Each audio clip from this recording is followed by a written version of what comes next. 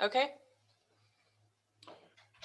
All right, good evening, everyone. The time is now 6:01, and I would like to welcome everybody to the regular City of Galt Council meeting for Tuesday, March the 2nd.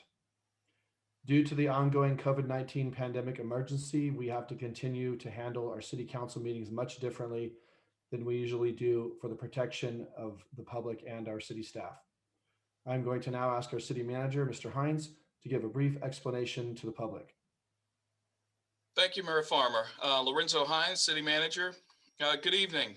This meeting of the Galt City Council is being conducted by teleconference/video conference in compliance with the state and county stay-at-home orders and as allowed by the Governor's Executive Order N-29-20, which allows for deviation of teleconference rules required by the Brown Act. Members of the public will see the council members and city staff who are appearing via remote video/telephone connections. City council meetings will be held virtually by teleconference or video conference only until further notice. Today's agenda states that rather than attending in person, residents may submit written public comments via email at pubcom@cityofgalt.org prior to the council meeting today.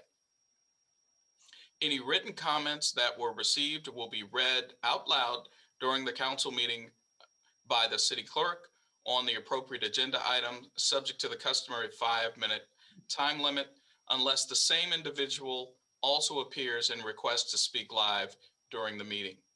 We will take live comments first, and then the written comments will be read out loud.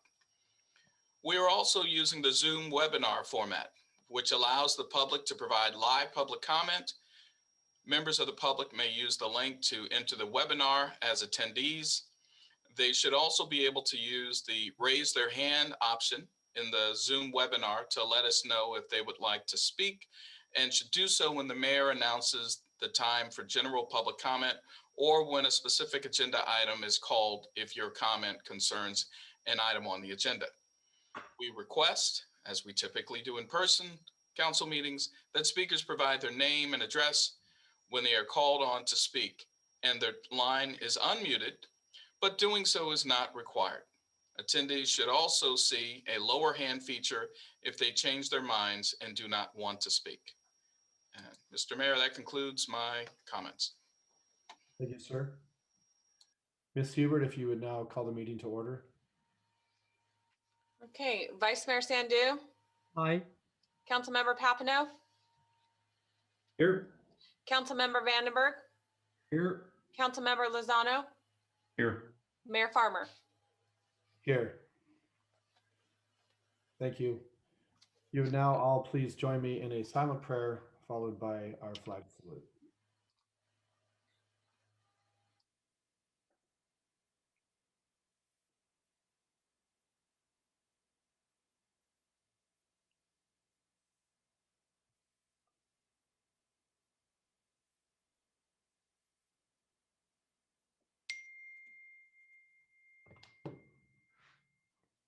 Thank you. If you would like to all please join me for a flag salute now.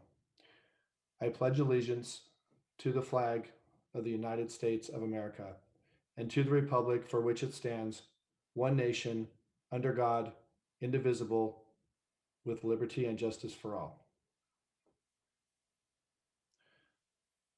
Tina, if you would now give our replay statement. This meeting of the Galt City Council will be cablecast on Metro Cable 14, the local government affairs channel on the Comcast Consolidated Communications and AT&T Uverse cable systems.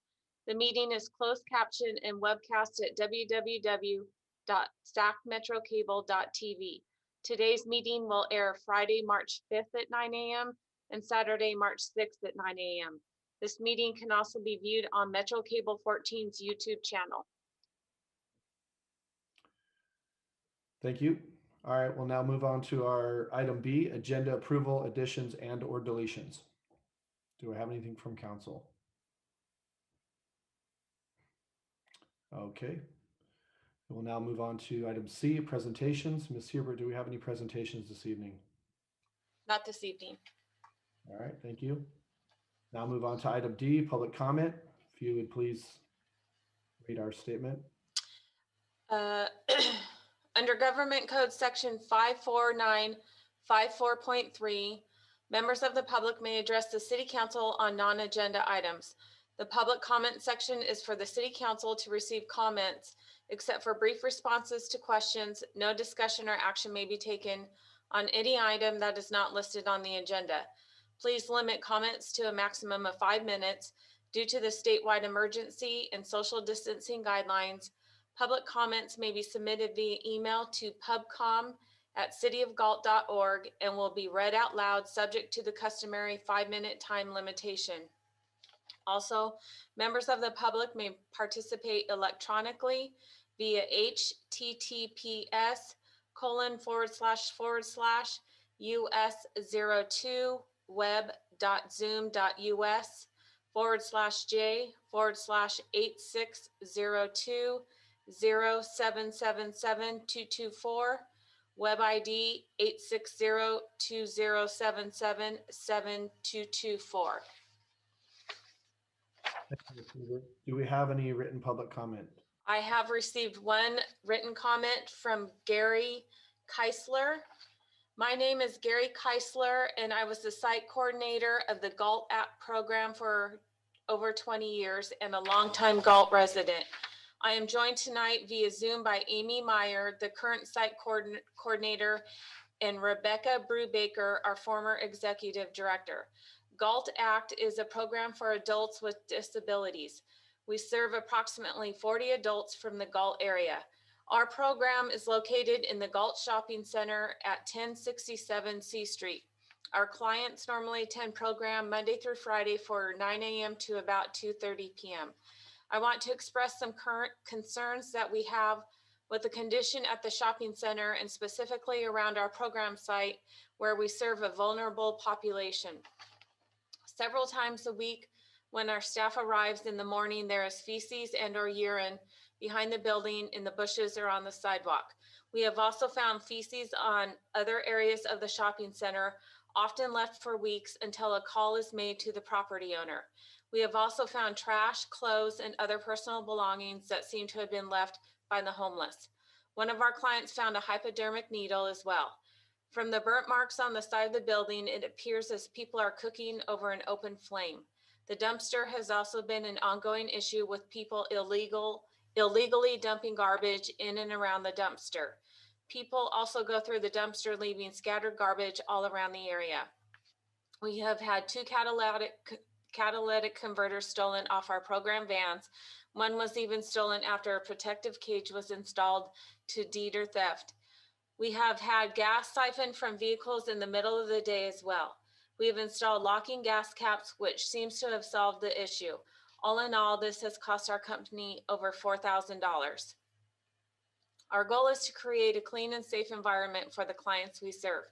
We would like to be able to safely access the area behind our building as well. Due to the current conditions, we do not feel it is safe for clients or staff to be in this area. We have been working with Randy, for the code compliance officer, to try and correct some of these issues. She has been in contact with the property owner regarding these issues, but has had limited success. The area behind our building seems to be a chronic problem area and has been for the 20 years I was there.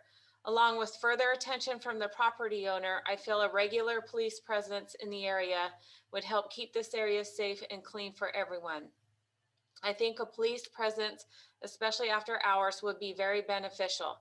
Specifically, if an officer would walk the area behind our building once or twice a night to check the area, I feel would do a great deal to alleviate these issues. If you would like to contact me, I can be reached at 916-685-7666 or by cell 916-870-8156.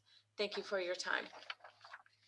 Mr. Mayor, may I briefly address that?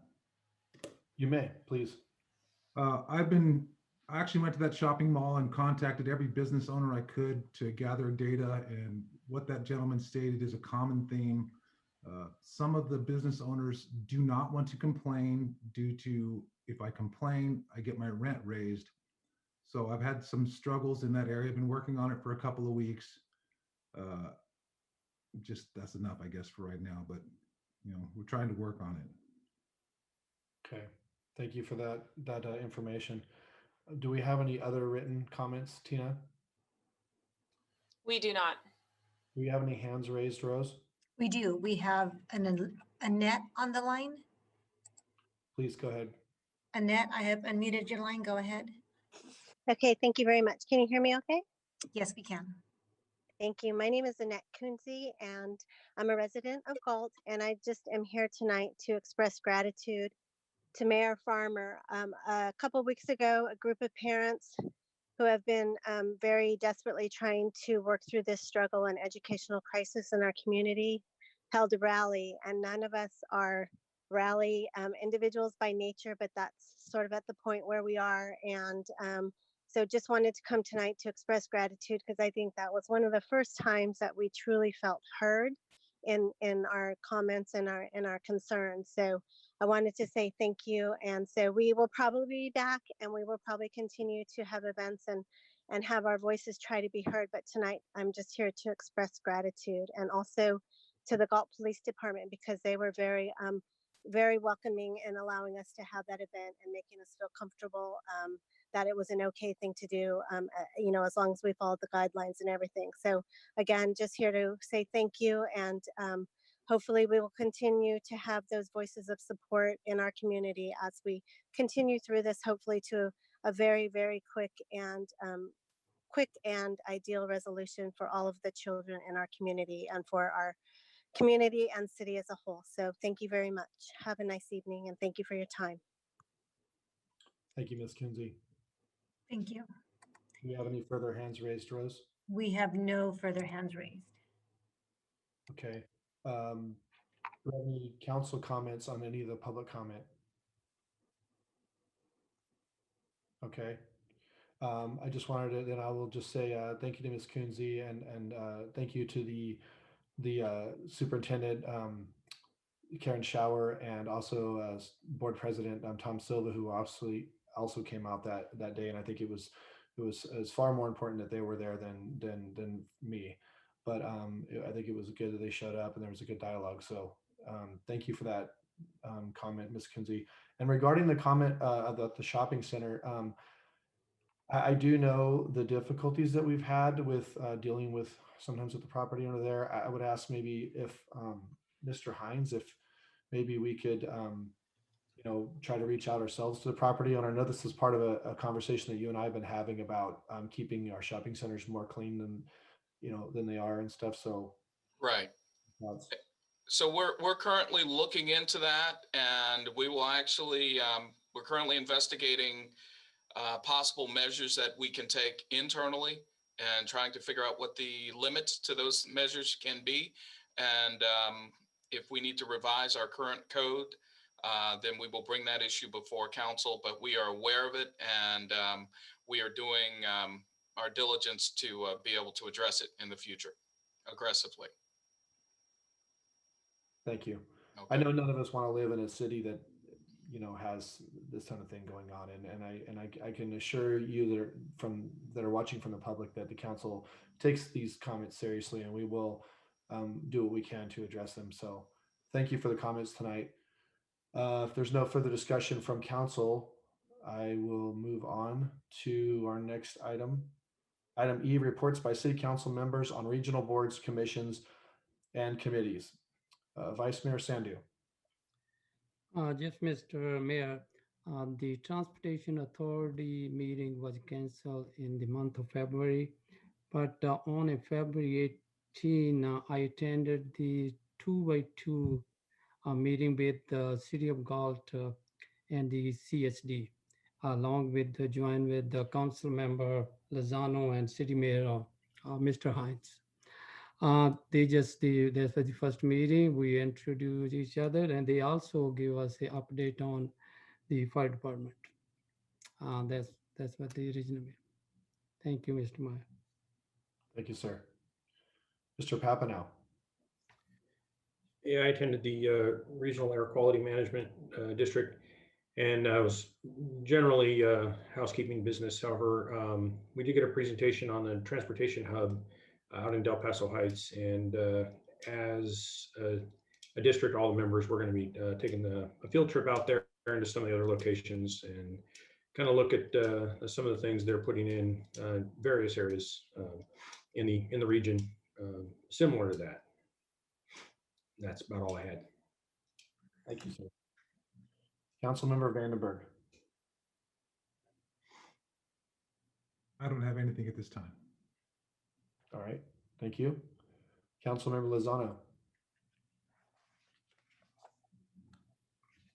Yeah, I have a couple of things to report on. First of all, the SACOG board meeting that was held on the 18th. We had a lot of discussion. It was our first real board meeting after all the committees met. And so we talked about how the SACOG board is also the Airport Land Use Commission board of directors. And so we had an issue out at Mather Airport that we had to look at to ensure the safety of the residents, and that was passed. And we look at things like noise and safety and such to determine whether or not housing elements are appropriate. So that was one piece. We talked a little bit about housing policy, just as Mr. Hoffman has brought our housing element to us. Everyone's going through that, and I know we rely on SACOG staff quite a bit to get us through those things. And I would encourage our staff to continue to do that. They're a great resource, and bring some examples and experience that they have from other agencies to help. So, and that, and then just to add on a little bit on the CSD 2x2, we've invited the fire chief at a meeting in the near future to come and present on the recent numbers of calls for service in the area for our city and the area of Galt, as well as the entire CSD boundary district, to kind of get an idea of where we stack up and what kind of service we're provided. And I think people will be pretty happy with the level of service and the response times. We also talked about some intergovernment things that could happen between the city and the CSD, and I know the staff is going to explore any options coming up in the future. So that was positive. Each agency was able to reach out and say, hey, we can offer something for your agency, and the upside is, I believe, and I've said this, quite a few times in the last 2 years, but there might be an opportunity to do things at a lesser price cost for services than it would, to work with private entities exclusively. And so I think that just having that conversation about doing that is going to be positive. So we'll have some positive outcomes with that, I think. And then lastly, it's not my committee, but I did have the opportunity to attend the Galt Youth Commission meeting last night. And they were, what a lively group. And I did get to use my question thumbs up little wand thing that they gave us. That was pretty cool. But they talked about a plethora of things. And one of the things that came up that was on the agenda that they spoke about was, which is really exciting, is the Galt Teen Center. Actually, Miss Kunze brought to the Youth Commission an opportunity for the Youth Commission and Galt Teen Center to partner for a scavenger hunt. And that was pretty cool. And they talked about doing the scavenger hunt over several days, and it's going to be a chance for our community to get out into the public and work with a historical society on the actual hunt. And so I think this will be fun. It'll be good for kids and adults alike, and it'll our town or our city is really used to being with each other and out and about, and we haven't been able to do that for last year quite a bit. So this will be cool. And then just kind of general other stuff was just kind of general information items about projects that they're working on, and they did talk about a youth mental health public service announcement project that they're likely to bring to the council, or actually to the city management for approval before they put it out. So they're doing some really cool things, and they did miss you, Mayor Farmer. I pinch hit for you a little bit. Did not do you any justice, but it was a good time. It was a good time. It was good to see a former council member and former Mayor Paige Lamson as well. So that is all I have, and more to come on SACOG and so the support that they can give to us for our housing element. I think that's coming up in the next couple of weeks. So that's all I have. Thank you. All right. Thank you, Councilman Lozano. And I do appreciate you making that meeting. I wasn't aware that you were going to attend, so I was a little bummed that I didn't make it. They're always really good meetings, and they talk about so many important things. And I am very interested in what you mentioned about the mental health. I guess we call it a PSA of some sort, probably. I think that's a great idea, and hopefully they can move quickly to get it to us, and we can give our blessing to that. I think it's a important thing right now. But I am out of town, and I wasn't able to attend last night, and I'll be able to do this tonight as well. So thank you for doing that. And I'm also looking forward to what you mentioned about the fire chief with the calls of service and stuff. It's very interesting. I was on vacation last week for a few days with a family who is a Galt CSD fireman, and just having conversations with them and some of their calls and things, and some of the stuff recently is just, it's eye-opening. So always very informative. So thank you for that info. As for myself, I actually, as I stated, missed the Youth Commission meeting. As far as official committees and boards, I haven't had anything since then. I didn't attend both the elementary and high school board meetings via Zoom, or I observed them, which I've been trying to pay a lot of close attention to that with the return to school is such a hot topic. So I'm just, trying to, be involved in keeping an eye on that. So other than that, I have nothing else to report. So with that, we will move on to our next item, which is our information consent calendar. It is recommended that items 1 through 2 be acted simultaneously unless a separate discussion and/or action is requested by a council member. Item 1 is the minutes of our regular meeting from February the 16th, 2021. And item 2 is to receive and file warrants for the period ending February the 17th, 2021. I would entertain a motion from someone to approve the consent calendar. So moved. Moved by Councilmember Lozano. Second. Seconded by Councilmember Vandenberg. Ms. Hubert, can we have a roll call vote? Vice Mayor Sandu,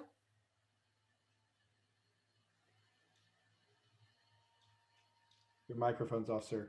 Yes. Councilmember Papineau, Aye. Councilmember Vandenberg, Aye. Councilmember Lozano, Aye. Mayor Farmer. Aye. Motion passes 5-0. Moving on to our next item, item G, our scheduled matters, notice of public hearing. The subject is the Catarina Estates Project public hearing. We will start with a presentation by Mr. Craig Hoffman. All right. Good evening, Mayor, members of the council. Tonight is a public hearing on the Catarina Estates project. Tonight, the recommendation before the council is to receive the presentation, open your public hearing. I want to make sure everyone's seeing the PowerPoint. Is that okay?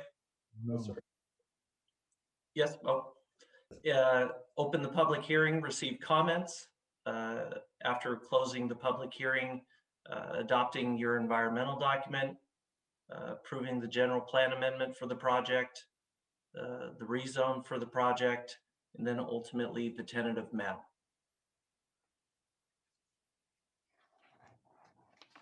Oh, That conclude your presentation? I think I just froze.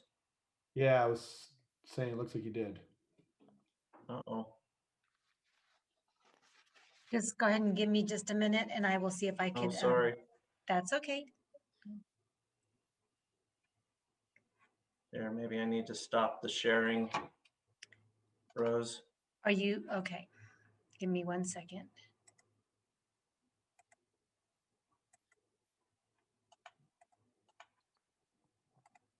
Okay.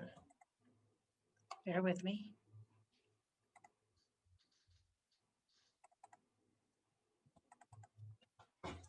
It keeps kicking me out. And then it's not showing the Zoom meeting in. If I drag your three fingers across the pad, it won't show the meeting, so I have to go search for it. Rose, and I could try resharing again.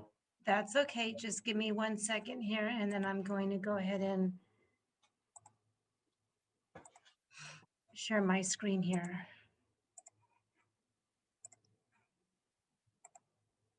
I shouldn't say it kicked me out of the meeting, but it did. I'm watching all of us, and that screen just disappeared. Went back to mail. Okay, so let me go ahead and share my screen for you.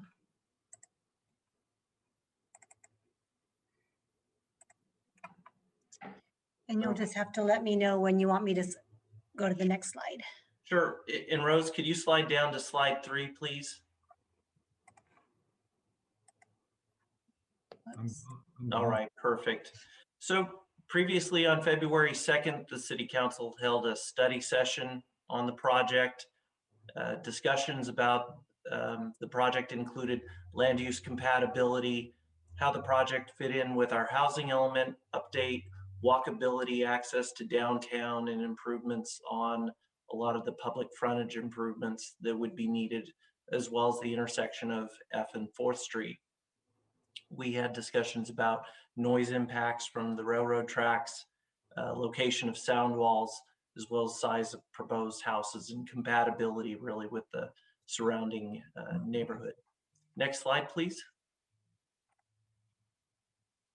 The Planning Commission held 2 previous public hearings, a study session on November 12th, and then ultimately a public hearing on January 14th.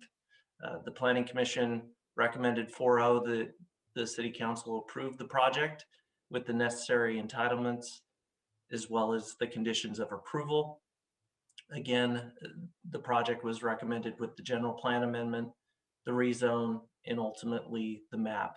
Tonight's meeting marks the 4th public hearing on this project, and was an effort to try to provide more public outreach to the surrounding neighbors and make sure that they were participating. Next slide, please. The project site is located south of H Street and west of Joy Drive. This is a vacant property north of the Galt Cemetery and south of the downtown area. And you see the Union Pacific Railroad tracks as well. Next slide, please.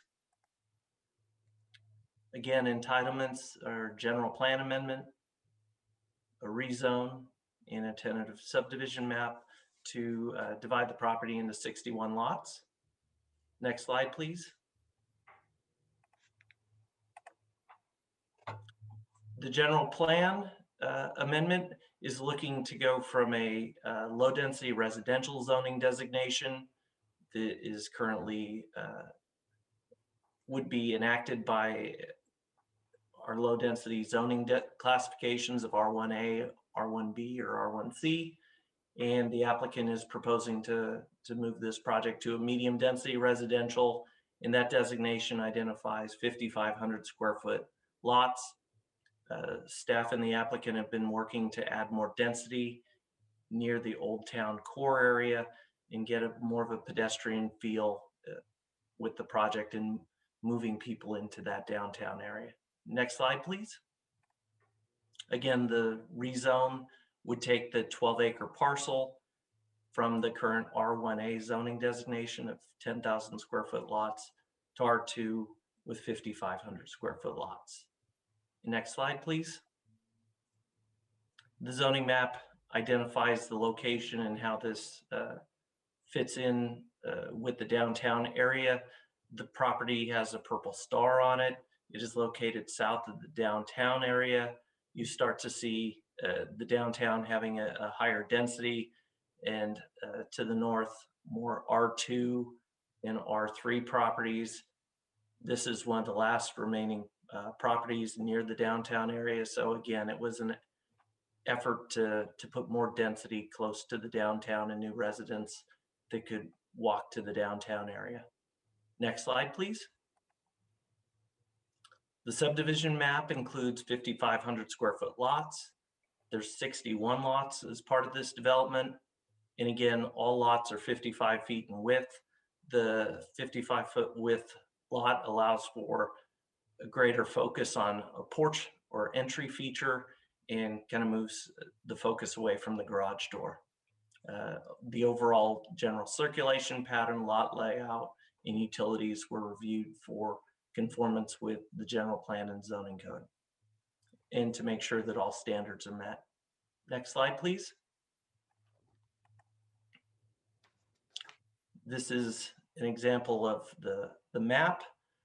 Properties do front onto H Street, so you're seeing existing residences north of H Street. Would be looking at the front porches in the front of the houses. That was an important feature.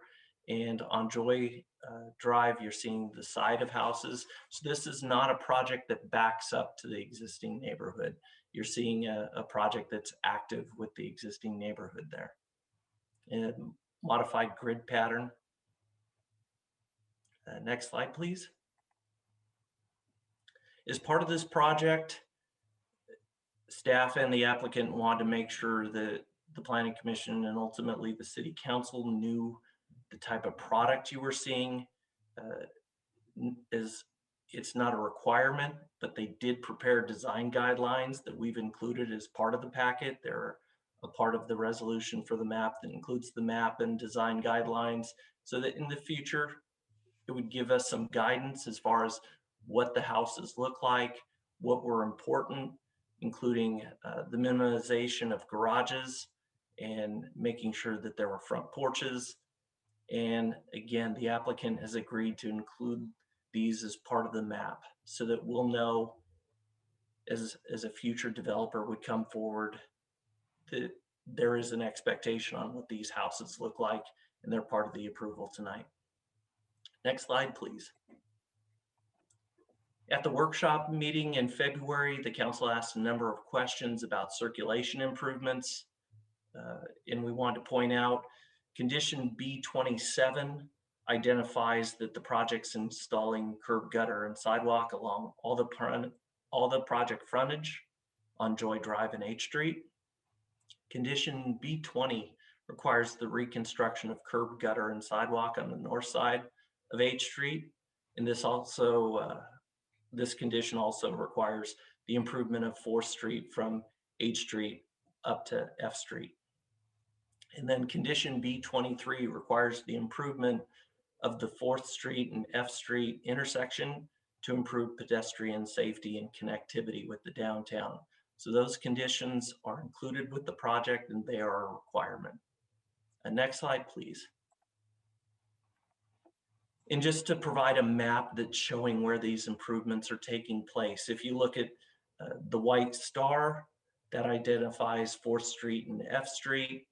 That's where intersection improvements would take place that would help pedestrian access to the downtown.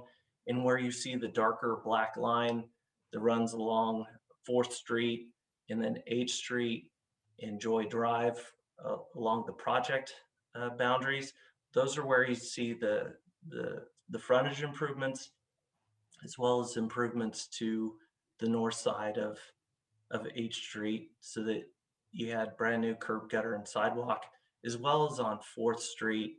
You're seeing that connectivity to the downtown where you see a reconstruction with curb, gutter, and sidewalk on both the east and west side of the road. Next slide, please. Planning Commission recommendation was for approval of the project, and they felt that as an infill development, it made efficient use of existing city land, and it has been conditioned appropriately to ensure that pedestrian and vehicle improvements are made to the project area and improve pedestrian connectivity to the downtown area. And that concludes my presentation tonight, as well as we have the applicant here with True Life Company. We have Aiden Barry and Derek Spalding. Thank you, Mr. Hoffman. I will go ahead and we're going to open the public comment or the public hearing, I'm sorry. And upon completion of that public hearing, we will then field questions from council on this matter. So I will now open the public hearing. Tina, do we have any written comments on this? No written comments. Ms. Roddicker, do we have any hands raised online? We currently do not have any hands raised. Okay. If you are watching from the public and you would like to comment on this matter, the public hearing is open. I will allow just a brief minute for you to raise your hand if you want to comment before I close this public hearing. There will be no more public comment allowed on this particular subject once the public hearing is closed. So again, if you would like to speak on this matter, you just quickly, if you're an observer on the Zoom, you can click raise your hand and we will let you speak.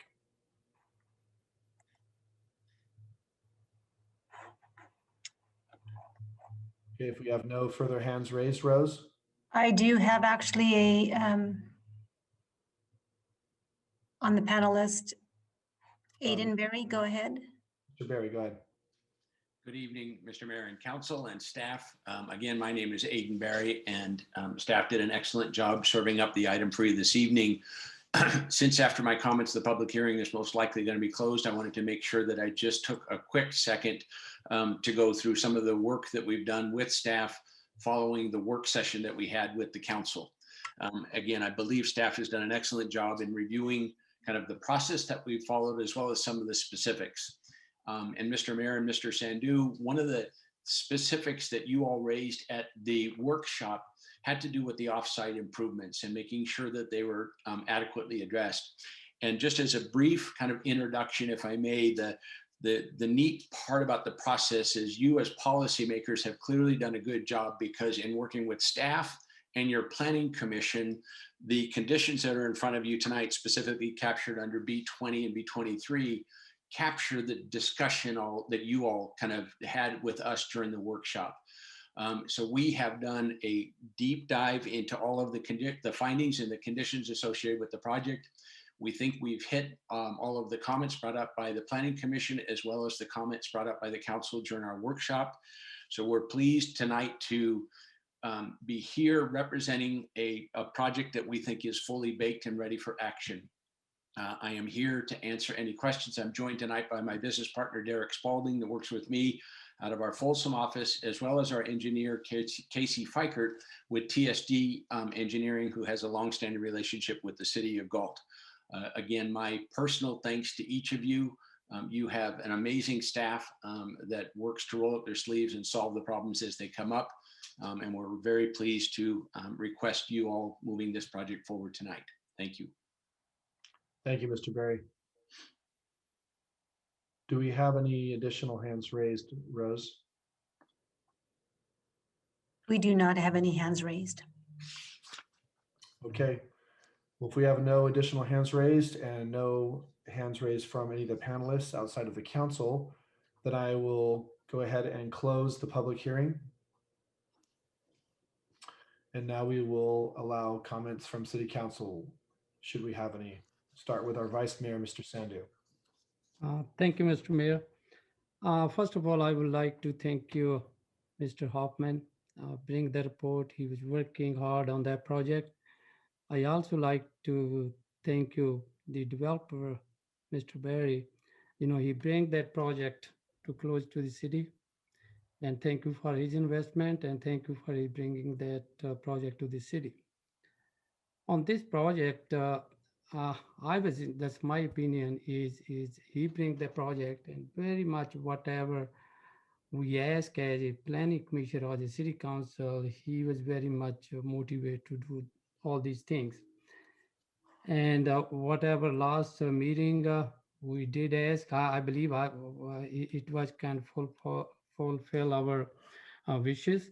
The only thing I would like to ask Mr. Hoffman, you know, the condition B23, did we, I know it might be early stage, did we some kind of, any kind of design, how we gonna make the condition B23?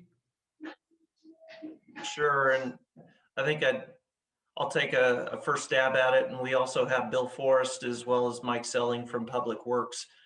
The condition identifies that the applicant will complete a traffic analysis and look at the warrants on the intersection and look if they justify a four-way traffic stop with stop signs. And if it doesn't hit those warrants, it would look to do pedestrian improvements with crosswalks, as well as the yellow flashing LED signals to make sure that it would create a safe situation for pedestrians. But I want to make sure that the council's aware of, there will be some type of improvement there. That's what the condition requires. So I don't want anyone to work under the assumption nothing's going to happen there if it doesn't hit warrants. That intersection will be improved to make sure it's a safer condition for pedestrians. And I guess I'd turn that over to Bill or Mike if they'd like to add anything. Thank you, Craig. All I would like to add is there's nothing particularly designed right now, just because during the traffic analysis, we'll take a look at sight lines, improvements already done on the 4th Street corridor north of F Street, existing sidewalks in the area, sidewalks that are not existing in the area. So all of that will be factored in the eventual design. But for right now, we do not have anything to show council. Thank you, Bill. So that's mean that did you familiar with that place, Bill? What is your opinion? Can be something maybe four-way stop can work because there is a railroad very close to that area that might we can factor on or Yeah, I know it's not a it's not a study yet, but I'm just a basic information. yeah. It the traffic counts for F Street and 4th Street will certainly factor into that. The sight lines, stopping distances of either an always stop or a flashing yellow beacon, the proximity to the railroad crossing. For example, we wouldn't want cars stopped across the crossing and then the arms come down. So don't have anything particular for you right now, but all that will be looked at and factored into the analysis. Thank you. Thank you. Mr. Hoffman, my next, not the question, just in the information. We get a 4 or 5 letters, right, from different agency like in water, smart, right? I believe, can you might we explain that we are very much satisfied, they might be not a significant effect on the project, right? Sure. Staff prepared an initial study, a mitigated neg deck for the project. We routed the project to various agencies to get their comments. Those comments were incorporated into the document. So what you have before you tonight is a document that has met the requirements of the preparation, complete with the California Environmental Quality Act. It was routed for public review. And those are the comments that we received from various agencies. They were incorporated into the document. And what you have before you is a document that legally you can approve and know that it's consistent with the California Environmental Quality Act. And those conditions ultimately will be complied by this project as part of the approval resolution. You have a mitigation monitoring and reporting program, and the project needs to comply with all those mitigation measures, as well as the conditions of approval.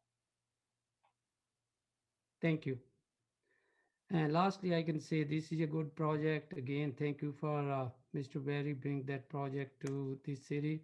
And thank you, Mr. Hoffman. And this can be benefit to the city or very close to the downtown. And I'm going to support that project. Thank you. Thank you, Mr. Vice Mayor.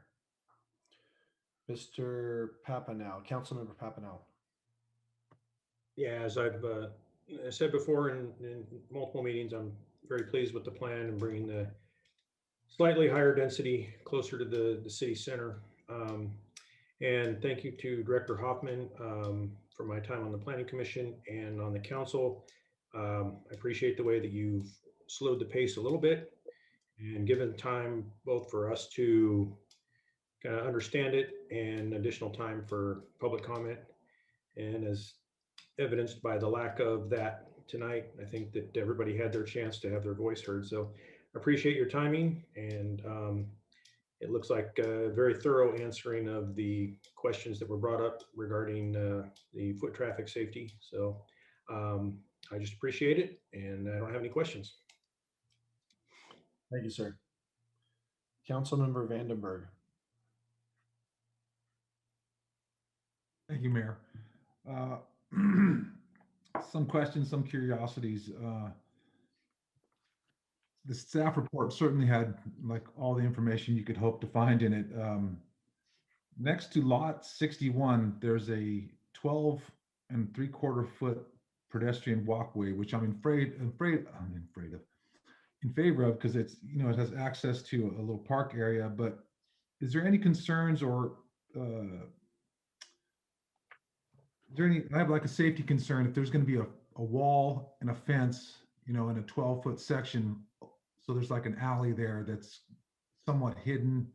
There, I didn't notice lighting there, but I'm just curious if that's anybody's asked about it or it's been addressed or thought of. And then I noticed that the roads are 48 foot wide. Did I read that correctly? I had to go back actually to the last council meeting map because I couldn't read this one as well, but I was just curious because I measured mine and they're 35 feet, which I think I have wide streets, and this is another 13 feet wider. Okay. In here, let me try to, council member, can we answer your questions as you go? Absolutely. Okay. One of the things you see on this right of way, the right of way does include the sidewalks as well. So what you may have measured was actually the pavement, but as part of the right of way, we do have the curb gutter and sidewalk in there. So that would be the additional 13 feet that you were measuring. So it would be a similar road to what you have. I thought I double checked that, but you're probably right. Okay, okay. And then what you're identifying is that 12.5 foot area build, it's lot C. It would be next to the masonry wall. Yes, and I all think in the southwest corner. Yeah, that is a maintenance access point for the basin that's along the Boundaries South project. So that is to allow not only drainage, the subdivision drainage in its pipe will go within that easement, but it will also provide access for city forces to access the basin and do maintenance. And there'll be additional access off of Joy Drive along the east boundary. But the main reason why it's there is that the project storm drainage is going through that alley, for lack of a better term. Sure, for future maintenance, that makes a lot of sense. so. What you're probably seeing there, Councilmember Vandenberg, is if the applicant, well, if the ultimate property owner on 61 does put a fence along that edge, you would see some type of gate along what would be the southern portion of that 21 or 12.5 foot easement. Mhm. And then you'd also have a gate up along what would be J Street. Okay, But I don't, that's a design feature that we'll work on. It is an easement. There is the potential that you wouldn't see a fence there. You know, it could be open. It doesn't have to be that way. But as far as a design, when we start working on improvement plans, it will be secure. It's not going to be an area that no one has eyes on that would create a nuisance situation. It will be secure. excellent. Um, and I wouldn't want to, I've worked in construction, so I understand, the flow of things is important for construction, and I don't want to disrupt those. Curious if improvements to important streets like Fourth and F, if those are done, the changes are done as early as possible to give the public time to adjust to the new scenario instead of having them happen right before a lot of people move in and there's, an increased traffic and an increased hazard. Just a curiosity, really. I believe that the improvement plans that you're going to see for this project is going to be a comprehensive set that the offsites and the onsites are going to be done together. Because we do need to make sure that those improvements are in place prior to house construction. Okay, then the last question, on the B20, like through B24, it doesn't show Public Works or Community Development Director next to any of those items. I was just curious why that is. Like no responsible party, so to speak. Not that someone wouldn't take responsibility. It's Public Works. It was a miss, but those are all Public Works conditions. All the B conditions are all Public Works, and they're required to take care of those. Great. I think we had a renumbering of the conditions, and they just didn't get the Public Works mark on those. Fabulous. Thank you. That's all I have, Mayor. Thank you, Councilmember. Councilmember Lozano. Yeah, just a couple of questions. Most of my comments were already spoken for by my colleagues. I do want to just point out that I appreciate the aggressive offsite improvements that have been taken care of. We're going to get curb and gutter well off the site property that we wouldn't normally, but I think it's going to be important related to the flow of pedestrians and traffic in the area. So appreciate that. Appreciate staff's work on that. And I want to thank Mr. Berry for bringing this project to us in a wonderful infill development project that I think is going to be very good for the community there, and hopefully will increase some walkability and business opportunities for our downtown area. So I just want to echo that I appreciate the several opportunities to actually see it. I did see this presentation at Planning Commission, plus we had our workshop. And so I thank you all for working on addressing the questions that we had along the way. So I too, as Vice Mayor Sandu said, I am in support of the project and appreciate all the work that's gone in. So thank you so much. Thank you, Councilmember. So I agree with most of my fellow council members that I believe this is a really good project. I think we've all been pretty clear, those of us that have been here quite a while, Councilmember Lozano and Vice Mayor Sandu, about our encouragement for infill development. I personally, it's no secret that I'm not a big fan of rapid growth. I believe, and I've said it many times, that the growth in the city of Galt will and always probably will continue to be the most sensitive subject. It's a very fine line that we walk with keeping enough growth to, not to become stagnant, but also not, change dramatically, this city's landscape and its identity. And these infill projects are really help us do that. And I think our votes, my votes, and many of us, our votes have reflected that, being in favor of the infill. If we have to grow, infill is where I like to see it. Small projects, small infill projects, which we've approved many lately. And I feel like those are important. And I feel like that's a compromise that we're making. I see that.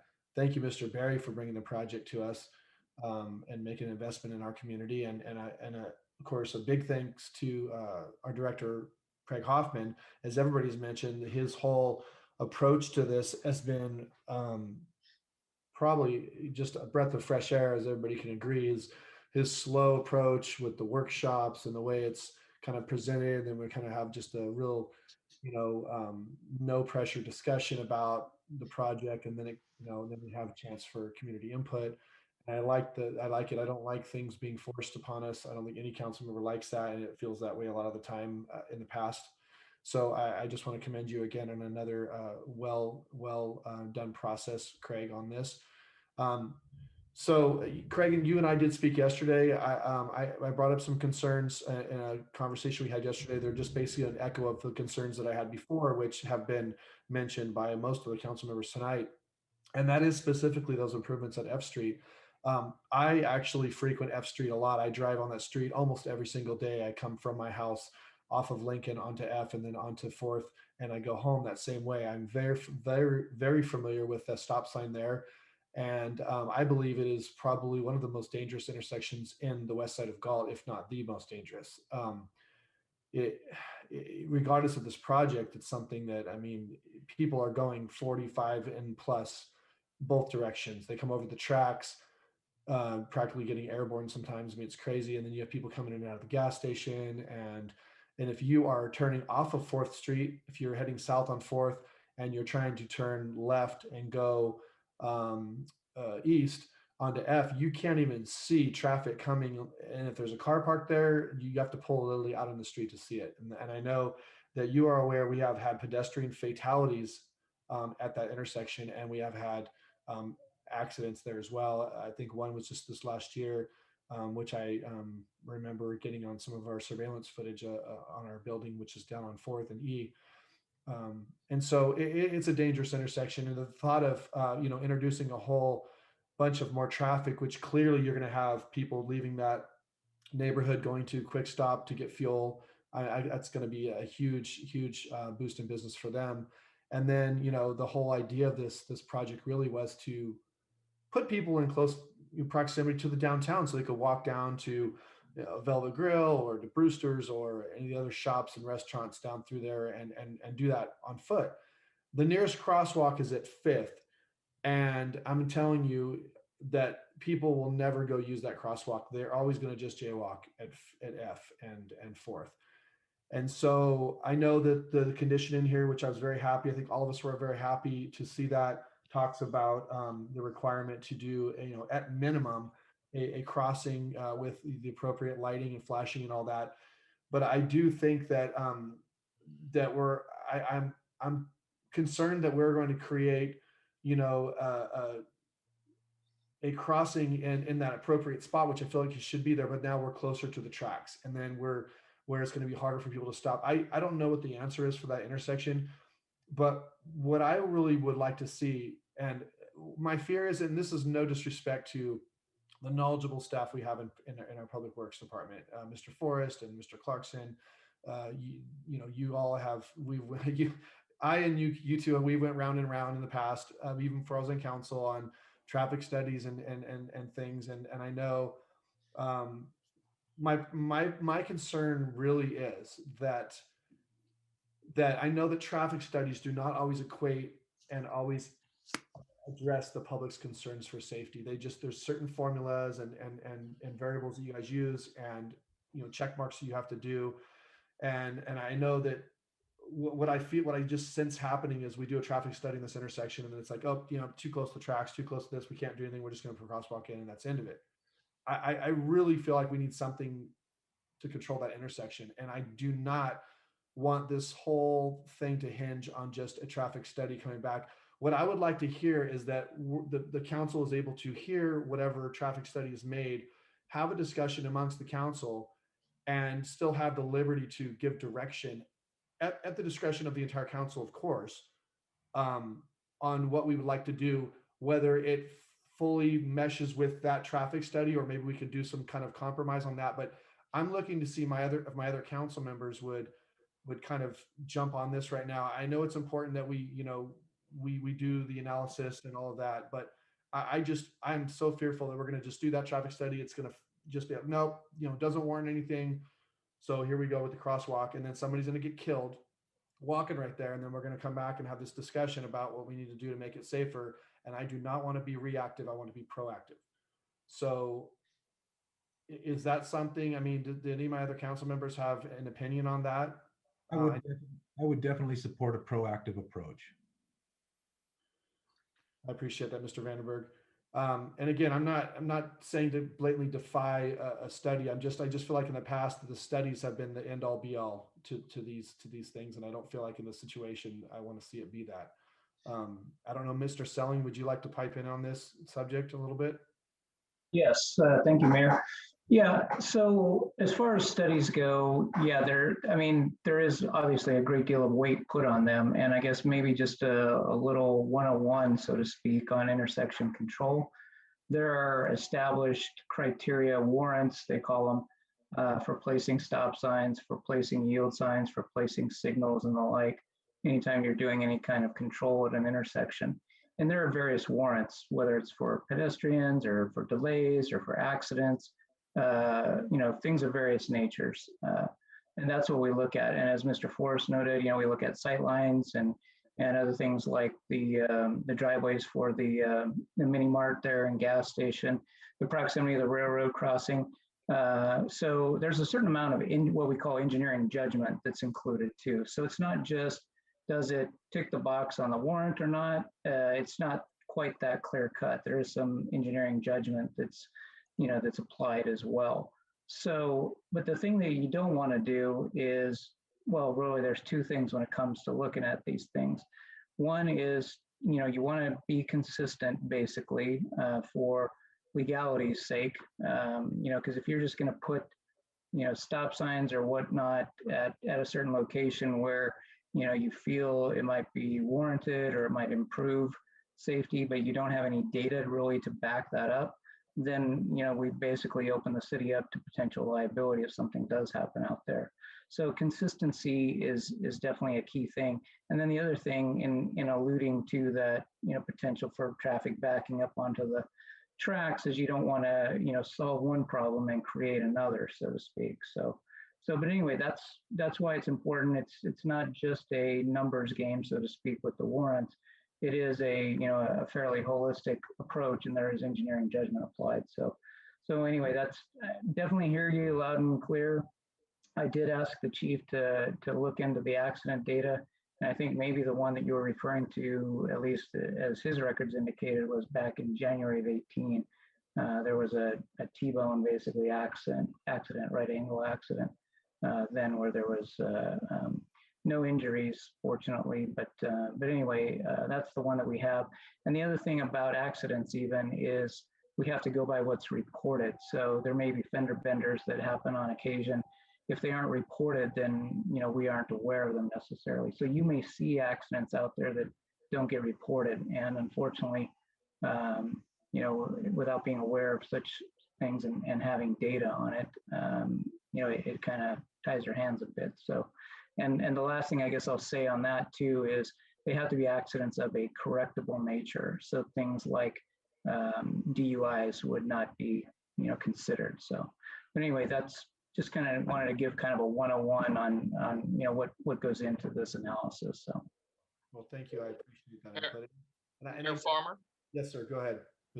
One of the things I want to just highlight, one of the areas that Director Selling mentioned, and that's consistency.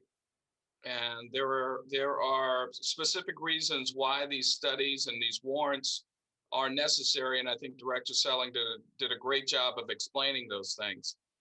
Now, what makes this system work is that before we go out and do control on these intersections, there is adequate data to support it. It's logical, it's factual, it is informed by engineering judgment, as Director Selling has mentioned. Having someone overrule that judgment and just say, even though there's no data to support it, we'd like to see something there, you're pretty much opening up Pandora's box. And so any request for any traffic control on any intersection that you get you might get a lot of requests. And so what we do is make sure that any request for traffic control on an intersection meet certain standards before we act. And again, as Mike mentioned, or Director Selling mentioned, those standards are informed by engineering judgment. And so I just wanted to make sure that was said. Yeah, and I appreciate that. And I believe me, I understand everything you guys are saying. And I know the tracks is going to be, that's my concern, is the proximity to the tracks. I just, I know as Mr. Forrest and even Mr. Clarkson, if he's listening, when I was, before I was on council and I was on the public safety committee, I pushed really hard for some kind of controls on 4th Street and specifically crosswalk markings. That ended up just finally going to the council, and the end of it was, well, we can't put crosswalk signs, highlighting the crosswalks because those aren't crosswalks, they're crossing areas. They just pavers. But I can tell you that's what people use them for. And to me, for lack of a better word, that was like, I mean, I thought that was the lamest excuse I had ever heard, to put it frankly. I feel like it was something to say, well, we're just making an excuse why we can't make a crosswalk safer that a lot of people use. So what I just want to see is, I just want to make sure that we all keep in mind that we have a duty to keep our citizens safe. I'm looking forward to seeing the traffic numbers on that street, because just so you know, there's no speed limit signs on the entire length of F Street, either direction, just so you know that. And I know that there's an understood thing that I've heard many times from public works staff that, well, it's an understood thing that if the speed limit's not posted, that it's 25. And although you might think that everybody knows that, they don't, and they sure in the heck don't obey it. So whatever we have to do, whether it's better pedestrian crossing there, maybe in conjunction with some really strict traffic enforcement with PD or whatever. But I'm telling you, the street is wide west of the tracks, and people are speeding fast coming to the tracks. And when they come over those tracks by quick stop, and I'm telling you, this is an intersection that I go through every single day. I can tell you it's dangerous. So I just want everybody to be on notice that I will be pushing hard for something to be done safely there. And I'm hopefully I'll get the support of the rest of the council. And I get that it has to be consistent in all the things that everybody mentioned. I understand that. And so, but hopefully we can find a good compromise on that. So with that, and that was really my main thing with this project. Other than that, I'm very excited about it. I think it's going to be a good fit for the community. So I don't know if anybody else, any other council members want to have a second comment before Mr. Mayor, Mr. Sanders, yes, go ahead. just a quick comment. I understand what you came from. I also understand the view of the staff. We did not want to put any president, so all the city, everybody can say, but I really understand if we see the problem there as an elected official, as a staff, we really need to review that place. And we really need to review and make a good judgment. Because I do understand the traffic study, but I believe as elected official or as a director, head of the department, they have also a lot of way to make a good judgment call before something happened to be preventable. But if something, one is some kind of review with the department, I'm about that. Thank you. Thank you, Vice Mayor. Does anybody else have any comments? So just in light of the discussion, just to clarify my understanding, condition B23, we do an analysis to see if there's a stop sign. If it's warranted, it goes in. If it's not, then we get a pedestrian crossing with activated LED yellow flashers. That's an either or thing, and the crossing with yellow flashing lights is the minimal. Am I correct? Mr. Hoffman? I mean, that's the way the condition currently stands. I don't know if there's something in between that. I think until we do the analysis, and again, that analysis is comprehensive. We're looking at 4th Street, we're looking at F Street, and it takes into account, speeding, if there's speeding going on, but it is a comprehensive analysis. So, and I guess I'd turn it over to Mike if there's an in-between. Yeah, and I would say there is a potential for an in-between, as noted, and Mayor Farmer, touched on the speed limit, the prima facie thing. If, there's some signage or a flasher or something, that could be an in-between, improvement that could be made. So in addition to the pedestrian flasher. So go ahead, Mr. Papano, sorry. No, thank you. I just wanted to be clear that the minimum we'd be doing is option 2 under B23 with the crossing with the LED flashers. And if that's the case, I'm satisfied with that as a minimum and glad to hear that there may be some other options in between. Thank you. So I would like to just get further clarification on what Mr. Papano said. Are we talking about the minimum is going to be pedestrian crossing with the LED flashing lights, but possibly somewhere from there up into either something in the middle, or, if studies and council warrants, whatever intersection, but the minimum is going to be the pedestrian crossing as described. Is that what I'm hearing, Mr. Selling?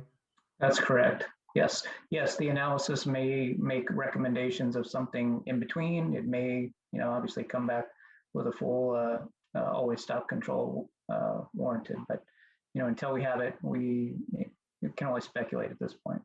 All right. I appreciate that. And thank you for your comments, Mr. Papano. I agree that that's pedestrian safety is the first and foremost. And I think that would be a huge asset to that intersection. So unless we have any comments from other council that didn't speak up a second time, I will entertain a motion to adopt a resolution approving the general plan amendment of 12.4 acres of LDR to MDR, introduced by title only and waive further reading of the ordinance amending the district zoning map of the city of Galt to rezone 12.4 acres of the Catarina Estate project from R1A to R2. And last, adopt a resolution approving the tentative subdivision map subdividing the 12.4 acres into 61 single family lots for the Catarina Estates project. Mr. Hoffman. Oh, yes. And if I could also making sure that the council is adopting a resolution approving the initial study, the mitigated negative declaration in the mitigation monitoring and reporting program for the Catarina Estates project. Yeah, I apologize. Did I miss that? Sorry. So yeah, that is item 3 on your list of actions. So the first one was to receive the presentation. The second one was to sorry. It was first. I'm third sorry. One included is a resolution adopting the mitigated neg deck and the mitigation monitoring plan, and then proceeding on to the other ones. It was my understanding that your policy is generally to do them one by one, but if you want to do them all together, you could do that. Okay.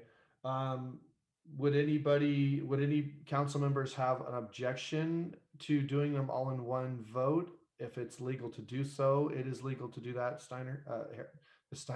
Yeah, it is. It just sometimes you forget one, and that's why we generally recommend that you do them one at a time. Well, what would staff feel? Craig, what would you feel most comfortable with? They're 4 different actions. They're 4 different. Then we'll do 4 different. Then we'll do them that way just to be sure. So then I'm looking for a motion to approve the initial study mitigation negative declaration and the mitigation monitoring and reporting program for the Catarina Estates project. Do I have a motion to approve? So moved. Moved by Councilmember Vandenberg. Second. Seconded by Vice Mayor Sandu. Tina, may I have a roll call vote, please? Vice Mayor Sandu, Aye. Councilmember Papano, Aye. Councilmember Vandenberg, Aye. Councilmember Lozano, Aye. Mayor Farmer. Aye. Motion passes 5-0. Next, I'm looking for a motion to adopt a resolution approving the general plan amendment of 12.4 acres from LDR to MDR. Do I have a motion? So moved. Moved by Councilmember Papano. Second. Seconded by Councilmember Lozano. May I have a roll call vote, please? Vice Mayor Sandu, Aye. Councilmember Papano, Aye.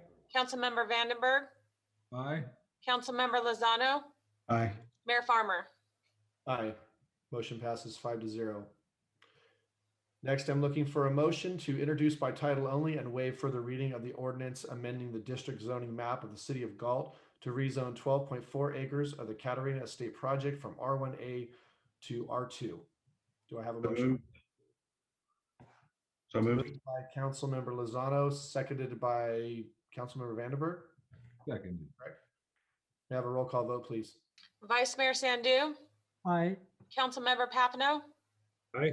Councilmember Vandenberg, Aye. Councilmember Lozano, Aye. Mayor Farmer. Aye. Motion passes 5-0. And last, looking for a motion to adopt a resolution approving the tentative subdivision map, subdividing the 12.4 acre site into 61 single-family lots for the Catarina Estates project. Do I have a motion? So moved. Moved by Councilmember Vandenberg, Second. seconded by Councilmember Papineau. Roll call vote, please. Vice Mayor Sandu, Aye. Councilmember Papineau, Aye. Councilmember Vandenberg, Aye. Councilmember Lozano, Aye. Mayor Farmer. Aye. Motion passes 5-0. Thank you, Mr. Barry. Thank you, Mr. Hoffman. Thank you, Public Works, for answering all our questions on this matter. Thank you. Thank you all this evening. Have a good evening. All right, moving on to our item H, our regular calendar. First item is going to be from our city manager's office. Subject is the coronavirus COVID-19 update. Mr. Hines.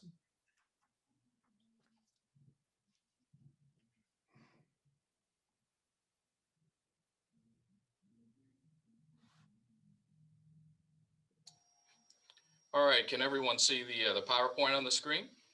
Yes, sir. All righty, very good. So it is March 2nd, 2021. We have been in this pandemic for almost a year. And in some cases, I believe it has been a year. I think the first case was about a year ago. And so it's been a difficult year, but we've gotten through it. The cases in Sacramento County are up 3%. The deaths in Sacramento County are up 7%. And so we are measuring these metrics from our prior council meeting. The cases in Galt are up 2%, and the number of folks that we've lost are up 11%. And so while the numbers, the growth seems to be slowing, it continues upward. Sacramento County remains in the purple tier. We're at 12 new COVID-19 cases per day, per 100,000 population. Our goal is to be less than 7 daily cases. And so we're at 12, we're shooting for 7, and 7 will get us less than 7. 7 or less will get us to the red tier.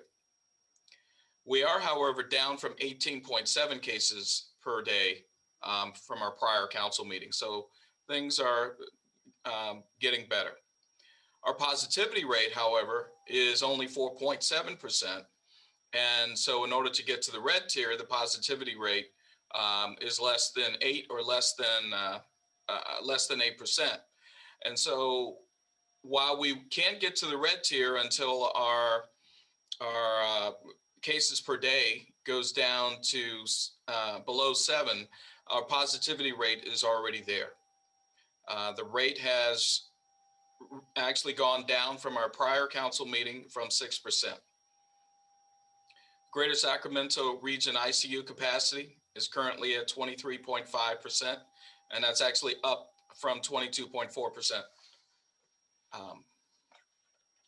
So the numbers are starting to tamp down a bit, but the numbers still continue to grow. Last week, we had a drive-through vaccination clinic held at Liberty Ranch High School. And it was a collaboration between the Cosumnes Fire Department, Galt Joint Union High School District, and the Galt Joint Union Elementary School District. They were able to vaccinate 1,200 educators, law enforcement, and other qualified individuals. I would like to mention that city staff was available and did assist the Consumnes Fire Department and the 2 school districts in making sure that this vaccination clinic went off without a hitch. So the dedicated drive-through vaccination clinics are now available for folks who are 65 and older. And Vaccinate Sacramento webpage contains the most up-to-date vaccine information. And again, that's the Sacramento County Vaccinate Sacramento. And so this is more information from Sacramento County. This is an updated version of Sacramento County's vaccine distribution phase flyer. And as you can see, all the groups with the red check marks are now eligible for vaccination. They are moving through phase 1B now, and 1B tier 1. And so they'll just keep moving through the tiers until they get to the end of phase 1C. The county now continues to vaccinate those folks, as I mentioned, in 1B, and that's individuals 65 and older, law enforcement and emergency services workers, childcare, and educational workers. The food and agricultural folks will follow along with those folks in phase 1B, tier 2.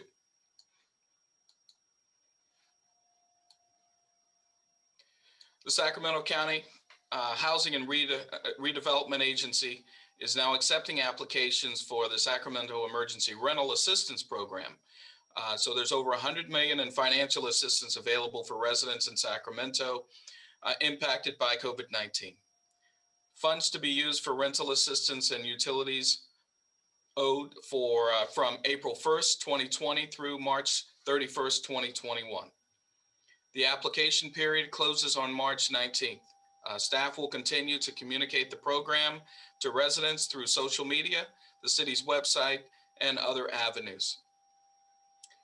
Program details are available on the front page of our website, city website, under news, or at www.shra.org/SARA. Last week, myself and the rest of the executive team attended a virtual summit given by the National Forum for Black Public Administrators, and it's called the Building Blocks Virtual Summit. And so the highlight of that 3 days of training was a Zoom meeting with Dr. Fauci, Dr. Anthony Fauci. And I have to tell you, it was a thrill to see him in a Zoom meeting that I was actually part of, as opposed to being on the news. So he had a lot of comments about the virus. He spoke about the impact of the virus and reiterated that this was the worst pandemic since 1918. He went over the types of COVID tests that are available. He also emphasized the importance of contact tracing. He also indicated lessons learned from the HIV epidemic, and that the biggest lesson learned is don't underestimate the impact of a pandemic. And he mentioned their successes with Operation Warp Speed, including the increasing vaccine availability. We've got the Johnson & Johnson product now out, and so there's 3 products out there. He talked about the variants, and the one variant that he is the most concerned about is the South African variant. He also expressed some concern about the inconsistency of this virus, and that it can be benign in some individuals and yet be fatal in other individuals. And there's no rhyme or reason for it, or they haven't found the reason for it. He is confident that we will get through this pandemic. And his advice is, let's get as many people vaccinated and continue to follow the public health measures that are in place with wearing masks and washing our hands. That was the highlight of the conference for me, and it was great hearing it directly from him. And Mr. Mayor, that concludes my presentation. Thank you, Mr. Hines. Before we hear council comment, do we have any public comment, any written comment, Ms. Hubert? Your microphone's off. No, sorry, no public comment. Okay, Ms. Rodiger, do we have any hands raised online? We have no hands raised online. Okay, thank you. We'll start with council comments. Does any council member have a comment on this matter? Just raise your hand and I'll call you out. Nobody? Councilmember Lozano, please go ahead. Yeah, I just wanted to comment on the drive-through vaccination clinic that was held last week. I've talked to many people that were participants in that and were vaccinated. It was done very well. The instructions for people to get there and what to do when they get there was very well laid out and just very well done in a collaborative effort. And so I wanted to thank you, Mr. Hines and staff, for your participation, and also thank the other organizations that helped and made it go off without a hitch. So did get almost immediate positive feedback. So job well done. Thank you, Councilmember. I have a couple questions. And please, and again, there could be misinformation, but the drive-through was it wasn't just available to Galt citizens, right? I mean, it was available to people outside of Galt. Is that correct? It was available to whomever was on the Sac County's eligible list. Okay. And so, given that it was sponsored by the school district and teachers are on the eligible list, yes, teachers were there. However, all the slots weren't filled by teachers. Right, I'm aware. Yeah, I'm aware that there's quite a bit of just general public. I did hear a lot of people were disappointed because they basically get filled up, I guess, really fast. And there was a lot of talk about people that were not from Galt specifically. And I get that it was put on by CSD so you could have outgrown people. But I felt like, I'm just wondering, based on what I heard, there was a high number of people that were not from Galt that filled it. And so there's some people that have reached out to me that were upset because they're like, we had a drive-through in Galt, but yet I wasn't able to be a part of it because it filled up like, I don't know, the first 48 hours or something. I don't know exact, but yeah. So as Dr. Fauci mentioned, the vaccines are coming. There is a high demand for the vaccines. I don't think it's the county's policy that a particular location of a clinic guarantees the priority of folks who are close to that clinic. I think the county's priority is vaccinating as many people as they can and who are on that list. And so what I would do is encourage folks to stay vigilant, make sure you register at our website, register at the county's website. So when these opportunities arise, we can pounce quickly and get folks in to those slots. Was this drive-through? I mean, I saw it. Obviously, it was on our city social media and some other things.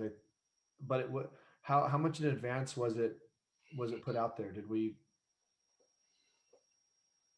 We were following the lead of Consumnes. And so I believe we put it out there about 24 hours ahead of time. Amy, you correct me if I'm wrong, but we were following the directions of the PIO of Consumnes, since they were the main sponsor. Amy, do you have more information on that? No, that's correct. So one of the stipulations by the county was that we were to release it to everybody at the same time. And so as soon as Consumnes gave us the okay was when we posted it on Facebook, Instagram, we put it on Nextdoor. It went on our website and then our e-news distribution immediately. And I actually had given a heads up to Commission on Aging so that they were aware that it was coming, just to make sure that some of the folks that didn't have access to the computer were able to kind of pay attention to what was happening. So we did do, what we could in order to try and get as many people within the community. But again, with the county, we weren't able to play any favorites. It was just open to whoever in the county. And we did not have a huge window of opportunity. I think it was the next day. I think it started at 9 a.m. and we had the okay at about 3:30, 4 o'clock to post that. So that's what we were waiting on. But they had been coordinating with the school district ahead of time. And so I think that they were trying to work with the school district to make sure that they received the information as well for their teachers. So I think what I heard from people was that, initially everybody was the understanding was going to be for teachers and first responders and law enforcement. And then when those slots didn't get filled and it was open to the public, then people were like, oh, well, I didn't know it was open to the public, or else I would have went or something, or I would have tried to get on sooner. And I've other people think that they're actually acting like, they've been waiting, like, what's the city of Galt going to do for vaccinated and asking, and then this happened and they feel like this is the only time. It's like, oh, we had the one, drive-through vaccination in Galt, I missed it. So now, I'm out of luck or something. And that's kind of the feeling I got from a couple of people. And we have tried I check every day on Sac County's website and their vaccination page. They post new vaccination sites pretty much every day, every other day. And I try to push those out on our social media. The McClellan Park one is strictly for 65 and older, and that's vaccinations. Their appointments are all week, and there was hundreds available. So for 65 and older, granted, a lot of them aren't willing to drive that far, but there is even last week, there were appointments available at the Sac City Unified School District, just past Elk Grove. So, we're doing our best to push the information out, and there have been appointments available. And I think that's going to become more the norm. You're going to start to see some of these appointments not be filled, but they are trying to get through. The educators right now is a big one for them. They want to get the schools back in session. Yeah. So, Mr. Mayor, excuse me, I would just encourage the folks to stay vigilant. Sacramento County is responsible for the entire county and getting everyone vaccinated. And they'll have a clinic in Galt one week, and they'll have a clinic in Folsom the next, and they'll have a clinic in Sacramento the next. They're aimed at vaccinating the entire county. And so those opportunities, as they arise countywide, we push that out on our website. As Amy finds out, as Economic Development Manager Mendez finds out, we push that information out on our website. So the opportunities are there. And so I just ask those folks to just stay vigilant. And yeah, we may not be able to get a clinic in Galt every week.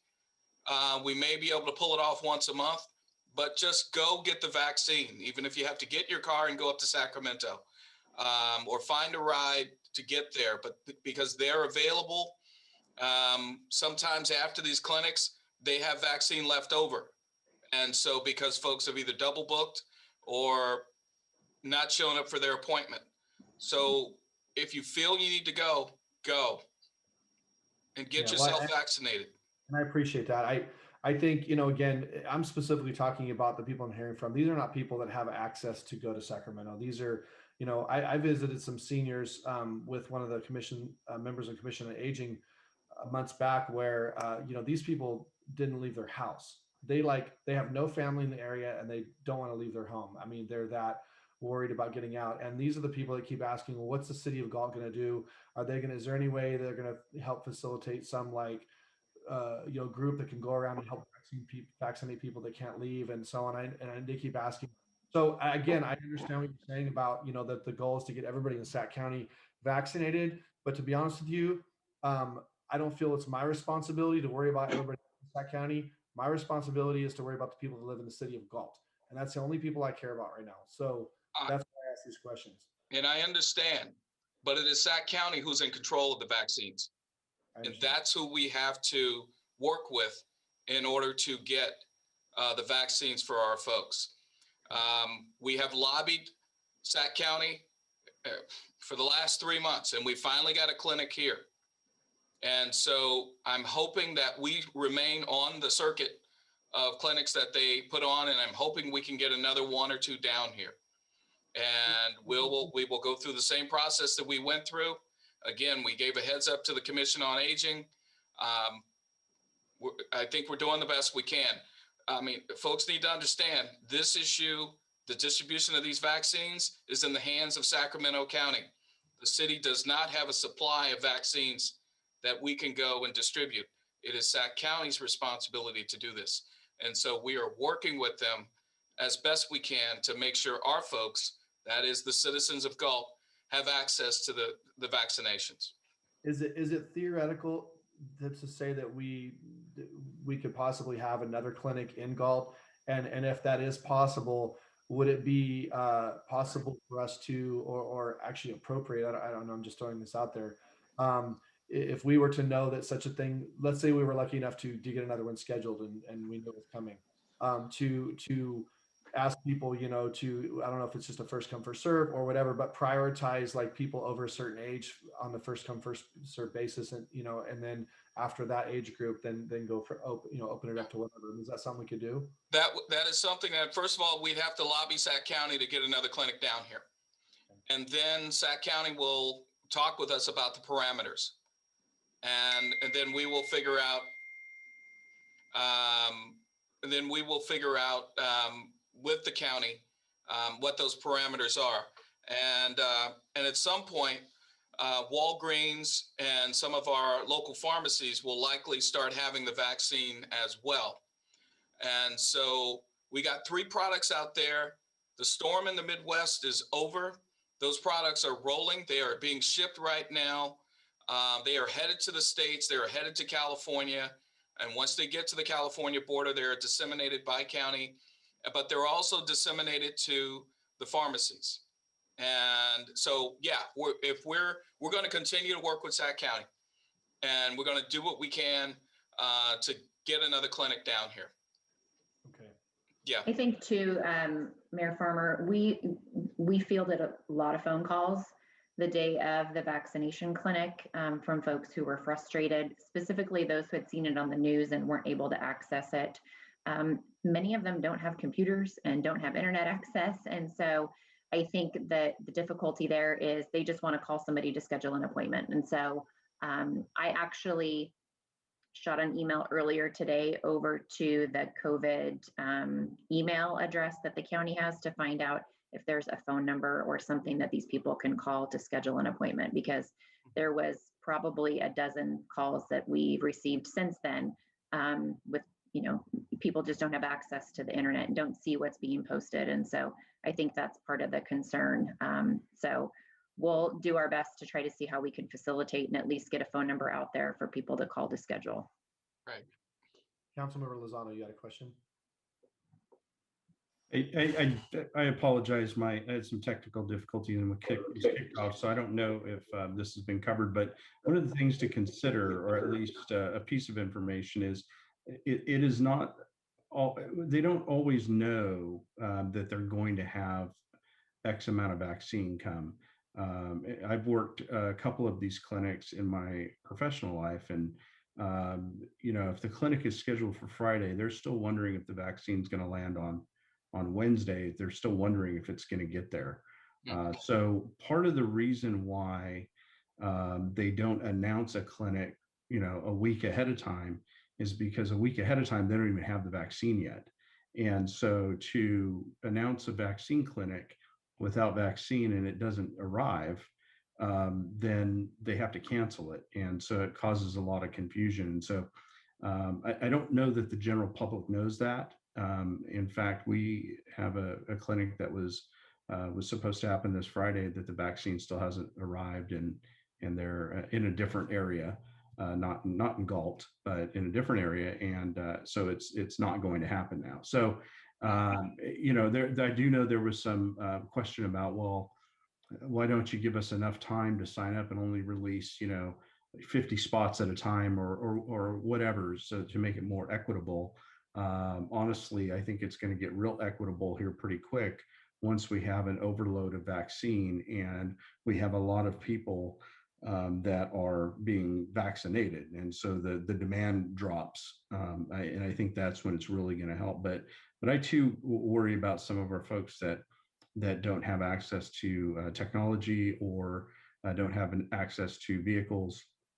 And I've spoken with the city manager about this a few weeks ago, and even mentioned in a council meeting that it would be nice if the county put something together where they had a mobile vaccination group but I'll tell you, having actually worked on the front lines in these vaccination clinics, it is a lot of work. I mean, you don't just the refrigeration of the vaccine, and there's all these things that go into it, and loading them, and not loading. There's supposed to be 10 doses per vial, but sometimes you get 12, and there's a lot that goes into it, and so. So hopefully, like, I don't want to take a bunch of time here, but just know that the vaccine is not as available as we think. And when it is available, we don't know really when it's gonna land. And so, like the city manager said, be patient, continue to look at the websites, and we'll do our best to get it out to as many of our citizens as we can. And I believe that's the county's goal too, like you said, is really get everybody done. So anyhow, I just wanted to point that out, because I don't think the general public really knows that that's how it's working. Well, I appreciate the info. Councilmember Vandenberg, go ahead. Thank you, Mayor. Thank you, Ms. Menendez, for what you're doing to get the word out. I appreciate it. Sounds like as I was writing things down, you were answering, so that's good to hear. I was curious if the testing is, the number of testing has gone up, and if are they testing just for positive cases or asymptomatic and people that are sick? And certainly the vaccinations are way up. And I was curious when the next update might be. When you say update, are you referring update to testing or update regarding vaccines? Statistics, because I'm hearing an increasing number of support to open schools and a push to open schools, and there's some that want to continue our present path, but it seems to be rising. So, just try to get the information out to those folks. Right. I think our next update, well, we'll have an update for you at the next council meeting, but the next challenge for Sacramento County is to move from the purple tier to the red tier. We're already there as far as positivity rate. Where we're struggling, and not so much struggling, but we're getting there, is the number of cases per day per 100,000. We're at 12.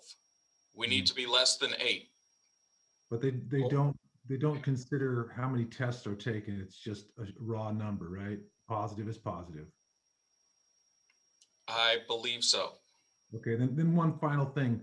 I believe, correct me if I'm wrong, but I believe the Johnson & Johnson vaccine just got approved. Yes. And they're going to be rolling out like tens of millions of vaccines in the next coming weeks. So that really should help everybody. Yes. For those people that want the big push, I understand, your push to open schools, and I understand the hazards that can create for the mental health of young people, as was demonstrated in our own community quite sadly this week. Yeah, that was something else. But it's also, I wouldn't want to see our schools hurt because they got punished for not following the rules and waiting just 1 or 2 more weeks. Right. And that's all I have. Thank you. Thank you, Councilmember. Yeah, I mean, it is sad that, like, if you can drive, if you have mobility and you could get from one place to another in a car, or you could drive, whatever, I mean, you can get vaccinated. I think there's so many different places I've heard about, but sadly, people are the most vulnerable. All these people that Amy mentioned, that don't have internet, they're slow to get information. They're not, they don't drive, they don't have possibly family to drive them, and they're the ones that, because there's a lot of people that, there's a lot of people out there that aren't going to get vaccinated. They're not going to do it. And, but I think overwhelmingly, I think most of our seniors who are the most vulnerable, I think the greater percentage of them are opting to get vaccinated because of their high risk. And unfortunately, those are the people that are the most difficult to get to somewhere to vaccinate. So it's unfortunately like the people that are the most vulnerable to what's going on are the ones that it's the most difficult for them to get to a vaccine site. So I appreciate the information. I just have one last question on stats before I get off the subject. So the 8 per 100,000, is that daily? That's a daily statistic, right, Mr. Hines? Give me just a second here. Because if it is, I'm thinking, what 8 per 100,000. So basically Galt's 26,000. So that means that on a daily basis, like 1.8 or 1.7 people we can only have that many people test positive in the entire community of Galt, or else we're going to break that threshold. Like 2 people would put us over that threshold. I mean, that seems like an unattainable number. I don't even see how we would ever get below that, honestly. It's actually by county. So it's the entire county they look at. It's not by city. Okay. And, you know, Placer County met that threshold today. So they were put into the red. They qualified for red, but they have to stay there for 7 days before they can move to red. So. Because I know that this red tier thing is, I mean, for those of you that are listening out there, I only push this subject because the red tier really is kind of like the bar that's set for schools. And there's a huge movement to get school, like Mr. Vandenberg mentioned. Our kids, you know, the arrangement the school districts have with the teachers unions and things is all contingent on red tier, red tier, red tier. And as long as that you know is just right there, but just out of grasp, I feel like this is just going to keep dragging on. And so that's why I just wish we could get there as quick as possible so we can start transitioning back into getting our kids back into school. So anyways, it's another subject, but thank you for the information, Mr. Hines. Thank you, Amy, for elaborating on that. And for those of you at home, you've heard this discussion. I encourage you to be vigilant and try to find every news source you can. If you're looking to get vaccinated, and watch all the city's social media pages, Nextdoor, Facebook, Instagram. If you're not on those, you know, call City Hall and just call every day if you have to and ask, you know, do you know of anything that's happening? You know, or communicate with the Commission on Aging. That's a good resource, and hopefully they'll get more involved. So if anybody has any other comment, yeah, Mr. Hines. I just wanted to say that we will continue to ask the questions that the council is asking about reaching those folks who are vulnerable, who need vaccination, who may not have access to the electronics in order to secure a reservation. So we will be asking them about, you know, what do we do about this population? Dr. Fauci also mentioned that the group of folks that are most susceptible to this virus are folks who are Black and brown, and they're having a hard time getting access to that group as well.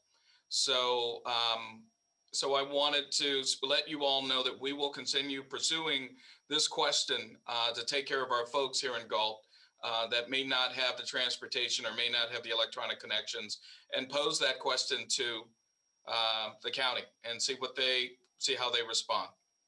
And can I say something? Mr. Sleaze, please. So I advocate for our city every week in our COVID meetings. I have brought up the mobilization of the vaccines. The county's not close to doing that yet, but as soon as they are, I'm doing everything we can to get them down here. I'm on a weekly meeting with the county regarding COVID due to our testing site. So I want you to know that we have brought some of these concerns to the county, and they're working on them.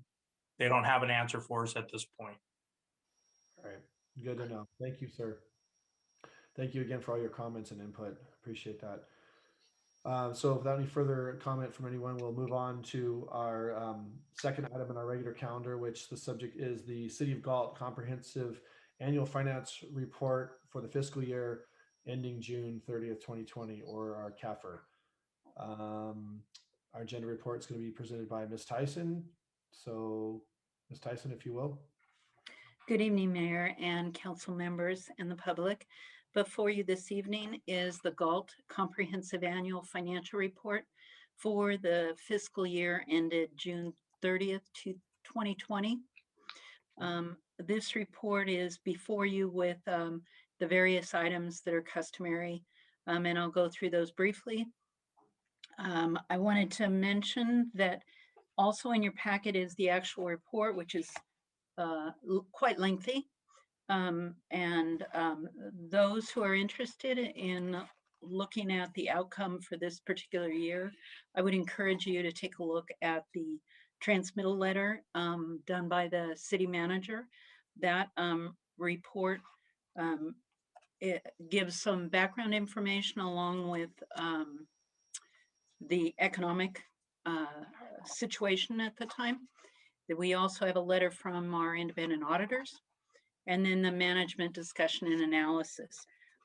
That is page 5 through 20, and that describes in a fair amount of detail specific instances that created variances, particularly from year over year, but also things that are relevant to this particular fiscal year. I wanted to mention that the results from the audit report are an unmodified result, which means that these are reliable financial statements. I also want to mention that there are 4 letters attached electronically, and if you happen to have a hard copy, those 4 letters are the auditor letter to the mayor and council, which guides you through kind of the process and how that went between the auditors and staff.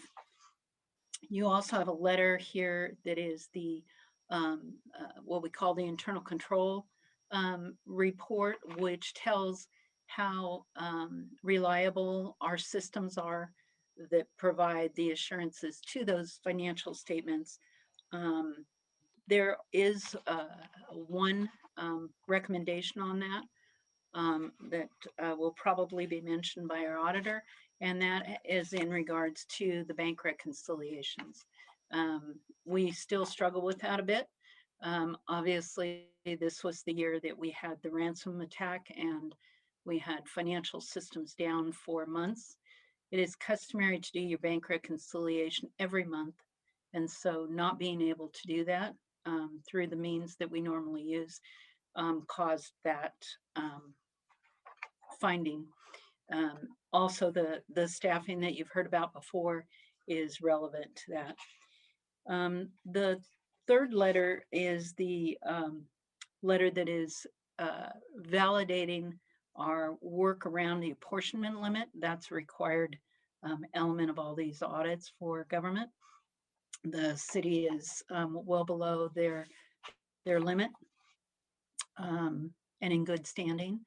And the last letter is your report on AB 3773.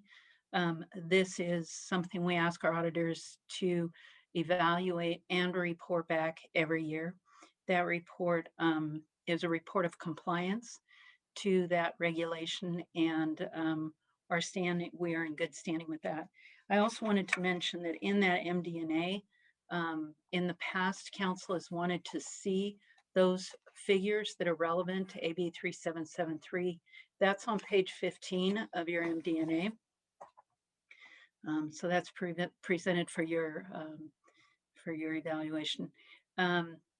I did want to mention that normally in this report that you see every year, there is also a single audit, which is relevant to federal grants. Because this particular year we didn't have as many grants active as in some years, we fell below the threshold for that audit. And so there is no audit for single audit in this packet.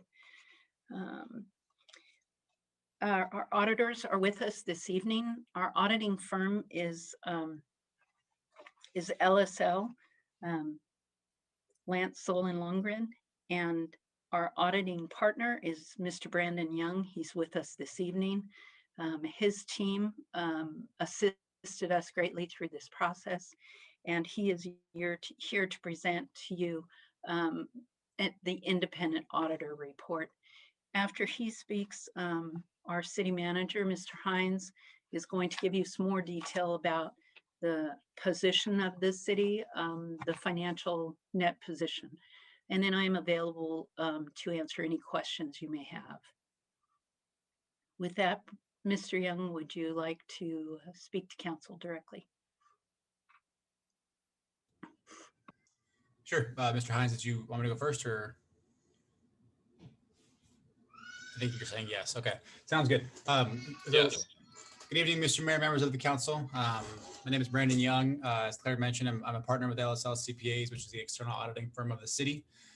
This is our third year working with the city of Galt, and every year has seemed to bring something different. So this year, our audit we were trying to play catch up from previous year's audit, recovering kind of from the cyber attack.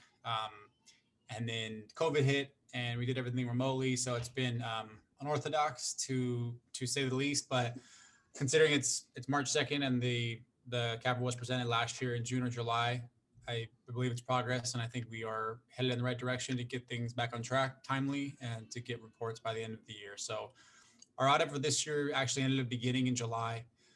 Right after we finished the 2019 CAFR and audit, we basically got right going on 2020. In July, we did our interim procedures.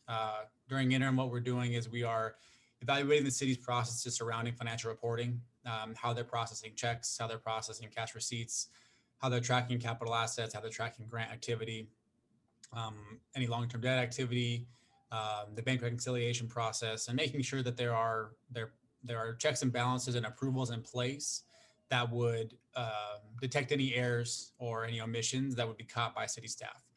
What we do with that information is we come back to the office in the summer. Well, we are not in the office right now, but we evaluate the information and do a risk assessment, and then we do our year-end audit procedures. This year, our year-end audit, I'd have to double check. I think it was around probably October, November is what we ended up doing. During that time is when we are pulling documents, or would be pulling documents. This year it ended up where the city was scanning a lot of documents, having to do a lot of Zoom meetings like this to share screens. That's when we're looking at checks, looking at invoices, verifying things that transactions are recorded in the proper period, they're recorded in the proper accounts, they are classified correctly, there are proper approvals on the documents, things of that nature. And we are going through a lot of different selections, a lot of analytical procedures, focusing on variance analysis from current year to prior year, focusing on budget to actuals to see what areas maybe we need to investigate as to why there was large variances. This year, obviously, the last 3 months of 2020 were a little bit unexpected. So the biggest impact you would see, I would think, with swings financially is going to be in 2021, given that the COVID hit in the last quarter of the year.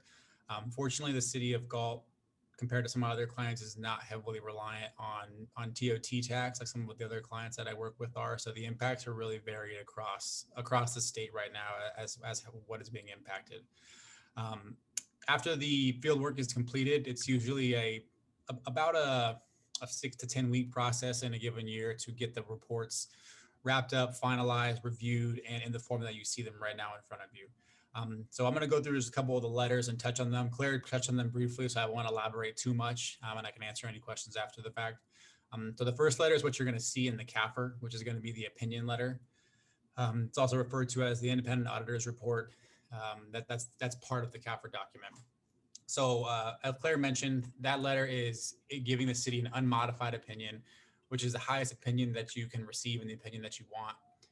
Anything other than an unmodified opinion usually spells trouble, meaning that something came up that we had to disclose or we weren't able to give an opinion on, or just some of the numbers we basically could not support.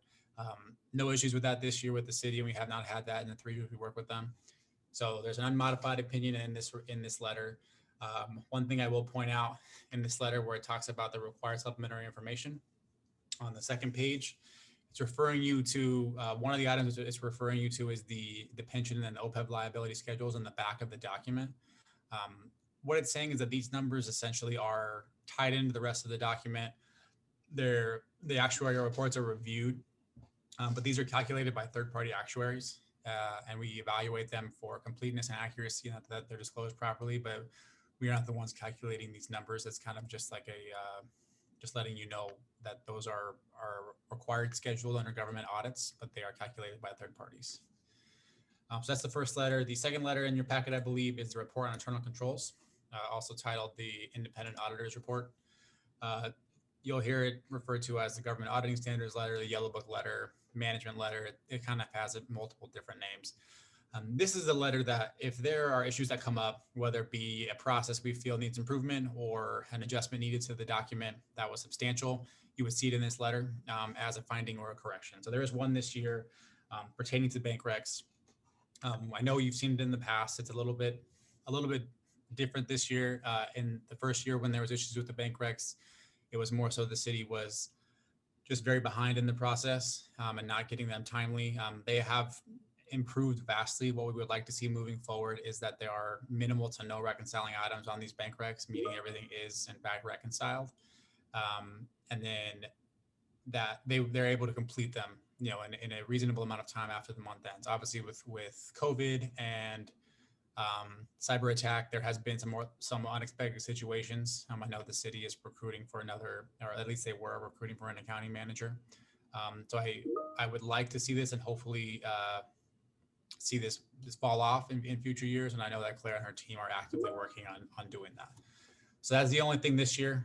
So it's good to just have one. We're getting the number down. So I'm happy to see that. The last interview, not the last interview, I'm sorry, the last letter, or last two letters. So the next one I'll touch on is the AB 3773 letter. This is the compliance letter pertaining to the Assembly bill specific to the city of Galt for the flea market. We are engaged to perform a compliance audit where we are sampling transactions specific to the flea market and that fund to ensure that the money is spent for parks and recreation activity in accordance with the Assembly bill. So what this letter is telling you that based on what we sampled and what we analyzed, that the transactions we looked at were in accordance with the Assembly bill for parks and rec activity.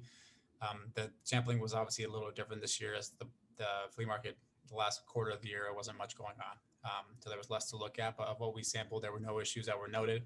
So based on our testing, the city was in compliance with the Assembly bill for fiscal year 2020. The last letter that I will touch on is called the audit communication letter. It's the one addressed to, they're all addressed to mayor, members of the council, but this one doesn't have a title on it, just a date, and says to the honorable mayor, members of city council. This is really a summary letter, kind of notifying any issues of the that arose in the audit and kind of summarizing different key areas. A couple of things I'll touch on. As I kind of touched on briefly, the paragraph you see on the first page has an indent talking about management estimates. This is referring you again to the OPEB liability and the pension liability, meaning that these numbers are estimated and swing each year back and forth each way from a variety of factors that the city of Galt really cannot control. It's based on CalPERS rate of return on investment performance. It's based on changes in mortality rate assumptions, expected rates of inflation, expected rates of health insurance, and they use all these assumptions and they factor them into what they calculate as the city's unfunded pension and OPEB liability at the end of the year. And like I mentioned before, we evaluate the factors that they're using to come up with the reports. We ensure that they are disclosed properly and reflected properly in the CAPR, but they are calculated by third-party actuaries. A word of note as an example, essentially CalPERS for fiscal year 2020, I believe their rate of return on investment came in about 4.7%, which considering that when COVID hit, they went negative, 4.7% is a really positive turnaround. When I last checked for fiscal year 2021, I believe they're pretty high. They were upwards of 10%. So a swing back and forth is difficult. And the way CalPERS looks at it, they look at it really over a 30-year period. There have been discussions as if they're going to lower the discount rate. Right now, I believe it's at 7%. And there's been discussions if they need to lower it to 6.5. If they were to do so, it increases the liability for every government agency across the state without really anything that any city can do to control it. There are other mechanisms as far as that our city's taking to fund the pension liabilities, but CalPERS is going to have to get paid either way. So it's got a number that has to disclose. It's accurate to have it in the financials, but it does kind of distort some things, I think, to when it swings back and forth so much. But it's there. It's a huge number, something that needs to be addressed. And we pointed out in this letter. A couple other sections, if there were ever any difficulties we encountered with management, as far as we couldn't come to an agreement on how our transactions should be recorded, if they were not forthcoming with information or wouldn't give us information we were looking for, it would be disclosed here. There's nothing in here that discusses that. We have not had that issue. Claire and her staff have been very forthcoming, even when they are short-staffed, to get a lot of the documents that we do request a lot of information, and it is very cumbersome and time-consuming. And they have been as forthcoming as possible to get us everything that we need to get through the audit. The last thing of note in this letter, with COVID, every year there are typically new government accounting standards. For those from the private world, there's FASB and GASB. They change accounting standards. COVID delayed everything by a year. So the most impactful one that's coming up for all the agencies really across the state is GASB 87, which is going to need to be implemented in fiscal year 2022. This is for those with a finance background. In the past, leases have been recorded as operating or capital leases. That is in essence going away and being eliminated. And all the leases will be reflected the same way on the financial statements and disclosed accordingly. And you'll see some new line items. And what they're trying to do is show the value of any leased assets from both sides and show any liability outstanding for operating leases that maybe has a very long lease period and disclose the terms of those accordingly. So it will change things on the financial statement. Some agencies only have a couple leases. It's not impactful, but we work with a couple counties that have upwards of 500. So it can be incredibly impactful or not that much of a change. So that's the most significant one coming down immediately. They are reviewing changing the structure of governmental accounting and financial reporting altogether, which will be, probably 5 to 10 years from now. But they are constantly trying to make these documents easier to use for public officials because they are getting very long. This is Galt is a smaller city and it's still almost 200 pages. And some of these larger cities are getting upwards of 500 pages and it's getting a little bit excessive. So they are kind of constantly evaluating ways to remove information that maybe is not necessary and clarify information that people want to see. So it's always in the works. It's just a process and it takes time. So that is the 2020 audit overall from the audit perspective. If you have any questions, I can either answer them now, or if Mr. Hines wants me to wait after, I can do that as well. Why don't let me do my presentation, and then that way council can question all three of us should they desire. Sounds good. But Brandon, thank you so much. Claire, thank you as well. But council members, if you would join me on page 2 of 6 in your staff report. And so we're going to talk about the results of the operations within the CAFR. And what I hope to do here is to not only give you information about the results, but also point to some statements and sections in those statements that you can go to immediately with any CAFR to explain exactly what financial situation or position we're in. And so that way you sort of cut right to the heart of the matter within this very large document. And this also starts our conversation about strategy, financial strategy going forward, as far as how do we maximize our revenue streams, drive down expenditures, be able to recognize those expenditures that are looming. And Brandon mentioned CalPERS dropping their discount rate, because if they do that, we have no choice. And so all of a sudden our pension liability rises. And so we just have to accommodate it. So let's start here on the bottom of page 2 of 6. And so our government-wide net position, and I'll just go right to the bullets. Now on the balance sheet side, and I'm going to take you to these statements, our assets decreased by $984,000. And that was mainly driven by a write-off of a successor agency debt that we heard back in November. And so council approved that write-off. And again, they were dollars that we weren't going to receive. And so we needed to reflect those. We needed to reflect that appropriately in our balance sheet. On the other side, our liabilities also decreased. That's also a good thing. And it's primarily driven by a reduction in long-term debt and offset somewhat by a net increase in OPEB liability. On the, I'll call it the income statement side, although these statements that I'm saying to you have different names in the world of government, but I'm trying to use sort of the private sector nicknames for these statements. So on the income statement side, total revenues as compared to last year. And by the way, all these metrics are compared to the prior year. And so the total revenues have increased by $1,016,000. And so that's actually good news. Total expenditures have increased as well by 1.8 million, primarily driven by an increase in the streets and roads expenses and a 1.4 increase in general government expenditures. It's offset by a $1.9 million expenditure decrease in Parks and Rec.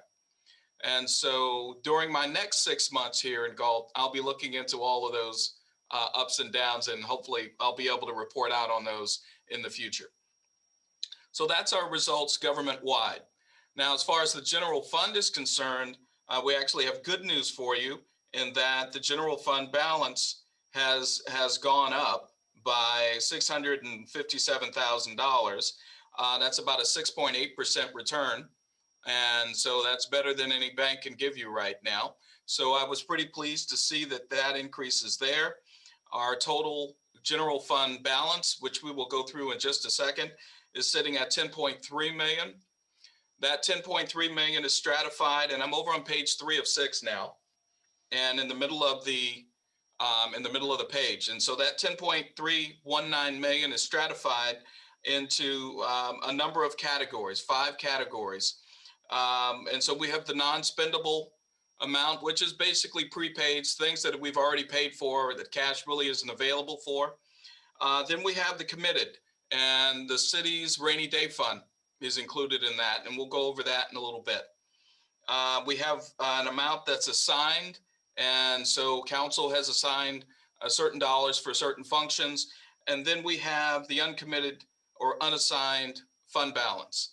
And that's the first thing I look at when I look at a city. So during my research of Galt prior to the interview with the council back in the summer, that's the first thing I looked at with your last CAFR to see what that unassigned fund balance looked like and to see whether it was growing.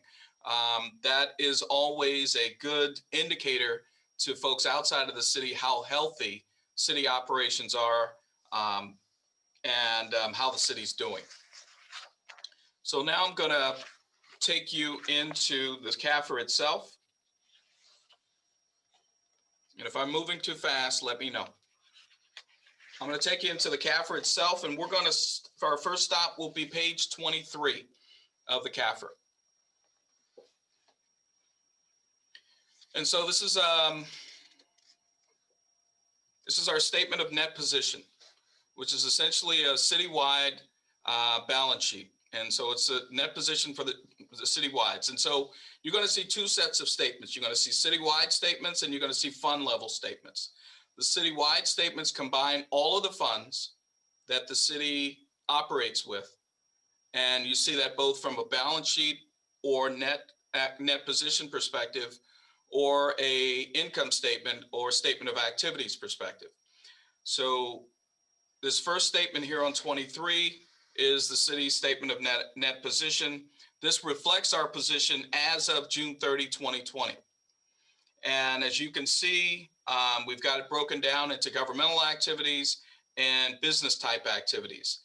Now, business type activities are basically the sort of the enterprise areas that we have here in the city, the water, sewer, and storm, and those funds, and the governmental funds examples include the general fund, parks and rec fund. And so we delineate those 2 sets of funds in these government-wide statements. The big thing that we wanted to point out to you is that at the bottom of the government-wide activities, you will see down in unrestricted that there's a negative unrestricted there. That negative will appear on most cities' government-wide statement of net positions, because a few years ago, the government's accounting standards required that we reflect long-term pension costs in these documents. And so as a result of us reflecting long-term pension costs in these documents, just about every city I know has a negative there. And by the way, that net pension liability is in the middle of the page under liabilities, and it's under the section that says due in more than 1 year. And that's, as Brandon mentioned, that's part of the governmental accounting standards. And so we have to reflect that. And unfortunately, it creates that negative. But I wanted you to be aware that it's there and why it's there. So let's move to page 24, the next page. And so we've just seen the statement of net position, which is a governmental balance sheet. And now we're going to see the statement of activities, which is essentially a governmental income statement. And so this is a very weird statement It's not structured like a normal income statement. You've got expenses over on the left side. You got program revenues next to it. And then you've got your general revenues at the bottom. But essentially, the number that I want you to focus on is over on page 25 and at the bottom of the reading, at the bottom of the schedule where it says that the change in net position is a negative 1.894 million. So that means citywide, we've lost net position of about 1.9 million. And given that we're talking about 209 million in assets, it's a small drop. But we wanted to make sure you saw that. So as we present CAFRs, you'll be able to go to the various line items and see, all right, how did we do? Did net position go up? Did it go down on a citywide basis? So that's the goal here. The next page, if you would join me over at page, in the CAFR, page 32. So now we're going to look at the fund level statements.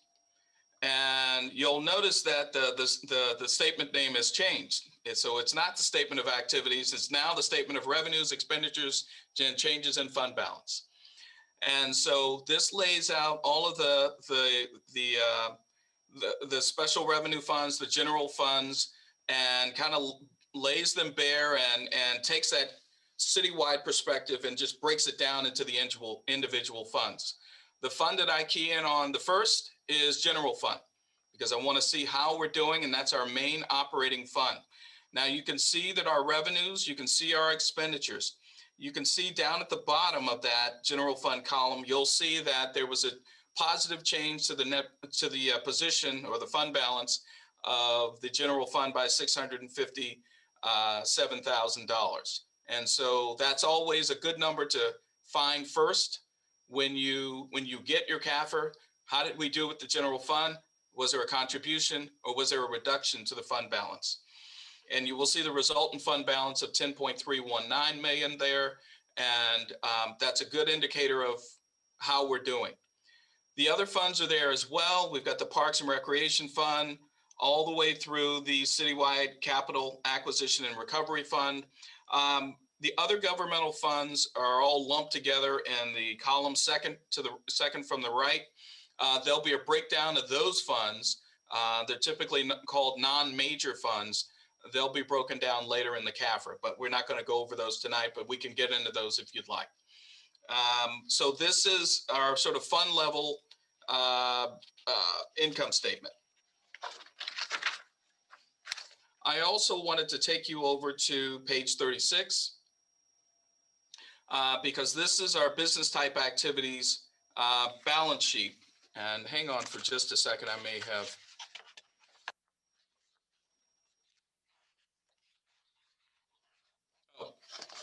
Okay, before we go there, let's go back to page 28 because we just saw the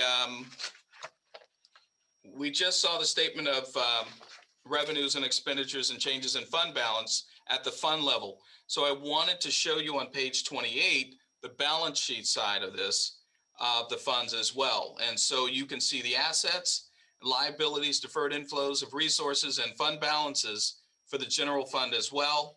You will notice that the fund balance, again, we're on page 28 toward the bottom of the general fund column. You will see that the fund balances are stratified in the way that we've laid them out in the staff report. And so it's clear that our unassigned fund balance is 5.343 million. And again, that's a good sign in the fact that we are adding to that balance at the completion of these statements. So that's our balance sheet and that's our income statement on a fund level for the governmental funds. Our next stop is back to page 36. And we're going to look at the balance sheet for our enterprise funds. And again, you see water, sewer, solid waste, and storm there. And those operate as basically separate businesses. They carry long-term debt. They carry all of the obligations of those businesses in these statements. Whereas the governmental funds only carry so many things. They typically only carry things that are current. They don't carry long-term things. But as far as the proprietary statements, I wanted to show you the results of operations for the business type funds. And if you go over to page 37, toward the bottom of that readout, you can see the changes in net position for water, sewer, solid waste, and storm. So there are going to be times when we will be presenting increases in rates before council to approve. And I wanted you to have some context as to one of the reasons why we're increasing those rates. And as you can see, all but one of our enterprise activities have a negative change to the net position. Now, some of that has to do with the write-off that we've just, that are also factored into these statements. And so I'll have to figure that out. And actually, if you see, take a look at the line right above the changes in net position, and it says special item note 17. And note 17 speaks to the write-off of the successor agency debt. So you can see those negatives going across there. And for this year, those negatives are driving our change in net positions into the negative. So it's my hope that once we're done with this year and that special note goes away, the net position, the change in net positions for all of these enterprise funds will go positive.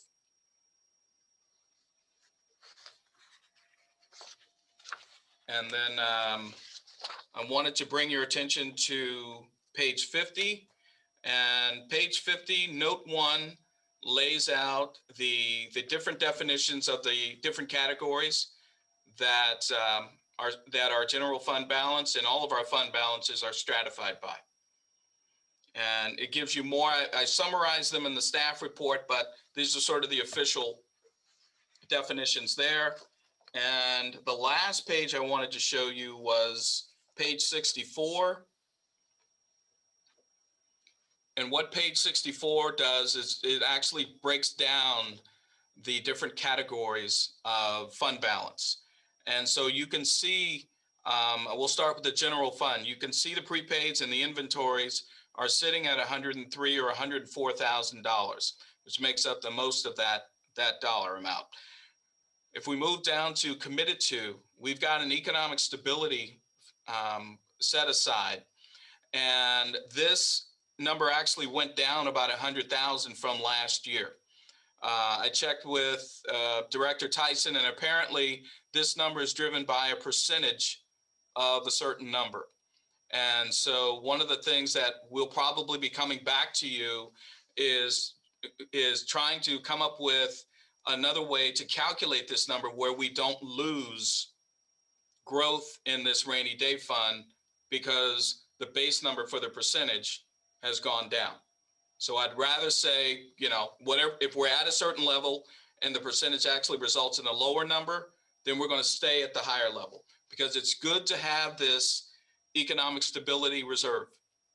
That also shows between that reserve and our fund balance, that fortifies us for any contingencies for emergencies. Assigned to, these are compensated absences. And so this is the result, or this is the sort of summation of the amount that we would owe for vacations and various other leaves. We've also got dollars set aside for capital projects. And as we move to the next section, the unassigned balance is 5.343 million. And so that's the general fund overview. The same general format applies to the other funds. I will be analyzing the other funds as time goes on, and as we find things worth reporting, we will bring it to the council. And so that concludes my report. I hope it wasn't too technical, but I wanted to at least let you know that when Lorenzo looks at somebody's CAFR, these are the areas I go to first, because I want to just get right to the nitty gritty, because I don't want to go through 200 pages. I want to go right to it. This and the MD&A and the transmittal letter. And that concludes my report, Mr. Mayor. Thank And you, I think we're all open for questions. Thank you. And yeah, if Ms. Tyson, Mr. Young, and Mr. Hines could field questions from the council. I have several questions. I'm actually going to start off with just one, and then I'm going to just save my others for after other council speaks, just because I don't want to bulk them all at the end and make it too long. But I specifically want to touch on, so I remember the last CAFR, Brandon, I think you and I had this discuss, sorry, Mr. Young, when we had our live meeting the last time, and you had also, one of your letters stated about the deficiency in the reconciliations. And so I'm sure it was I went back and glanced at it, and it was very similar to this one in respects where it said, you know, there's a, you know, problem with reconciling the accounts, and then there was your recommendation, which basically stated, and I'm actually trying to find that really quick in the letter, see if I have the right letter.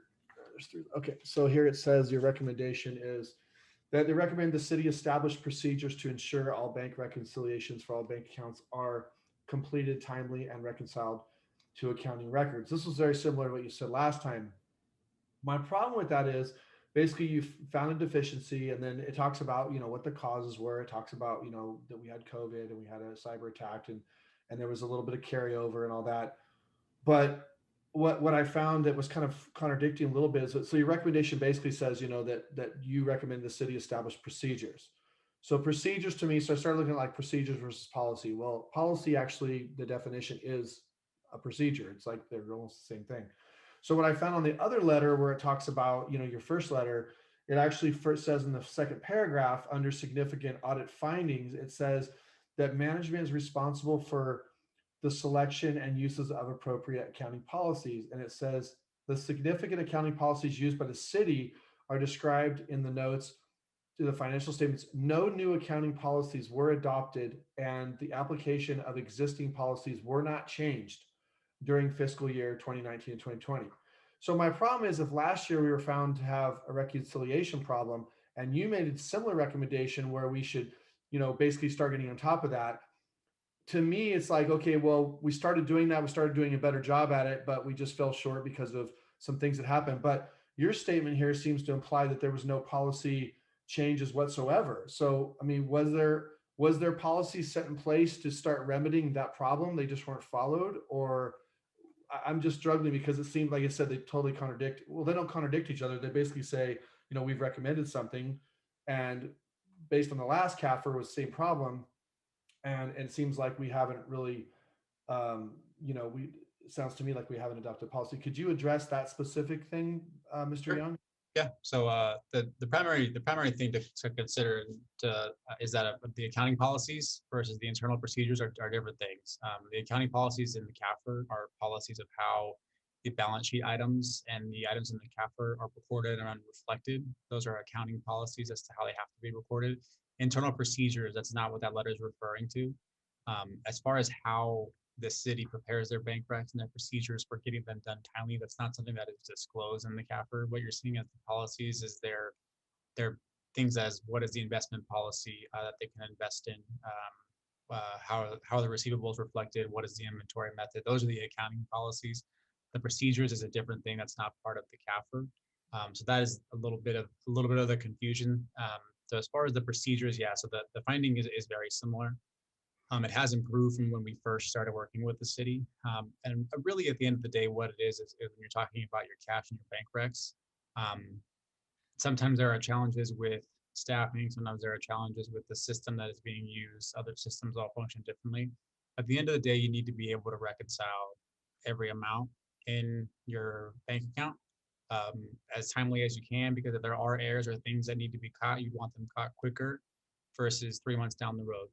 And really, for a bank rec, every item should be accounted for and reconciled without any reconciling items, or in theory, it's not really reconciled. So there has been vast improvement. If I'm hoping that there is a regular year and that the city can get caught up, they have got caught up from where they were at. But that is why they're still we're a little bit behind as far as the timing and some of the issues. Some of the items we were seeing as considered reconciling items on the June bank recs. That is the reason for still being disclosed as a finding. So basically, in your opinion, you did say the word, you mentioned that you've seen vast improvement. So taking into account of our cyber attack, which obviously was a huge setback, I can, I would probably can't even begin to imagine because I don't work in the finance department, but I can try to imagine. And the carryover issues. I mean, do you think that, in your opinion, that you saw a genuine effort or actual improvement proceeding when those things happened? I mean, are you not able to look at it in like certain time stamps? There's absolutely an effort. It's just, when you're looking at when a bank rec is done and approved, you as an auditor, I can't really factor in effort. But they are, from the timing that we got here, I think the city was probably 6 months behind, to be honest with you, when we first came 3 years ago. And now they're to the point where it's not as much of an issue that they are behind. They are getting reconciliations done.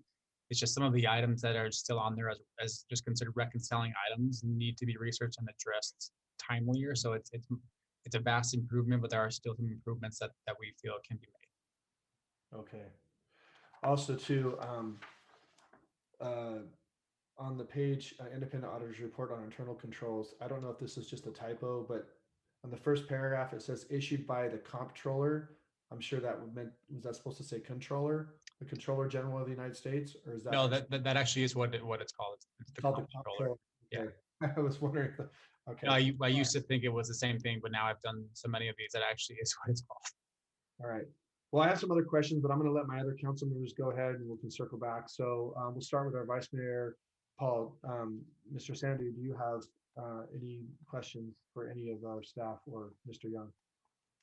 Yeah, thank you. First of all, thank you, Mr. Young. You bring some letters or bring that audit on that report. And also like to thank you, Ms. Tyson and Mr. Hines. Give us a presentation. My first question is, Mr. Young, there is usually I see in the first letter say we express no opinion on it. I mean, when you guys do the audit, what kind of thing you cannot do the opinion on that? If you find it's something wrong on the audit, and can you a little bit explore on that? Yeah. Can you let me know what letter you're looking at? I'm looking at the first letter, the second page.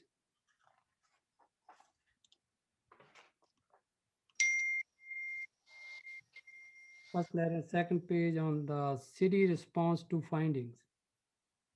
Oh, yeah. So, okay, I was looking on the wrong letter.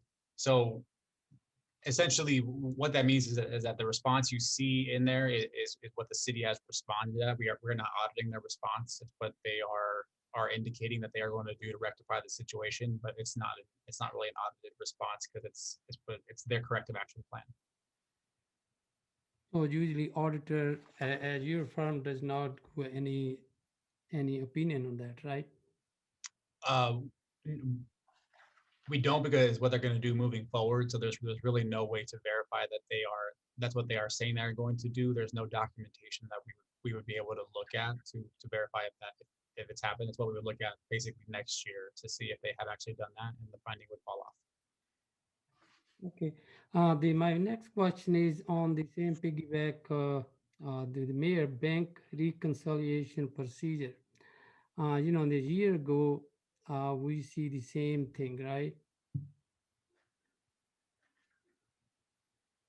Bank reconciliation, right? Yeah. And this year, when you order it, is find the same thing? They're still, as I mentioned before, I mean, there are still things that need to be rectified, but there have been vast improvements, and the city's actively working to rectify them. So it is the same process that needs still some improvement, but I would not say it was the exact same thing, no. And then you also mentioned something you guys doing from last 3 years, the audit for this city, right?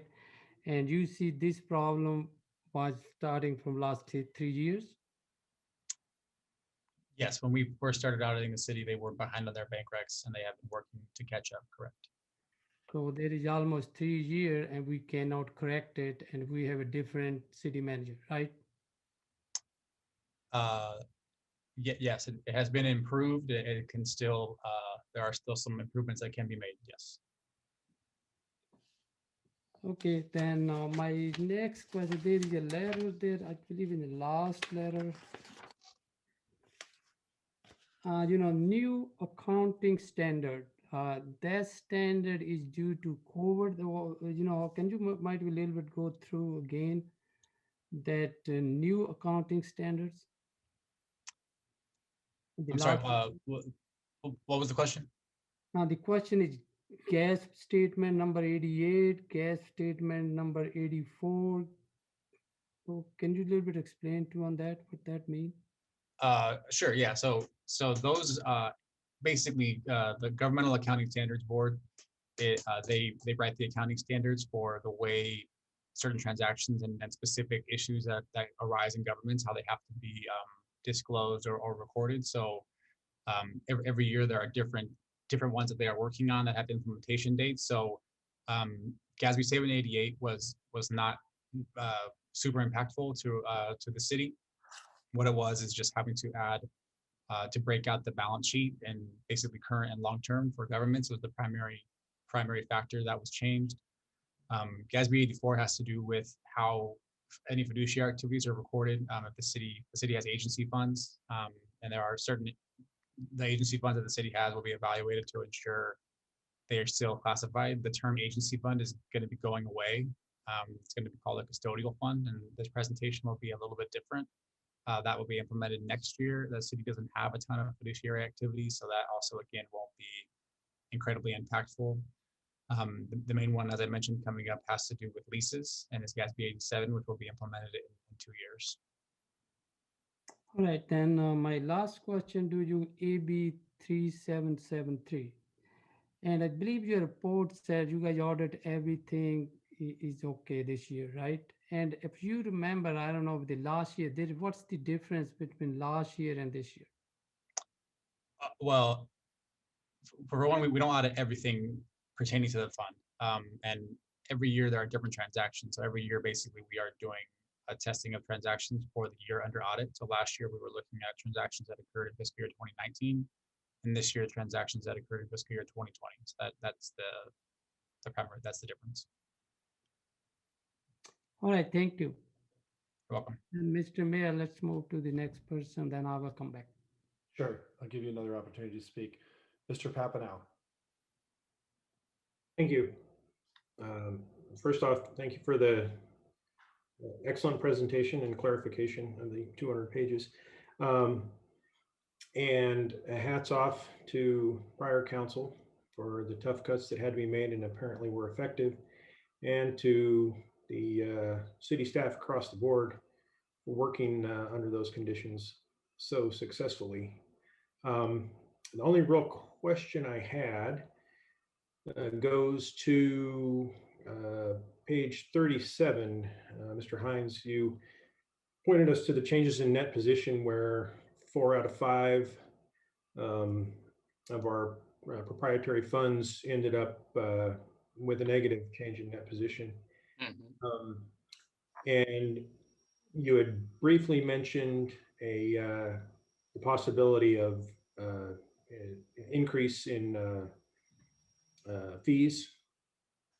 And so just, want to clarify, that would trigger on your part, I assume, a kind of a review top to bottom of the category and the efficiencies that could be achieved before looking at the necessity to raise any fees in those areas? Yes, sir. Yes, sir. Unless those fees have been pre-approved by council. Yes. Okay. That's good. And then looking up above in those categories, one of the biggest expenses in each of them is actually depreciation expenses. Are those, to me, they seem that they would be kind of fixed, but there's really not a lot we can do to remedy those. Am I missing anything, or is there a way to work with that area? Well, all of those functions are pretty capital intensive. And so that capital needs to be depreciated. We're not allowed to expense that capital just in one fell swoop. So we've got to depreciate it over a number of years. But yeah, that's always going to be part of the equation for these types of funds. All right, so that's just pretty much on a set trajectory, and we can predict what that's going to be out for years. Yes, unless these funds acquire more capital, then that'll change the schedule a little bit. And I believe we have a note somewhere in this document that lays out the depreciation. Okay, very good. That's my only question right now. Thank you, Councilmember. Councilmember Vandenberg. Thank you, Mayor. First of all, you know, having presented this, I feel like some responsibility to know probably more than I need to, but I would like to say to staff, I would hate to have been in your position with a cyber attack, having a multi-million-dollar city to run, and basically all your information is wiped clean and you're handed a piece of paper and a pencil and told to account. So considering that and the fact that the auditor has said, you know, there has been some problems, but you still managed to improve those things and we're headed in the right direction. That's an outstanding job by everybody in staff and accounting. So I applaud that. Don't get me wrong. So, you know, when the auditor said they took 6 to 8 weeks to prepare this, and then we were given 4 days, it's a bit difficult to absorb 185 pages of information and be confident that you understand every bit of it enough to give it a blessing, you know? So I just have a couple of questions. On the 4.67 million write-off, it says due to repayment and denial. So could you just clarify that a little bit further, please? I'll let Claire do that one. Sure. The city, the council approved back in November the write-off of these loans. These loans were really not money moving around. They were very old transactions that were created based on the city's efforts to do redevelopment in certain depressed areas. And in doing so, the city waived certain costs for developers or for basically developers, and to encourage that in those improvements, a lot of them in the downtown area. And then the city recorded them as though they were loans. In other words, the anticipation was that the money streams coming from the state would help pay these off and make all of the funds whole. Well, the reality is the redevelopment agency at the state level was dissolved. They put in something called successor agency, which was supposed to basically wind down and get rid of all of these activities. And then the Department of Finance at the state level came in and said, those loans are not real loans, and so you need to wipe those out. The city came back and challenged that opinion and spent a little bit of time trying to, as many cities did, because this was not uncommon. This was a normal treatment at many cities, and the city went back and tried to challenge those and was unsuccessful. We've gone through a number of steps to make improvements in the financial records of the successor agency. This was one of those steps, was to complete the write-off. We'd been recording it as a reduction in the available fund balance in prior years. So these funds did not anticipate ever receiving those monies once the state had made those denials. So we needed to just clean up the records and get rid of this, what was called an interfund loan. There's also another piece of this that had to do with the senior place, but it's the same kind of thing where waivers were granted and it was recorded as loans and it just needed to be cleaned up. So that's what we did in that particular fiscal year, was we cleaned that up, council approved it, and we'll move forward now with other activities of successor agency to kind of wind that down. I hope that answered your question.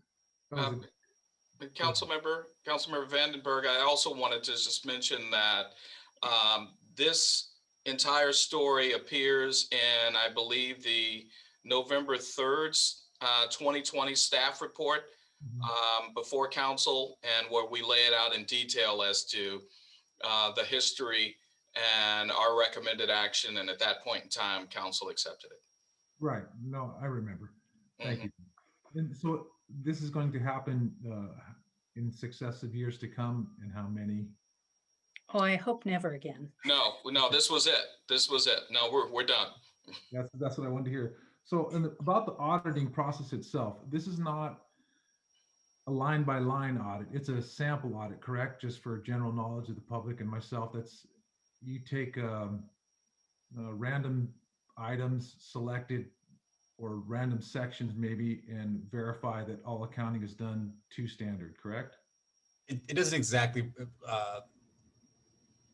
not exactly. So, and the CAFR itself, essentially every line item in the CAFR that you see is audited by a variety of different procedures. So like a line that says cash and investments, or a line that says receivables, or notes and loans receivable. There are different procedures that is done on each one of those lines. For example, cash and investments is confirmed 100% if possible with the third-party banks. And then we are testing the bank recs and the outstanding checks. For capital assets, we are testing the additions. A lot of times that is sampled. So you're not going through every capital asset addition. We are verifying the disposals. We're doing analytics on depreciation expense to make sure it's in line with the city policies. For revenue and expense line items, there is a lot of analytical procedures and sampling involved. So every line item in the financial statement has audit procedures performed, but we are not looking at every transaction, no. And then just one thing, it says page 406, but I'm not sure that's correct. But under Parks and Recs 006 fund, it only states the rent for each of the rents shall be utilized solely for Parks and Recreation. But isn't that everything under that property? That's not really a true statement. It's any revenue generated from those 44, 48 acres must go to Parks and Recreation. But it's essentially the rents from the market is the significant revenue coming into the Parks and Rec is that element of, rents from vendors at the market. That's primarily what those revenues are. Right. I understand that, but I thought the term significant was changed to everything. It was changed from substantial to solely. That's the change that was made. There you go. Yes. So when it says rents, that to me, that denotes a particular section of revenue, not all of it. In the statement for the market, all of the revenues are listed there. Okay. Thank you. That's all I have right now. And we will circle back if you for follow-up questions before we finish on this item. Councilmember Lozano. Yeah, I thank you all for the presentation. Thank you, Mr. Young and Mr. Hines, Ms. Tyson. I too am going to go to the document that indicates that we had a significant issue with bank reconciliation. I get that we've had some obstacles in the way, and I was in my conversations with some folks earlier this week, including the Youth Commission. One of the things that council members, we have two real primary responsibilities in that, and one is the budget and the policies related to spending in the budget, and the accounting for the citizens' money. And then the other is to manage the city manager. And so I take both of those very seriously. We are on year 3 of bank reconciliation issues. I have a huge problem with that. And, just from a basic knowing where your money is, if I were to do that in my own home and be 6 months out, that would cause a significant issue. And I certainly don't have a multi-million-dollar budget at my home. So my question is, and to whoever wants to answer, we're already 8 months into our next CAFR. Well, not CAFR, the documentation for our next CAFR, which is supposed to come to us probably in December or January of next year, but is effective through June 30th. Are we yet going to have another year of an issue with bank reconciliation? And trust me, I understand that there's been improvement, but 3 years. And so the question is, and it's not rhetorical, are we going to have this same issue at our next CAFR, which we are already 8 months into that fiscal year? Currently, we don't expect to have that reoccurrence. I can speak to some of the improvements made. I can also speak to the risk factors associated with bank reconciliation. It's something we take very seriously. Can I interrupt you real quick? Sure. I didn't expect for us to have this issue again this year. And so my question is this going to be something that our auditors are going to find next year? And what are we doing to prepare for that and prepare our staff to ensure that it doesn't reoccur? Yeah, great question. We've made some internal procedural changes, and we've done those consecutively each of the 3 years. Those improvements involve, not to get too detailed, but a bank reconciliation at a city level has several inputs. And there are multiple locations at the city that collect revenues, and there's a couple of areas that do disbursements. So each one of those feeds into that process has to be managed. We've made improvements in each one of these areas, and we don't anticipate having another. We highly are reliant upon the financials and the electronic systems. So that last year, you're absolutely right. I think you or someone asked, do we expect to have this reoccurring? And I said, we don't expect to have it reoccurring. But I had no idea that the ability to gain data at that level would be hindered for 3 months. I don't expect that to happen again. I expect our systems to be running. We've made additional changes to try and improve. If you were to lose the electronic records, how do you record that data? How do you track it? One of the things that we did more than 2 years ago was to improve our weekly cash flow reconciliations. Those continue to occur, and they occurred even when the cyber attack happened. That minimizes the risk. It doesn't get the bank reconciliation completed, reviewed, has multiple reviews, multiple sign-offs. When we have significant vacancies, that can delay things. And in the first year of that finding, that was the case. The reviews weren't happening. Those are happening consistently now. So in answer to your question, no, I didn't expect it to happen a third time either.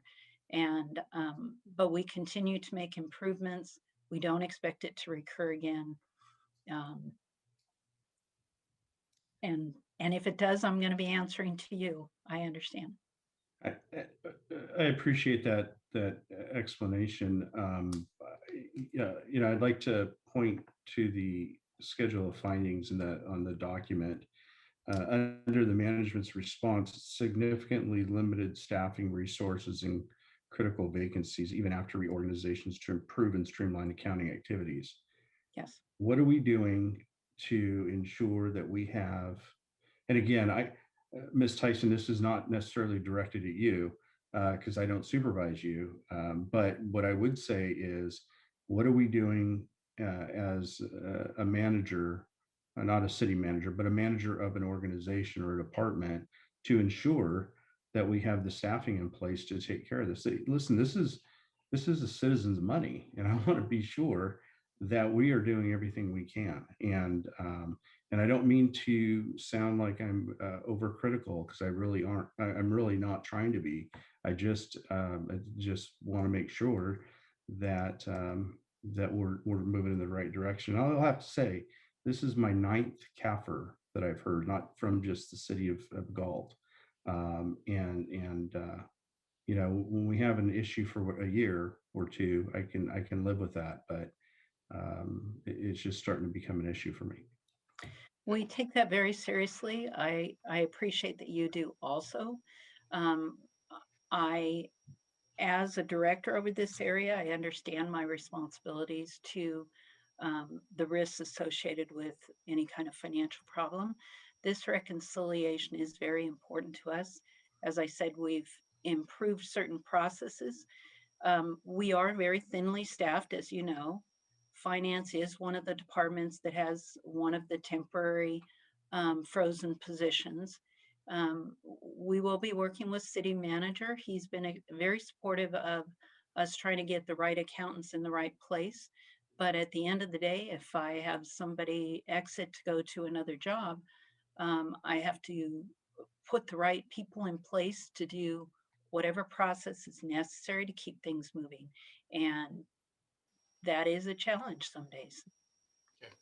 So, Councilmember Lozano, one of the things that we will be doing over the next few months is I will be bringing in someone to review the entire finance function to assess it for staffing and capability and capacity. So given my background, there are things in the organization that, you know, that I think I can help Claire with, or Director Tyson with, but I need a third party to come in and give us an assessment of where things are. This function, just like the IT function, are, in my mind, sort of the wheels on the bus. And so I need to make sure that they're optimally staffed. That doesn't necessarily mean more staff. It just means, it may mean that reshuffling the folks that we have, it may be training issues. There may be a number of issues, but I want to make sure that we're maximizing what we have. We just hired a new accounting manager. She started, I believe, yesterday. And so we have that very critical position filled. And so, yes, there are a couple of vacancies within the finance shop, but I want to have a third party come in and take a look at how we're doing business. There are a number of issues that other council members have brought to me as well, about receipts of dollars and cash receipts, things like that, that I also want to have looked into. So again, during my next 6 months here, we'll take a look at those. And yes, and we will do our best to make sure that this finding does not reappear. And Claire and I will be talking about bank recs tomorrow. I appreciate it, and thank you so much. I am supportive of whatever you need to do to help manage that. I appreciate it, and I think we can move forward in a positive direction. I have a list of other questions, but I'm not going to go through them in the interest of time, and they're not as significant. But I'll circle back at a later time. Appreciate, Mr. Mayor, you allow me to have the time. And, Sure. And I am done. Sure. This is an important subject, and I don't think we, you know, it's hard. How do you rush through questions on a, 150-page CAFR and, 4 different letters that, to be honest with you, I personally had to read some of the paragraphs 4 times to understand, because the lingo itself is very confusing, especially when it weighs in on, opinions of compliance and so on and so forth. And it's like, it could be very daunting. So, and I don't want to kick a dead horse on what Rich was talking about, but I think what came to my mind when he was talking about it, what's kind of frustrating is that regardless of what the problem was, let's just say it was a staffing issue. Let's just say cyber attack aside, I think the staffing probably, to me, was probably a bigger problem in this. But what's frustrating to me is that, who was responsible for those positions not being there? Well, I was, and Rich was, and Paul was, the people that were here when we voted to freeze those positions. So that's frustrating to me, is that, and not to place blame squarely on anyone, but we were presented with, a bunch of budget cuts. And I don't remember the conversation with, well, and okay, here's what we're going to do to Parks and Rec, and here's what we're going to do to finance. and we're going to freeze, this position and not hire this position and so on. But I just want to let you know, by doing that, this is going to significantly cause a problem with us reconciling this issue that was pointed out by our auditors. I mean, I don't remember that conversation. So for me, that would have been very enlightening to know. It's like, well, wait a minute, because managing the citizens' money, as Councilmember Lozano mentioned, is very important. And so, had we known that, and that this was going to cause a huge problem, I think we maybe could have, we had hard decisions to make. But again, it's frustrating because we're only, being advised by our city managers at the time and so on. And I think, I know all the departments were, including yourself, Claire, were asked, what can your department do? What can we do? We need to cut X amount of each one, and those were was presented. But I mean, this is like just from, and as Councilmember Lozano said, just from a simple money standpoint, like if we at home, like just don't reconcile our bank statements, I mean, I can go out and, potentially write a hot check. I mean, because you don't know what you have. So I know it's far more complicated than that in the world of the finance department, city hall. But I think Councilor Lozano and the rest of us are just looking at it from a layman's standpoint, saying that this is the big issue. And it's not like we had a CAFR that came back and said, look, we took care of that issue, but now we actually got this other issue going on. It's like the same issue. So I feel like maybe it's just not being prioritized as much. It seems too that it is now. Like Mr. Young stated that there's been progress. You've stated that you're making strides to take care of that. Mr. Hines has stated that we're hiring positions that are going to hopefully remedy that. But I think this is a big exclamation point that I think Rich, Mr. Lozano really put some huge emphasis on it, and he's not he's not overstating it. It is a big deal. So I don't want to kick that dead horse anymore, because that clearly I think everybody gets the message here. I just want to ask one last question to Mr. Young. Actually, Mr. Hines, just a couple questions for you, just real quick. On page 3 of the CAFR, there's a comment. It's the 4th bullet point down where it talks about property tax, and it says real property assessed valuations have increased by 5.8% over the prior year. Is that referring to just having more property tax because of additional homes, or is that referring to reevaluations, like the rise in property values, and so in respects now we're collecting more property tax? Is that what that refers to? I'm going to give me just a second. I'm trying to get back to the staff report. Yeah. And so this is page 3 of 6. Page 3 of the actual CAFR itself. There's bullet points. There's 5 bullet points. It's the 4th one down. I think it's Roman numeral 3, Mr. Oh, okay. Correct. It is Roman numeral 3. My apologies. All right. Give me just a second to get there. While I'm getting to that page, I wanted to just let the council know the last fiscal year may not be the last fiscal year where reductions have to be made, or service cuts, or not service cuts, but so we will bring you the impacts of those service cuts. But bottom line, we as a staff have to get the work done. And so that's the culture I've come from for the last almost 30 years, where there hasn't been a whole lot of resources. There hasn't been a whole lot of increases. It's all about making do with what you have. And that will be our culture going forward. We will inform you of here are the impacts of the cuts, but we'll find a way to get it done. And I just wanted to make sure you all heard that from me. And I understand that, it's a domino effect. I mean, the cyber attack obviously had a hand in this. Who's fault in the cyber attack? Well, obviously that was an IT issue. And, I, for one, can tell you from, my experiences with seeing some of the IT, infrastructure at the city of Galt years before I was involved in the city council. I was, I'm in that industry, and I've seen it, and I'm like, this is, there's some major improvements needed here. So that's just a can that got kicked down the road, maybe because we didn't have the money or whatever. And then we have a cyber attack, and now we're just like, so it just culminates. I get it. Yeah. So we'll be more proactive, and again, we'll find a way to get it done. I just wanted to make that commitment to the 5 of you and to the folks listening. Now regarding the bullet on page 3, so the county does property tax assessment valuations, the roll as it's typically called, and the valuations have increased by 5.8% over the year. So that county roll has increased almost 6%. So we're expecting some increase in property taxes. Now, I know things work a little different in Sacramento County than they do in San Mateo County. So an increase in the roll doesn't necessarily produce a corresponding increase in our property taxes. All we know is the roll is going up. And so we expect to see some level of increase when we see those property tax receipts.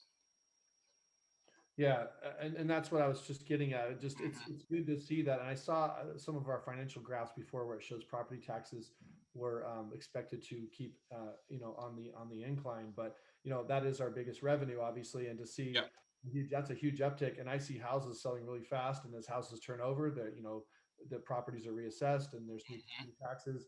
I'm seeing on page 138 of the CAFR, it looks like just in the last 10 years. We've increased basically like almost $900,000 in property tax increase. And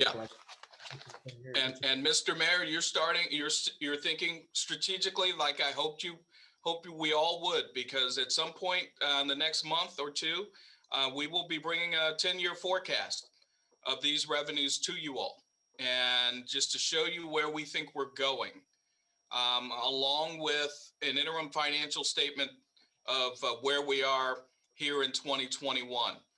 But the trends that you see on page 138 will factor in to some of those forecasts, not a great deal as we go further back, but the trends that we see over maybe the 2018, 19, and 20 year.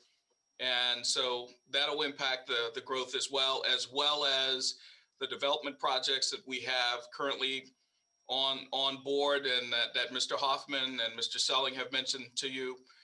So yeah, we'll do our best to project out what those property taxes will be. I think we've got HDL. Claire, let me know if I'm wrong. We have HDL helping us with our property tax as well.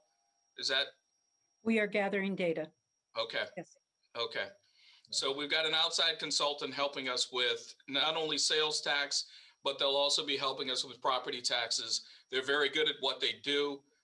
I used them over in my former position, and they were very helpful in helping us project property taxes. So we've got some professional help in that area too. And those graphs in the back of the CAF are actually pretty interesting. All the ones with the biggest sales tax providers as far as companies in Galt and employers. There's a lot of actually interesting things in those. So anyways, so Mr. Mayor, and I'm glad you brought that up, because that section is called supplemental information. And so it's all good information about where we've been, where we are. And so it's good information about Galt. And so I've always, even once you get beyond the sort of the statements, it's the supplemental information that gives you the details as to, okay, here's what Galt is all about. Biggest employers, overlapping debt, debt margin, just various other things, operating indicators by function. There's just a whole lot of capital asset utilization. There's just all kinds of good stuff here. If you're an accountant geek like myself. So I have one last question, then I'm going to be done. I'm going to go back around to the council. This one just is for Mr. Young. And I know I kind of pounded this one pretty hard last time, this whole issue with the AB 3773, but for those watching at home, I just, this is something that just keeps coming up every year, but in your statement, you basically say, in our opinion, the city complied in all material respects with requirements referred to above that are applicable to Parks and Recreation Fund for the year. So basically what you're saying is, you guys say this every year, well, in our opinion, the city's complied in all material respects. So what respects are you saying that you can't really weigh in on? I mean, again, last year, I think it's like, well, we're not like we even said it here. Our audit does not provide legal determination of compliance. So you're saying that in your opinion, we are compliant, but over here you say, but we're not going to provide legal determination that you're compliant. So would you like to please explain the difference in those two, if you could? Yeah, the primary difference of why it's in all material respects is because we are sampling transactions that are a significant dollar amount that should be representative of the population, but we're not looking at every transaction. So if there's a transaction that was not selected, that was out of compliance, we would not know about it because that's not one that we selected. Of all the items we selected that we compared to AB 3773 as to what their money should be spent for, they were in compliance with the Assembly bill, and that is the opinion that we are giving. And as you mentioned, yeah, as far as a legal determination of what the Assembly bill is saying of what is compliant, we are CPAs and we are not attorneys. That's basically what that's telling you. Yeah, so basically just kind of put it in layman's terms, your job is to make sure that 2 + 2 = 4, and that when a check was written, that, you know, that check was written for something that looks like it was being spent for Parks and Recreation and not, you know, something for the police department or something. In layman's terms, that's a good way to describe it, yes. Okay. So, I mean, it's hard for you to weigh in on things like, you know, one of the big questions that comes up every year is about the sales tax, you know, on the market. Like all the sales tax collected on sales at the Galt market don't go to Parks and Recreation, as far as I know. So there's always this constant question about why don't they? Because the Assembly bill says all monies made on that property are supposed to go to Parks and Rec. But that's not, that falls into the legal, like whatever, that's not an accounting question. Yeah, it's exactly what you're asking is a legal determination of what the Assembly bill is saying and directing the city to do, and that's not what we are doing. Right. And I'm not sitting here saying for any reason that we're not being compliant. I know there's a lot of questions for decades whether or not the Galt, you know, there's talk about the central service costs, and well, that's technically, you know, I mean, I think there's, you know, there's always different opinions, and so. But what I just seem to find is that every year we're having an accountant tell us that we're compliant with AB 3773, when really sometimes I feel like it should be like, you know, maybe an attorney. Well, I know our city attorney will say that we are, but I feel like, you know, sometimes people look for a different opinion from somebody. So I do appreciate you, you know, giving us the best you can on saying that we, you know, for the most part, we believe you are, and so on and so forth. I know that's not going to be good enough for everybody, but this is just a big deal. I mean, it's a big issue. It's something that's been, you know, around longer than, you know, I've even been alive. So to put it bluntly, so it's just something that I have to ask each year and kind of dive into that. So I appreciate your answer, Mr. Young. And with that, I will let another council member go. Does anybody have, just raise your hand if you have other further questions. I can just call you out. If I may, I would just add, Mr. Farmer, yeah, I don't want anybody to think that letter is taken lightly. We do a lot of work surrounding it, and it is, we read the Assembly bill, we sample a lot of transactions. So I know it's important to the city and it's important to us as well. But yeah, like you said, we as accountants are interpreting what the Assembly bill is saying and verifying that the transactions that we have looked at are in accordance with essentially our interpretation of the bill.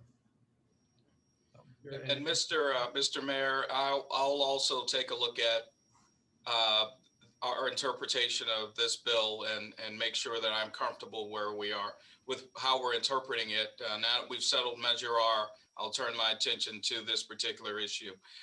Also, I wanted to correct myself. The section that you were reading from last, that you brought up a minute ago, was from the statistical section, and I mistakenly called it the supplemental section. So my apologies. So I wanted to make sure that was corrected for the record. But yeah, I will be looking in AB 3773, just to, especially now that the Galt market plan will be coming before council at some point in the near future. So I just thought I'd let you know. I told you that when we were talking the other day that this is similar to Measure R, when there is this lingering interpretation and there's just varying opinions, and I think there's never going to be a full resolution to suffice all those opinions. And so I understand.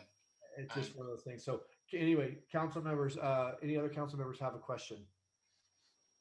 Just raise your hand if you do. Vice Mr. Mayor, Chair, I don't have a question, but I will make a comment. Thank you for Mr. Hine. If you can look him up, that AB 377. let's say my opinion, we really need to look them up and see what's in it. There's a different opinion. So every year is coming a different opinion. I know. So we have to come some kind of conclusion where we can go. Yes, I agree. It was the same approach with Measure R. I took a look at it. I got the city attorney's blessing. I presented it. Now we move on. And now I no longer have to worry about making sure the police get the funding and the resources they need. And so as we move forward with this Galt market plan, I have to get this AB 3773 issue settled because I don't need that particular distraction while we're trying to make big decisions about that property. And so I'll be looking into that as well. Ms. Steiner, you had a comment? No, excuse me. I was just going to state that my office has given the city an opinion on AB 3773, which I believe Mr. Hines has, and is clear, and so we've been working on that issue, and we're happy to continue to work on that issue to resolve any lingering questions that people have. Okay. And I appreciate that. But as we all know, I mean, even attorneys, 10 attorneys will have 10 different opinions. So sometimes the opinion of the city, our city manager or our city attorney isn't always the end all be all in some people's eyes. So, but that's just how it is. So. Right. And I would just note that the bill does use the term rents, as it doesn't use the term, revenue. It uses the term rents. So. Interesting. Thank you. Yeah. So again, these are things we'll be looking at, and so don't be totally surprised if we have another robust conversation about this issue coming before council at some point in the future. Yeah. Any other council member have questions for staff before we move off of this item? Okay.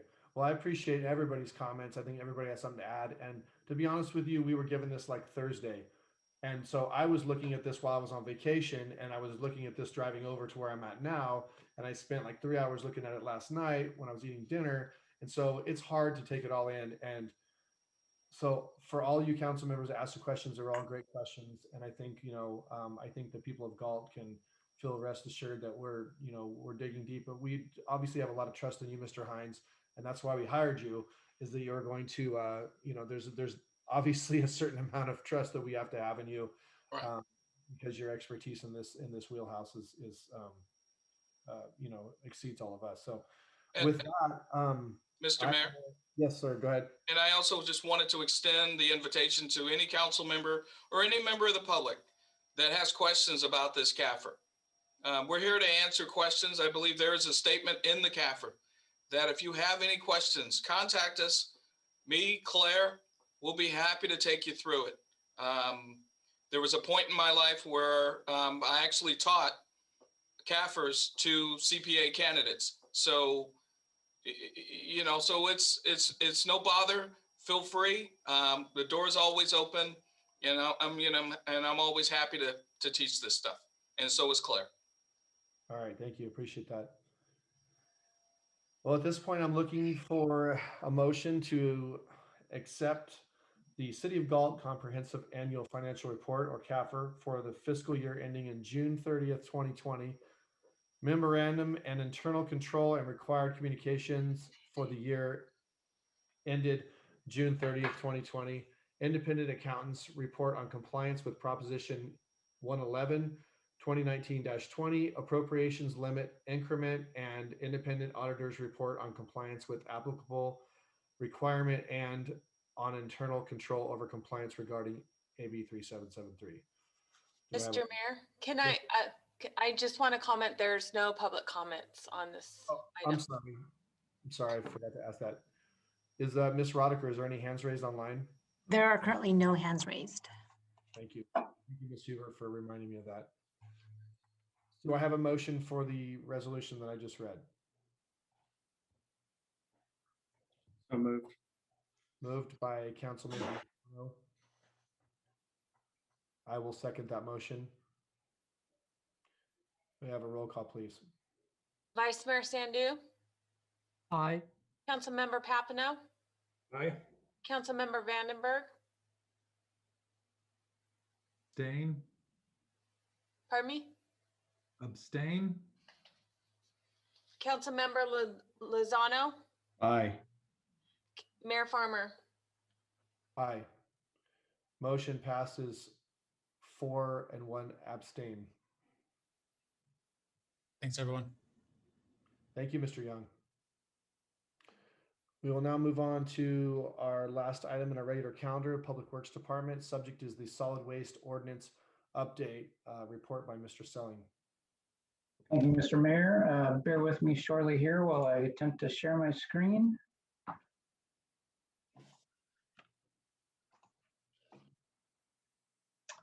And hopefully you can all see the presentation. Yes, we can. Okay, great. Well, thank you again. Good evening, Mayor Farmer and council members. Mike Selling, I'm your City Public Works Director, and I'll be providing an overview of the solid waste ordinance update.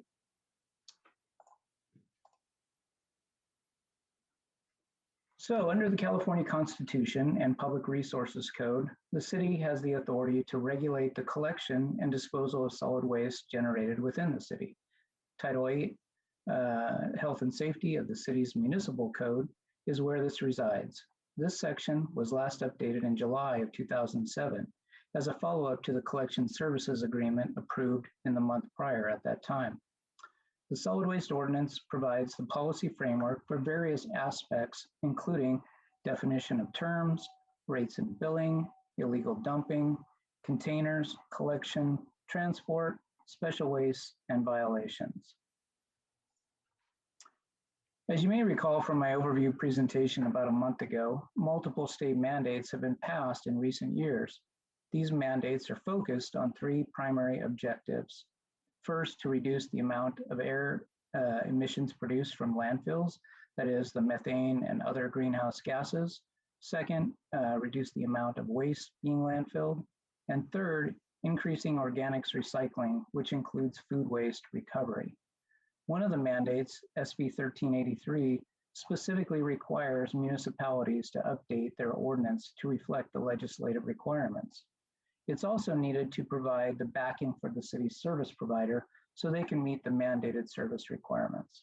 And then, of course, it's necessary for the city itself to avoid potential fines and other penalties or enforcement action from the state.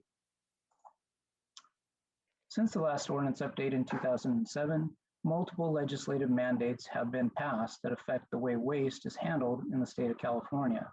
Starting with AB 341, which was passed in 2011, this bill increased the overall landfill diversion set by a prior mandate, AB 939, from 50% to 75% by next year, 2022. Additionally, to help achieve that level, AB 341 mandated recycling programs for businesses, public entities, and multifamily units such as apartments and condominiums that generate 4 cubic yards or more of waste per week. Next, we have AB 1826, which was passed in 2014. This bill piggybacks on AB 341 in that it further requires recycling programs for organics and food waste for the same entities. While the initial threshold was 8 cubic yards per week, the legislation now requires these programs for generators of 2 cubic yards per week as of last year and going forward. The last and most impactful mandate is SB 1383. This bill was passed in 2016 and requires 50% of all organics to be diverted from landfills by last year, 2020. The mandate becomes enforceable 1 year from now in January of 2022. SB 1383 also has a second tier that requires 75% of organics to be diverted by 2025. As I noted in last month's overview, it's a statewide basis and not jurisdiction by jurisdiction. So for outreach, while there typically isn't much in the way of outreach done for an ordinance update like this, given the magnitude of these mandates, however, the city has proactively noted the need for an ordinance update relative to these state mandates over the past couple of years. References were made in various council presentations leading up to and after the franchise agreement, specifically back in September 2018 when the agreement was approved, then in January of 2019 when the rates were approved, and July of 2019 when Cal Recycle representatives made a presentation that largely focused on SB 1383. More recently, the city sent letters to all commercial accounts advising of the new mandates just a couple of months ago in December, and also contacted the chamber letting them know as well. Public Works only received one call inquiring about the applicability in response to those letters. I also reiterated the need for this ordinance update in the overview presentation that I made last month, and that the SB 1383 legislation specifically requires an update. In that presentation, I further noted that city staff will be working in cooperation with Cal Waste staff to outreach to the commercial sector, particularly to advise and assist them in achieving compliance. While SB 1383 doesn't become enforceable until January of next year, the ordinance update is the key item needed to back the efforts that will occur over the remainder of this year to achieve compliance by that deadline. This update actually resulted in a great deal of much needed revision to reflect industry best practices. Many of the terms were deleted or revised, and the code references were changed to reflect the mandates that I've noted. While the mandates are fairly strict, there are a couple of non-residential exemptions allowed, such as for insufficient space to place the multiple receptacles and a de minimis organics generation level, which is roughly a half a cubic yard per week or less. The mandate does also allow for some other exemptions for low population areas, basically that have less than 7,500 people, and then higher elevation areas, which are above 4,500 feet in elevation. And obviously neither of those are applicable for the city of Galt, and so they are not reflected in this ordinance update. Though the mandate does allow for self-hauling of integrated waste, I want to point out that the city's franchise agreement largely restricts it. However, we have included it in this update to reflect the mandate. I would also note, though, that for any city-approved self-hauling, the party will need to track and report to the city the types and quantities being hauled and where they are taken. Not adhering to these requirements would result in enforcement action and likely required service in lieu of self-hauling. With regard to next steps, the second reading of this ordinance is required and scheduled for the March 16th council agenda. City staff will continue to conduct outreach and education efforts on these state mandates to help everyone understand what's being required.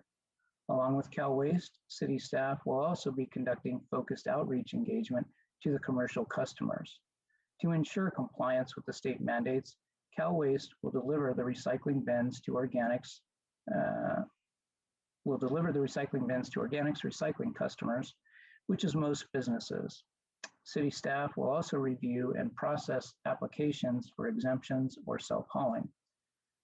The city's website will reflect information and links to various resources to help answer questions. And of course, staff will be available as well. And then lastly, staff will be working with Cal Waste staff as well as Cal Recycle to monitor and report on the types and quantities of organics received and processed. Mayor Farmer and fellow council members, this concludes staff's presentation. Along with myself, staff from Cal Recycle and Cal Waste are also in attendance tonight to answer questions. And I want to thank them for their willingness to attend and participate tonight. And specifically, we have Ms. Furch and Mr. Carlson from Cal Recycle, and we have Mr. Vaccarezza and Mr. Snyder from Cal Waste.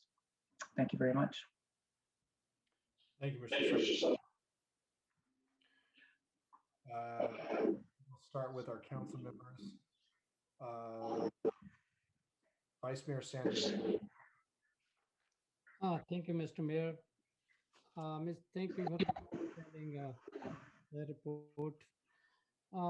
Just a few clarification or few questions. The last time we update back in 2007, and the reason we want to update now due to the SB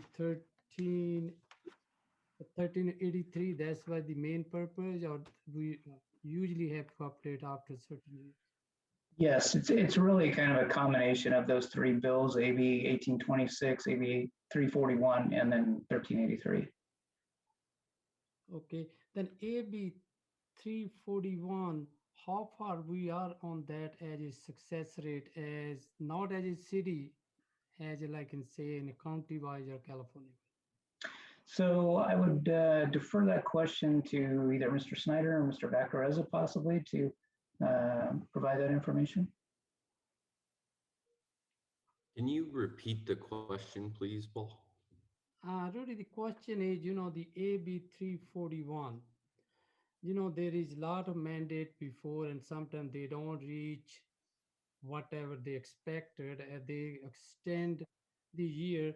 I'm talking about especially on that AB 341, whatever the requirement, how we far as a state-wise or as a county-wise or as a city-wise, are we approaching? Because they say 50% to 75% by 2022, and they start back in 2011, right? Yes, yes. So the state's metrics of how they measure diversion has changed over the years, and I believe it's planned to change into the future. But currently, right now, we are meeting the diversion requirements of the state associated to the city. But when when this new bill kicks in January 1st of this year, those metrics will change, and we need to craft our programs to keep up with the requirements of individual businesses. It's not necessarily grouped the same way that it was, where it's the diversion requirements of the city, but now it's actually requirements of the individual sites. All right, thank you. Then Mr. Selling, my next question, there is on the report is mentioned something is self-hauling. Could you a little bit explore on that kind of detail? What, how are we gonna make in kick in or if something, can you explain that to the public? Yes, yes, Vice Mayor. So essentially, as far as self-hauling goes, someone would need to basically fill out a form. We've generated a form now, and basically describe what they're proposing to do, what types of materials and where they would plan to take it, and then we would have to review and approve that. The other thing too is that they're going to have to report back to us, that information.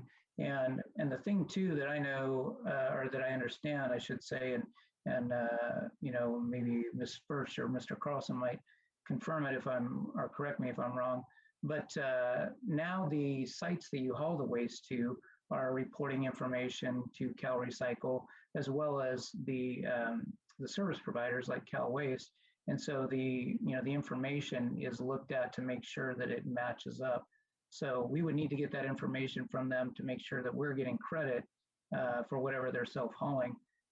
But really, what's the reason that they're self-hauling too? Because per our franchise agreement, essentially everyone in the city is required to receive service from Cal Waste. So. All right, thank you. Councilmember Papineau.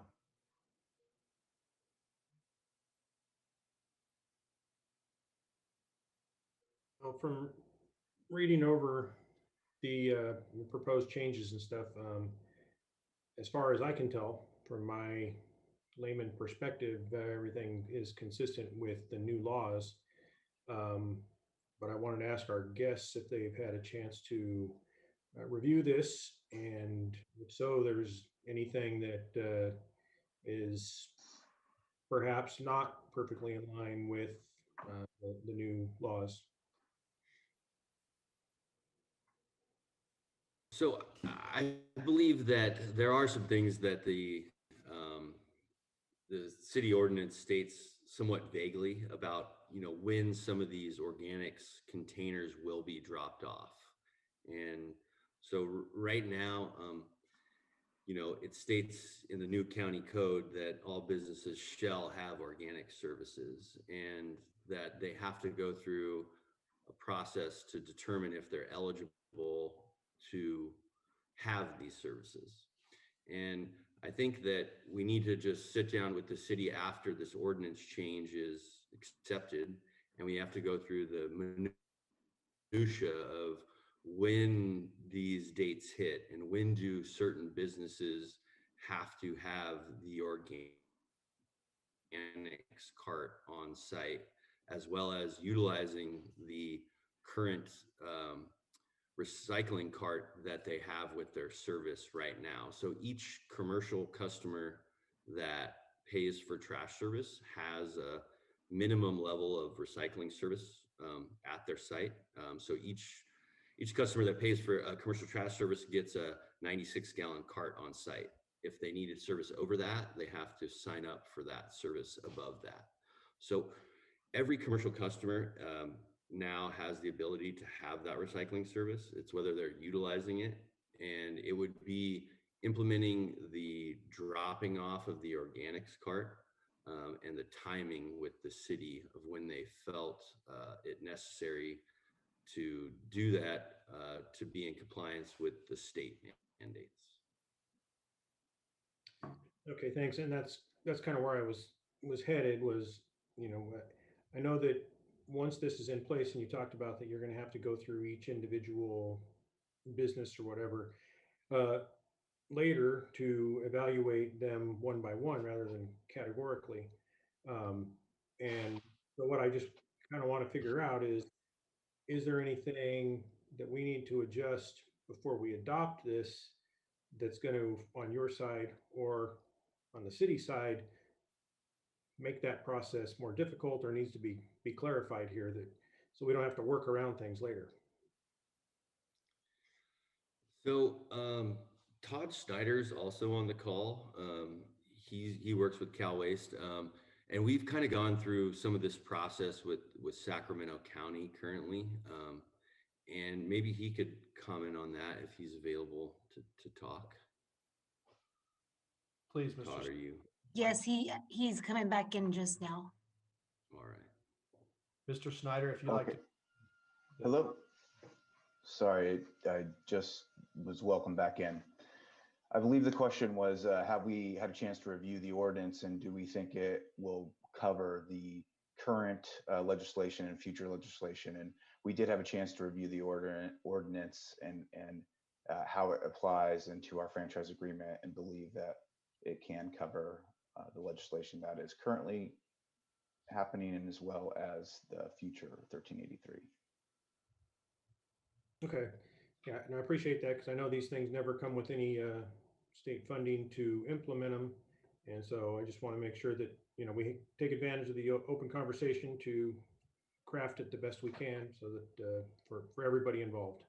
Well, Mr. Papineau, quite frequently, the state does they do the bans without plans. And so we, as a private industry, have to kind of react to then deal with it on the back end. And, back in 2019, when we had the new contract come on, and with the environment with the commercial, our commercial customers in the city of Galt, I think it is necessary to do more of an extensive outreach campaign with the rollout of organics, because this is, whether we want to say it or not, this is an added service that we're requiring businesses to have. And Cal Waste we've been the service provider in Galt since the early 80s, and we don't want to sacrifice that relationship with those customers anymore. So I do think that we need to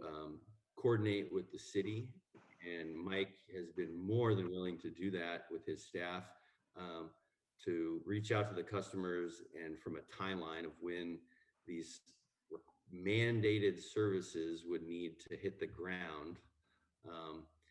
We just need to be in communication with them, and we have been, but now that this is coming to fruition, now there's some teeth to the legislation on how we're gonna, I guess, what's the words I'm looking for here, Todd? Yeah, roll this out. I mean, Yeah. we work very closely with the city staff and also CalRecycle, and I don't want to put words in CalRecycle's mouth, but they've gone to great lengths to educate and try to provide tools to all jurisdictions on updating their code so that they can be prepared. I mean, when you step back and look at the big picture, we live in California. Greenhouse gas emission is a big deal here. So the older legislation wasn't quite reducing the organics out of the landfill, therefore reducing the gas. So there's more prescriptive legislation now that's going to require businesses to have a more scrutiny of what's going in their waste stream. So in terms of timing, there's these three pieces of legislation that Mike detailed very well in his presentation. And as all jurisdiction, the whole state is rolling this out, those dates will become more relative as they are rolled out and cemented. All right. Well, I appreciate that from everybody. I do understand the state is imposing mandatory services that our businesses are going to be required to have. And, I believe in the last go around with the contract, there were questions that went unanswered and there were surprises that came. And I want to make sure there's no surprises this time. So starting from the ordinance and then secondly, the implementation, just want to make sure that all the questions have been asked. So thank you guys, and I'll yield to the next council member. Thank you, Councilmember Papineau. Councilmember Vandenberg, if you have any questions at this point? Thank you, Mayor. Yeah, just a couple real quick. On 8.16.030, previously it was based on a specific amount and now it's not. So it seems a little arbitrary. I'm just curious why it's not set. Previously it was like a penalty or I forget the exact verbiage, but it was set on 3 months and now it's a little open-ended, which concerns me a little bit. And then I'm curious if this is going to, in the future, is it going to carry over to each household? And are these green wastes being accounted for by volume and benefiting the city if we do better than other cities? So I want to go back to 030. You said something about 3 months first, Councilmember Vanderburg? Yeah, I should open the page first. I apologize, but Oh, that's okay. I was just skimming it, but I didn't see any time frame that. 016 0.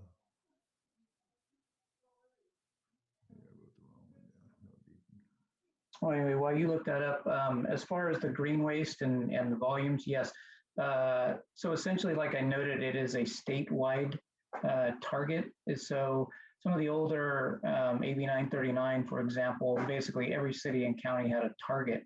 And so that's what's changed essentially with this new legislation, is now it's a statewide. So there is a possibility, yes, that Galt may recycle more than its fair share of organics. Would we get credit for that? Not really, because it is a statewide goal. So I would speculate probably the larger, metropolitan areas will likely, be bearing the, more than their fair share of the load, so to speak, because you have a lot of smaller, rural and high altitude. You heard about those couple of exemptions for smaller communities under 7,500 people or higher than 4,500 feet in elevation. All those folks are off the hook, basically. So that means the rest of us are going to have to make up for them. And so I think that really the smaller the agencies are, they're going to be relying on the bigger metropolitan areas to shoulder the bulk of the target. So. Can I actually add a couple of things to that? Sure. Yeah. By all means, Mr. Carlson. Thank you. Thank you. Robert Carlson from CalRecycle. Thanks for having me at your meeting, and I appreciate all the work that you put into this revised ordinance. Just regarding some of the requirements for SB 1383. The requirements, as was mentioned, for the 50% reduction is a statewide requirement, not a requirement on the individual jurisdictions. The jurisdictions are required to implement programs. And so to have the programs, to have the bins, to have the collection, those are the things that are required of the jurisdictions. There are requirements on facilities to ensure that the programs are being effective, so that we will be measuring the amount of organics flowing through our transfer stations, recycling processing facilities, compost facilities, et cetera, so that we can identify whether these programs are being effective of removing these organic materials out of the waste stream, preventing them from making it into the landfill. The amount of material that is expected to be diverted, or is it's required to be diverted, it's meant to be all of the divertible material, understanding that perfection is impossible. So as we go through implementing these programs, we expect that all of the green waste, all of the food waste, all of the cardboard and paper is being diverted out of the disposal stream and into either a recycling stream or a compost or anaerobic digestion stream. And we have various metrics imposed on those facilities to make sure that they're operating in ways that are congruent with the way that the 1383 is set up. And then there are the other aspects of 1383 that are not associated with solid waste that are, work hand in hand. So we do have the edible food recovery component of 1383 that is an effort to bring some more of that material out of the waste stream, edible food that would have otherwise been disposed of. There's the procurement requirement that is meant to build markets for the compost material and other energy products that are created from the diversion of the from these organic materials out of the landfill. And so it's a relatively large program that's meant to have aspects that are not just about providing service and getting the material out of the landfill, but finding homes for it, building markets, and ensuring that we meet our climate change goals. Robert, could you possibly talk about the de minimis requirement that Cal Recycle is promoting around organics so the council can understand that for commercial businesses? So, sure. The de minimis exemption is a jurisdiction granted exemption, and this is sort of piggybacks on the previous de minimis exemptions that are being offered under 1826, which is the mandatory commercial organics recycling program, which has been in place, I think, since 2016. And the most recent de minimis level for that program was a half a cubic yard of organic waste. So any commercial entity that generated more than 2 cubic yards of total solid waste, but less than a half a cubic yard of organic waste could qualify for a de minimis exemption. Under 1383, that de minimis exemption changes, and it's really based on the carts. So if you have a green waste cart and a sort of a blue recycling cart, and then your gray trash cart, the de minimis is based on each cart. So, and I'd have to check the reference. I believe it's 10 gallons per cart. So if you are generating less than, say, 10 gallons of food waste in your green cart, then you don't have to have a program for that. But you would still have to have a program for your paper and your cardboard and the other organic materials in your blue bin, because that de minimis level is set separately from the green waste bin if you have a 3-cart system.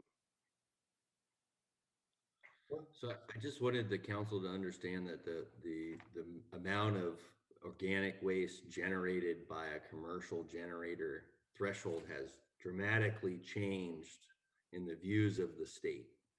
And that's why we're updating the ordinance to account for that and to go after the customers that Robert just described, that the state is trying to get to. Thanks for piping in on that, Rudy. I appreciate that, because I was curious of what was the point you're making by that question, because I think it's important for the business owners that are out there watching this and that will hear about this, that they understand, are they going to be, because I think Galt, has a lot of small businesses, and I know I foresee this hitting like our supermarkets the hardest. Some of our larger restaurants maybe, but a lot of our small mom and pop places probably not so much. I mean, I'm trying to thinking, if they each have like a 30-gallon, I don't know what the common size is, but let's say they have a 30-gallon trash, 30-gallon recycle, and a 30-gallon green waste. Based on what you guys just said, I don't foresee like a lot of small businesses falling under that. So would they be exempt? I mean, would they be one of the ones that would be looking for exemptions, or can somebody elaborate on that? So I can try a little bit. This might be something better suited for the haulers who understand the businesses and how they're set up and what they're currently doing. But as I mentioned earlier, this exemption is a jurisdiction granted exemption. So this would be an exemption request that the jurisdiction would have to receive and evaluate on a case-by-case basis to determine the eligibility of a particular business for this particular exemption. I don't know how many small businesses or how small they are, what their typical service is. 10 gallons is not a huge amount of material. 10 gallons of say food waste might be a lot for some small businesses. They may not be generating quite that much food waste, but certainly for things like cardboard or paper, a lot of small businesses are going to be generating at least 10 gallons worth of printer paper or envelopes and that sort of thing. And some of my comments, Sean, was maybe that while we have the bones of the ordinance in place with saying businesses shall recycle organics and shall participate in traditional recycling, and I'm sure Mike knows, is we have a little work that we need to do after the ordinance is adopted on how physically the process will work of dropping those carts off at the businesses that are eligible to have that requirement. So that's what I wanted to let the council know, that there is a little more work to do, but the ordinance change that we're doing today is going to allow us to do that. Okay, so I just want to make sure I'm not misunderstanding what you're saying, Rudy. With you're saying that the way that the ordinance, and this, and I want you to be frank with us, Rudy. From your perspective, do you think the verbiage, the verbiage of the ordinance, the way it's being presented to us tonight, is going to allow that fine tuning between yourself and the city of Galt with Mr. Selling, that's going to allow that tweaking, or you're saying that we're a little premature and that there needs to be? I'm trying to understand what you were saying. Okay, maybe I wasn't clear. I think that we have that wiggle room, I guess is what you call it, is where we have the ability to craft the details of how we get to the end with the way the ordinance is written today. Because it's written vague, because it's not real specific. Is that what you mean?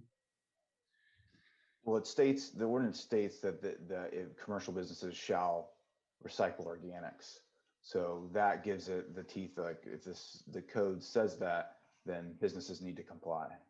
Right, but the fine tuning that Rudy's referring to is the rolling out of the carts and how we're going to do that, and the outreach and the timeline. I mean, there's a lot of things not specified in the ordinance, right? Well, a lot of those items are specified, will be specified in the franchise agreement, and so the ordinance provides the mandate and the details of exactly how the carts will roll out, the timing of the carts rolling out.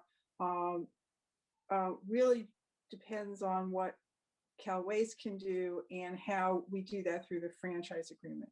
So rather than put deadlines into the ordinance that we would then have to come back and amend, we drafted the ordinance to allow the city and Cal Waste to sit down together, come up with standards, come up with a time schedule, figure out exactly how they're going to do it. And all the while, the commercial operator, the commercial customers who Cal Waste services directly will have the legal mandate to comply, but the details of when they get the car will be part of your franchise agreement administration. I just want to be sure that, last time this happened, there was a lot of, I think there was, mainly two parties involved, which was Cal Waste and the city, and the business owners were kind of left in the dark a bit. And so we saw the result of that. And I just want to make sure that that doesn't happen again now. I think that this is a three-party discussion. This needs to be, heavily proactive outreach, so that nobody's surprised by this. And I know that I know that you guys did outreach last time, Rudy, but I think there was some discrepancies with when it was the timing of it or whatever. And I'm not going to point any fingers on anybody who's responsible. It was messy. The whole thing was a mess. And the fallout from it was a mess. And so I just don't want to be, I sure in the heck don't want, I know that any council member that's sitting on this council right now wants to be involved in something that even resembles something like that again. So I want to make sure this goes off cleanly. I think that's the best interest of all of us. So for me, I just want to make sure before I consider an ordinance tonight, I want to make sure that we have representative from Cal Waste saying, yes, I think it's worded properly and we could work with it. I have Mr. Snyder and Mr. Carlson and whoever else is present here, Ms. Furch, they're all saying, yes, I think this is a good thing going forward. I'm more interested in what everybody says together than what just, and no offense, Mr. Selling, but I'm less interested about what just the city of Galt says this is a good deal. I want to hear everybody say that they agree with that. Go, Mr. Lozano, go ahead. Yeah, I'm might be a little slow here tonight. So help me understand. This is an ordinance that was last changed how long ago? Did we last? Almost 14 years ago. Okay. So this is just what we're doing, what we're approving tonight is the ordinance that complies now with state law, the new state law. Yeah, you're not really approving it tonight. This would just be the introduction. Right. So, right. But yes, so this gets us current with state law. Think of this as like the framework, if you will. And then like Rudy was saying, we'll have to work through the details. So yeah, when the mayor used the term vague, yeah, it wouldn't be my first choice, but yes. So this basically, like I said, it's the framework. It doesn't get down to the fine details. As Ms. Steiner noted, those details are largely enumerated in the franchise agreement. So. Okay, so I think I used the term vague, so I apologize for that. Oh, okay, sorry. And I get the idea, and I appreciate everyone's input and everyone being here tonight to say that we can work with this ordinance. But there is already a signed franchise agreement in place. Is that going to be coming back to us for revision because of the new laws? No, we don't anticipate that at this point. Okay, so that's already in place. So help me understand this. And again, I come from just quite honestly ignorance, and so I just need to understand. What are we working on then? So this is the ordinance, basically, like I was indicating, the best term I can come up with is the framework. So these, I mean, like if you were to go through it, there's a bunch of definitions.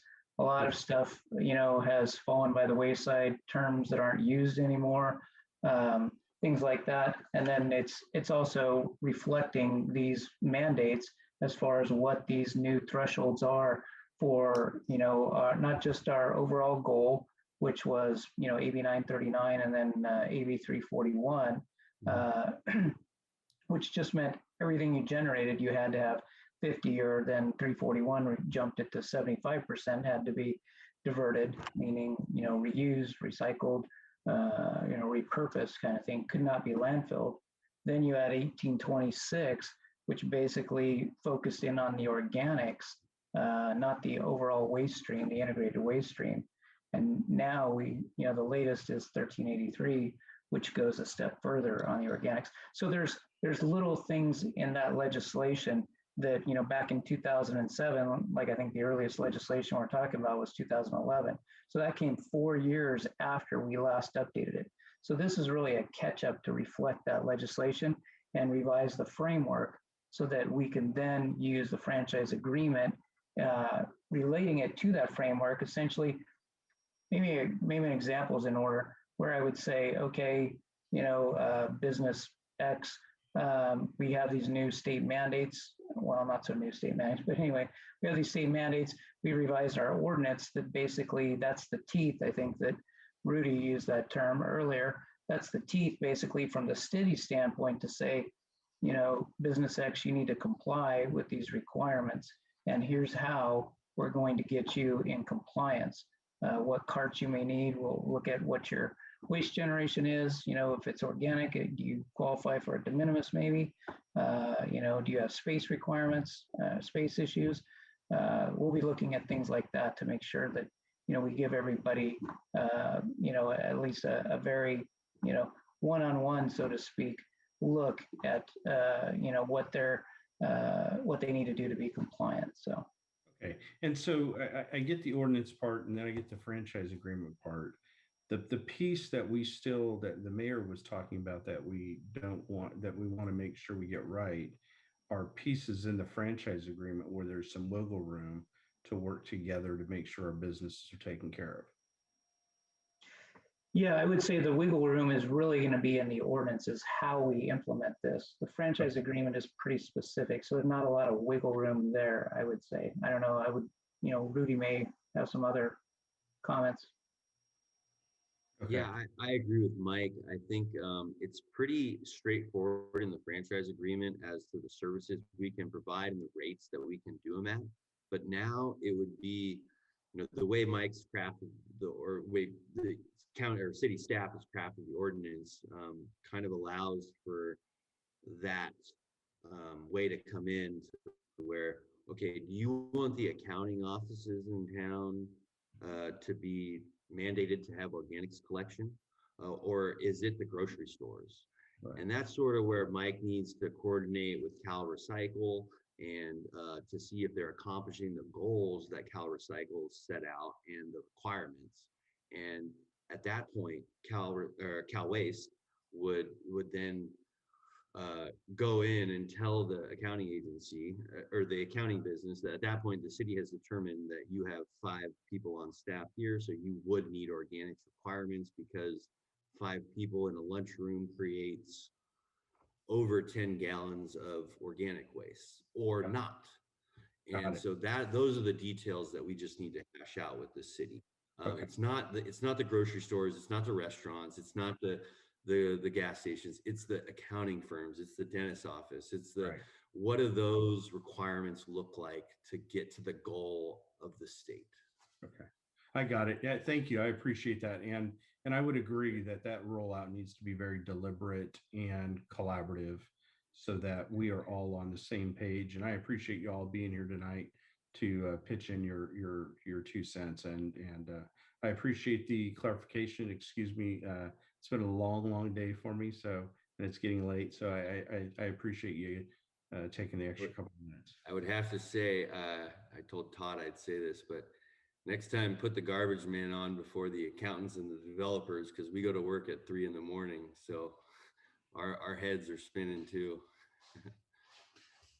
Councilmember Vandenberg, you had a question? Yeah, just real quick. This is an ordinance so that everybody complies with further division of waste, not necessary new charges. Are these grocery stores, for example, will be a likely target? Are they going to be charged a new rate for a new service, or this is an existing service, just more division? I would anticipate it will depend. And I would say largely there probably will be some additional charge. Yes, because if you can imagine your waste stream, pick a number, let's just say 10, you generate, 10 pounds. And of that 10 pounds, 6 of it is organic and the other 4 is inorganic. So the way it's currently being sorted, the organics are not being pulled out, okay? Mm-hmm. So those are being put into the trash I guess they're basically being put in the trash or the green waste, depending on if it's, food or actual green waste. And then the other part is the recycling. Now you're basically going to have to pull those organics out and have them recycled. So what that charge may be, there may be some offsetting. You may be able to downsize your garbage container because now you have to separate that organic material into an organic container. So, but I would say largely there's going to be some additional charge would be my guess in most cases. Rudy, you have any thoughts on that or Todd? Yeah, so the city of Galt has, about roughly 180 to about 200 commercial customers.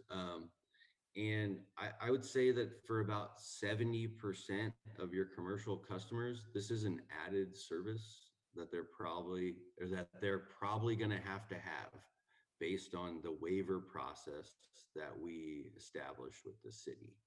So this really isn't adding a cost to the grocery stores and the restaurants because they participate in these programs already. And the grocery stores kind of were one up on us, and they had their own food waste programs to where when their purveyor comes and drops food off, they're taking some old food away. But we're talking about adding a service to about 60% of the commercial customers in the city of Galt. And this is a required service based on the ordinance that you're about to pass.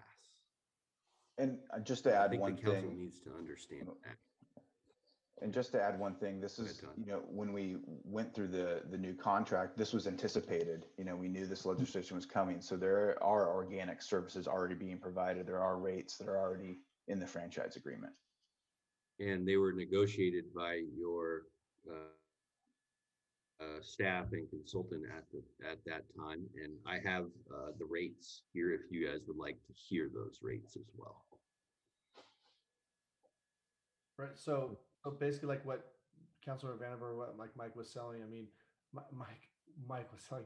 What Mike's selling was saying is, it depends if a particular business is able to cost average. Like, well, if I'm going to have to divert more waste from garbage to organics, then I can downsize this cart in order to afford the additional organics cart that I didn't have before because I was, I'm an office supply store.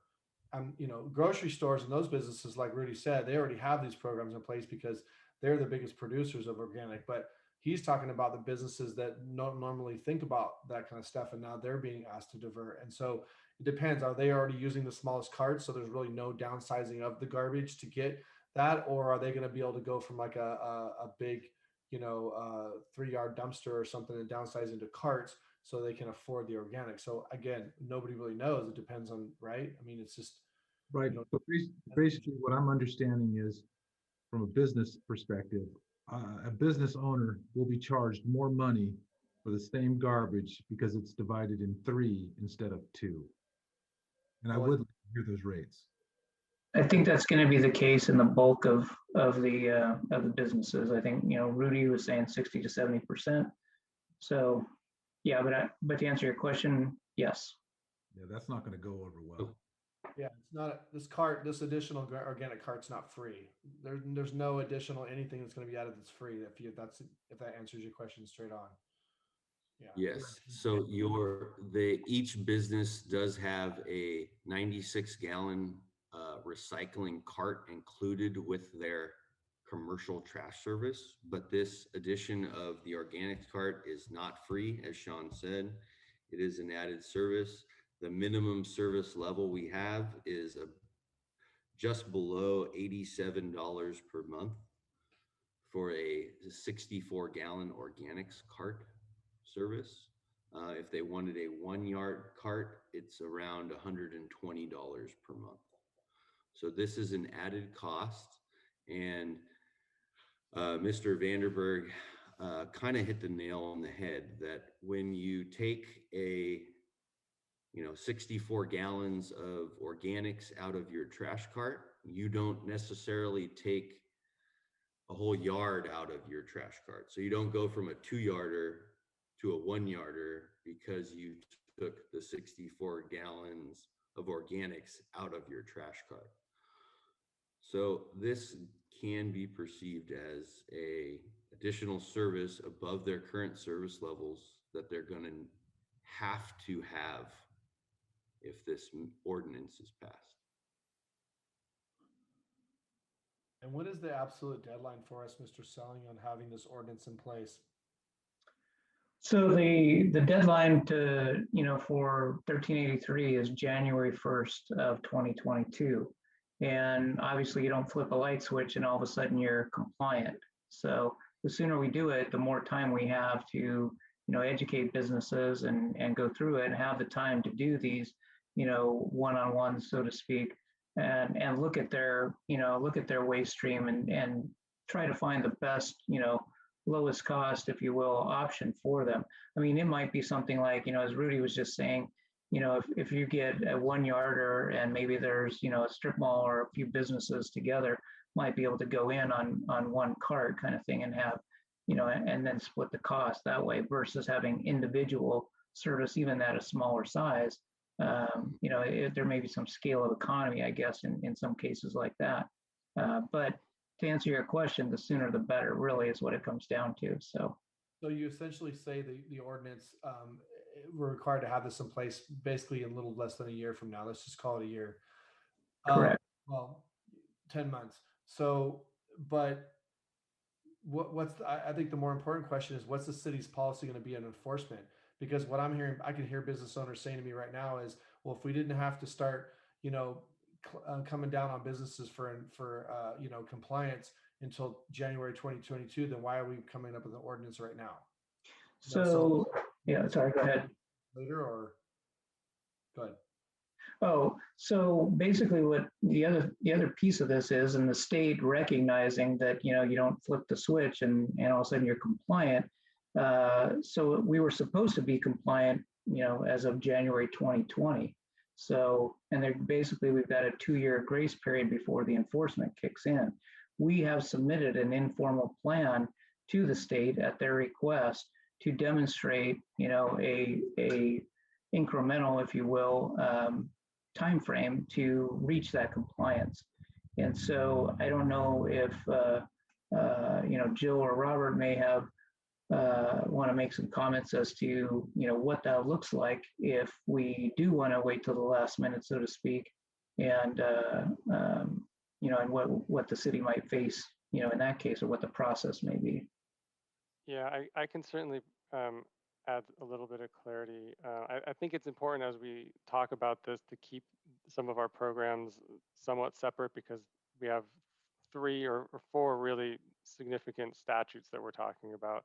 The most important ones to this conversation right now is 1383, which is the Short-Lived Climate Pollutant Act, which is what is going to be driving a lot of this new organics diversion programs, and has all of these other aspects to it that I mentioned earlier, the edible food, the procurement, etc. And that has an implementation date of January 1st, 2022. What Director Selling was discussing a moment ago about the informal plan, and that had a previous implementation date, that was for 1826, or the Mandatory Commercial Organics Recycling Program, and for 341, the Mandatory Commercial Recycling Program. Those, while they have some overlap in the kinds of programs that they are meant to implement, they are separate laws. They have different implementation dates and different requirements. So we are working with the city to make sure that the 341 and 1826 programs are being implemented, and we've extended some of the implementation dates in order to make sure that you have time to develop those programs. But for 1383, it's a separate process, and that is gearing up to be implemented at January 1st, 2022. So January 1, Sean, next year. Vice Mayor Sanders, you had a comment? Yes, I have a few comment.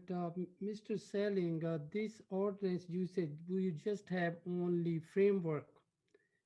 If we prove tonight, then you and the staff and the columnist have to work each other, not the council, right? Because this. Go ahead. Right, and my next question is, when it's going to implement, at this point is going to implement on January 2022, right? Correct. And my concern is we does not want it to happen the same thing. We are the first city to start something and the other city. Did you have, what about the other city? They're going to start on a January 22 or I believe at this time, nobody know, might be state can give some kind of grace. We don't know the other city can start on January 1st. That's my big concern at this time. And the Yeah. other, Oh, sorry, go ahead. the other thing is I like to bring the ordinance have a little bit more teeth. This is just a framework.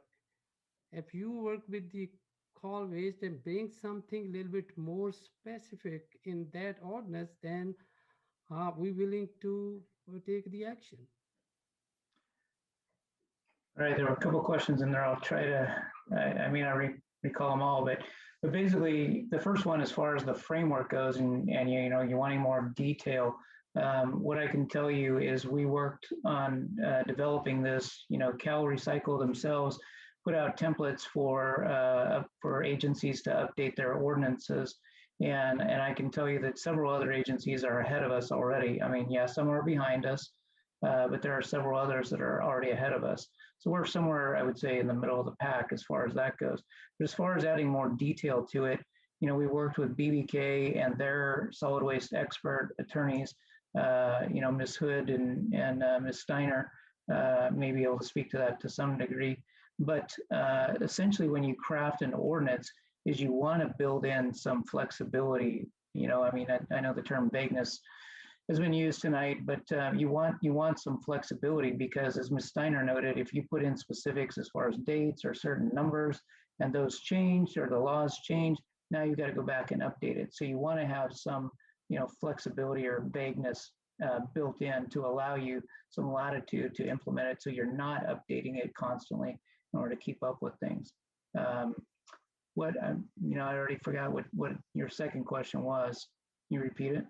My second question was, I'm talking about hypothetically, if we approve that ordinance tonight and you, like in department and always kind of work is a good faith, we does not want to start the implementation before anybody else. We don't want to be the first city, because that's what we have a backlashes last time. I know my job is different than staff, because I have to give the answer to my constituents. Why we were the first one to have a rate increase? Why we have the first one to Yeah, so to that, I would say, as Mr. Carlson noted, 1383 is, and I apologize for the confusion, it all does kind of start to run together. But as January 1st is the enforcement date for 1383, the last thing I would think any business wants to hear is for us to come up and say, guess what, next week or next month, if we wait till the last minute, you're going to need to comply with this mandate and retain this service. And they haven't had a chance to budget for it or whatnot. So I think us getting out early, working with them to see what their waste stream is and how they can best minimize their cost. If they have opportunities, like I said, to work with other adjacent businesses or whatnot to get a scale of economy, those kinds of things, it gives them time to do that. So yes, they may not necessarily need to be compliant or start the service months ahead, so to speak, but at least that we've talked with them and worked through with them how they're going to comply come January 1st. And I think I might have brought a little confusion to this that I'm sure Robert was just about to say as he got off mute. But so the threshold levels actually dropped in January of 2021 from 4 cubic yards of total service down to 4 cubic yards, but it's starting in January 1 of 2022 when it drops to 2 cubic yards of total service. So the threshold actually changed January 1st of this year, and then it changes again January 1st of next year to pretty much go from getting the high volume generators to getting the accounting agencies and the dentist's office. So it's not that the threshold has not changed, it's that it's changing more dramatically at the start of January 1, 2021. I think what the vice mayor is driving at here is that it's one thing to talk about getting this ordinance in because we have a deadline to get something in place and that takes time. But I think and hopefully this is where he was going with this one question is, I think my concern is it's one thing to talk about getting this in place, the framework, and then sitting down with Cal Waste and hashing out the details and how we're going to roll this out to the public and the timeline of, okay, this is how we're going to start outreach and we're going to go to each business and we're going to educate them on this and that and so forth if we haven't already started doing that or whatever. But when does actual enforcement really start? Yeah, we don't want to show up on December 30th and be like, hey, next week, you're going to start getting a citation if you're not compliant. But I can tell you that businesses are not going to start wanting to pay for an extra service any sooner than they have to. So it's one thing to go out and do that and brace them or brief them on it. But when is the city of Galt, when is this ordinance actually going to start being in effect? Or if it goes in effect, when are we actually going to start enforcing it? That's my question. The way that 1383 enforcement works, and I'll defer to others if I misspeak, but my understanding is that basically Cal Recycle will be it becomes enforceable from the state level to the agency, city or county level, January 1st of 22. In January of 24, January 1st of 24 is when it shifts from the state to the local agency level to the local agency to the specific business level. So again, this is a statewide target. And so what Cal Recycle wants to see is that local agencies have got their programs in place and getting their businesses to comply, so that they're basically looking at us as to, okay, are you guys meeting the programs that 1383 is put in place in order for the state to reach their goal? And if we're not, then we would go into an enforcement process with Cal Recycle. And I would look to Robert or Jill if they want to articulate what that looks like. So the answer, what I'm hearing is January of 2022 is when the city of Galt would really start,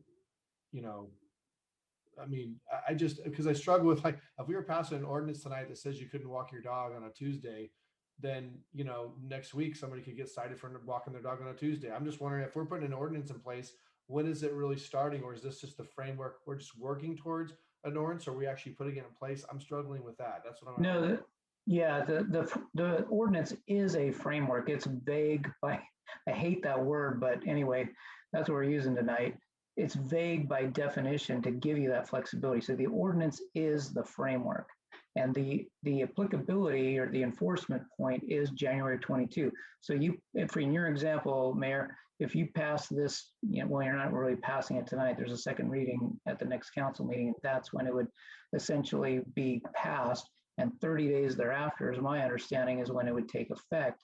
But the enforcement wouldn't start until January of 22. So it's really looking at, the end of the year for enforcement.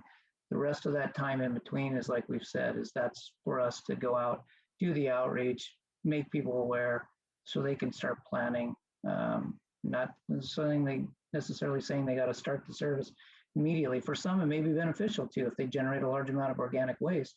For others, not so much, and they'll probably want to wait.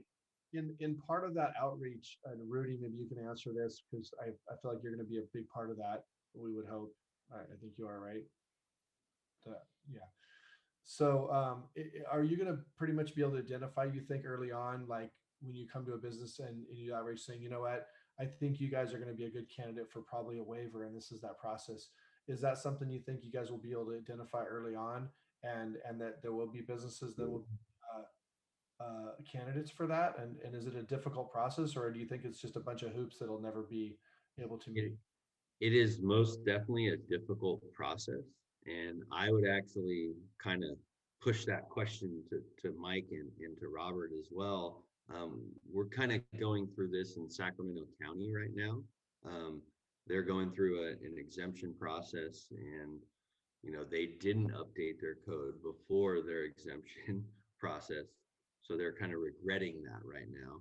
But I don't know the answer to that. I'm probably not the guy that's going to answer that. I think the city and the state might. Mr. Carlson, could you answer that question? Yeah, I can provide some information. As I mentioned earlier, the two major exemptions, the de minimis exemption and the space waiver, are jurisdiction granted. And so the jurisdiction needs to come up with a procedure for evaluating an exemption request and for granting them. There's sort of a framework of how that's meant to go about in the regulations, and what those standards are. Just briefly, it's meant to be, I mean, it's meant to be a little bit hard, right? I mean, this law was passed to get this organics out of the waste stream, to have this service provided so that that material is diverted away from landfills. So we want that material to come out. So we don't want it to be something that's super easy. But the waivers are there for a reason. And so to the extent that there's an established procedure and process in place, and there's an ability for somebody, whether it be somebody at the city or the hauler, to evaluate individual businesses, I think that's the way it's going to go. Cal Recycle really is not involved in creating the process. We'll eventually evaluate whether your processes might be, adequate or not, if it comes to that kind of an evaluation or compliance investigation. But generally speaking, it's up to the jurisdiction to determine what that process is, and make sure that those exemptions are being granted within the confines of the regulations. But the waiver. So I think what he's saying, Sean, is like, if you meet your diversion goals, we're all good. And I truly think that like the framework that Mike's laid out with this ordinance change allows us to do that with the city if we put the time in to play it out.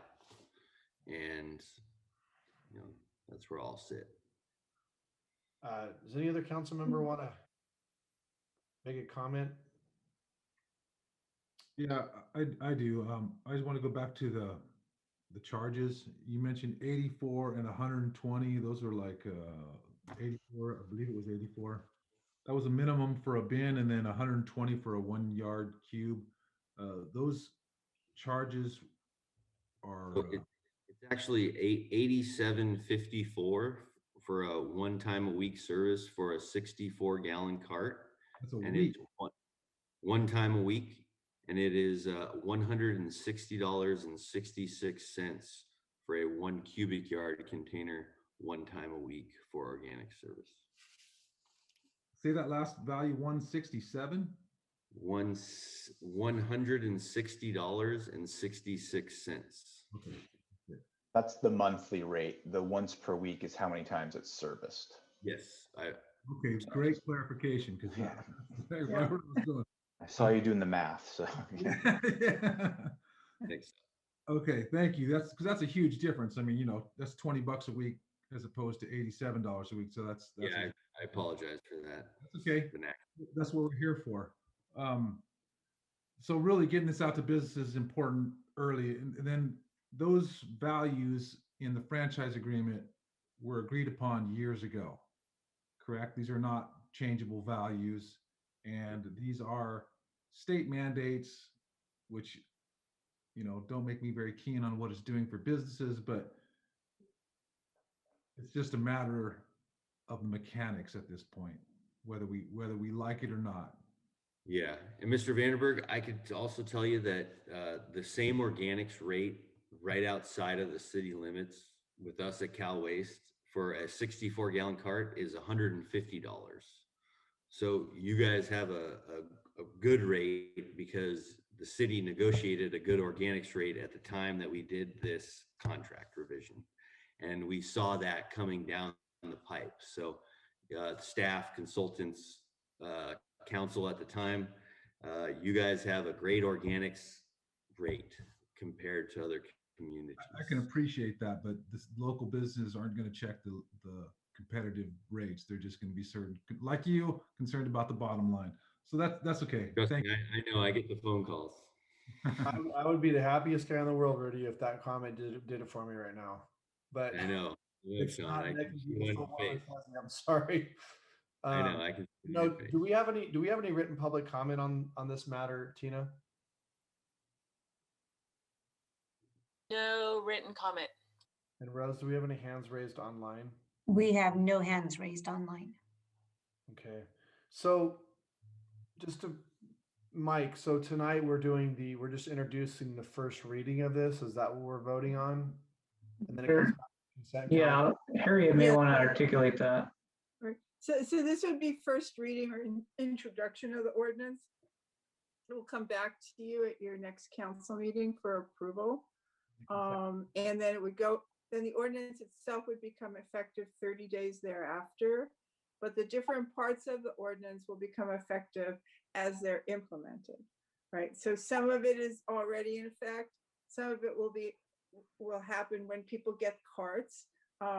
So there will be, and then the actual state enforcement on the organics portion will start next January 1st, right? So the idea was to bring you the ordinance now so you could look at it, hopefully introduce it, then at your next meeting, adopt it, and then at that point, staff will start together with Cal Waste would start doing even more outreach. And as I said, most of the provisions in the ordinance are already in effect. They're just clean up from what's, from the last 14 years. And the new organics implementation will be, first outreach, then a timeline, then getting the carts out, and then enforcement wouldn't actually start until by the state until January 1st. How do we as the city council know that the city of Galt and Cal Waste are going to, because obviously we already have our contracts already in place, and once we make this ordinance, that's going to be, pretty much, well, the framework. But where's the assurances that we're going to be getting, that the two of you are going to be able to come to an agreement that you both agree on how we're going to roll this out, who's going to be in charge of the outreach, and so on and so forth? I mean, we're just basically taking that on blind faith right now, right? So, Go ahead.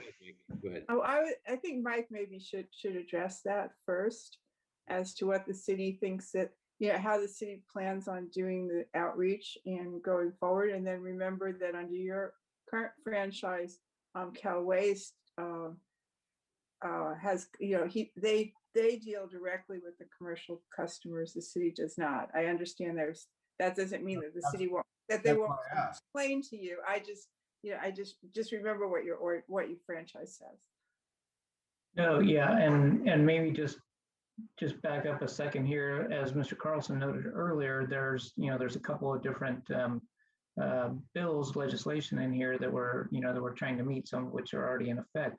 So we would sit down with Cal Waste and go through the customer list as to which customers are now applicable because of that 2-yard requirement, and then look at which other customers are probably going to come online for the organics.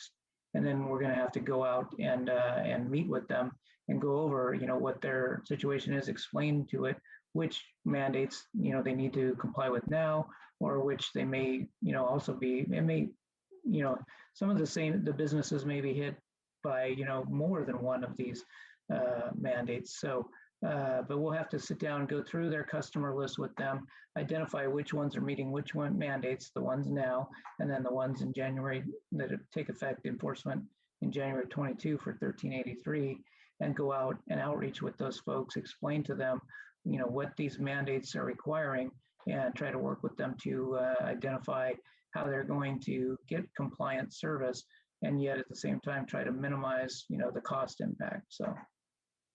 What I would like to see would be some kind of time frame on an update that comes back to the council and certain time, where you report back, letting us know how your discussions with Cal Waste, you guys have hashed out the details, so on and so forth, and how you've outreach so far. And that way, and even maybe going beyond that, maybe we could even, ask like the chamber. I know that, the chamber was obviously very happy about the garbage contract and all that, but I think that the chamber would be instrumental in trying to facilitate, some outreach as well. So maybe the city could reach out to them and ask them to be helpful in that manner. But I think we need to be updated on this as we go forward and where we're at with things. That's just my thought. I don't know how the council feels. I don't know if we have to make it exact. I mean, maybe just a consensus that we'd like to see that, and maybe Mike, you could say no problem. We can do that, or I don't know. And I think we've talked about a lot. I just think we're all kind of really timid on moving forward with something. We can definitely do it. Sorry, go ahead. Mr. Mayor, we'll come back to you with a status report on this conversation. So does any council member have any further questions before we entertain a motion here? Is anybody uncomfortable with, questions that haven't been answered or any specific part of this? I mean, obviously there's framework, so there's a lot of work to be done, but I think we all kind of understand it. I think. Mr. Mayor. Yes, Vice Mayor. Yeah, may I make a comment? I'm talking about, we all know this is a mandated and this can be a business. I believe they all understand this can be a little bit more expense on their pocket. The only thing my concern is, and I don't have problem to, to approve this ordinance tonight, but I just want to make sure all parties can work as a good faith. And I don't want to start something and then have to, go back on that thing. So if the all parties agree to work a good faith, and we all know that, and I don't have a problem to start, to start the framework or that, but we still have 8 month, to implement. But I don't know, it can be possible if we reach out to the customer before we start the framework. I don't know, it not have enough time, or we cannot reach to all the business. What is going to happen before we start that ordinance? Well, I think what, Mr. Vice Mayor, I think what's been explained to us is it's not really matter if the framework is put into place, eventually, in 30, let's just say it's 40 days from now when it goes into effect, or if it's in November. The real enforcement, I think we're just getting that out of the way. I think, we don't want to procrastinate too long. I think if I'm understanding what everybody's been saying is, let's just get this done, get it in place, show that we're getting an ordinance in place. Doesn't mean that we're going to go start citing people, until the time comes when we have to do that. That's what I've gotten from the conversation tonight.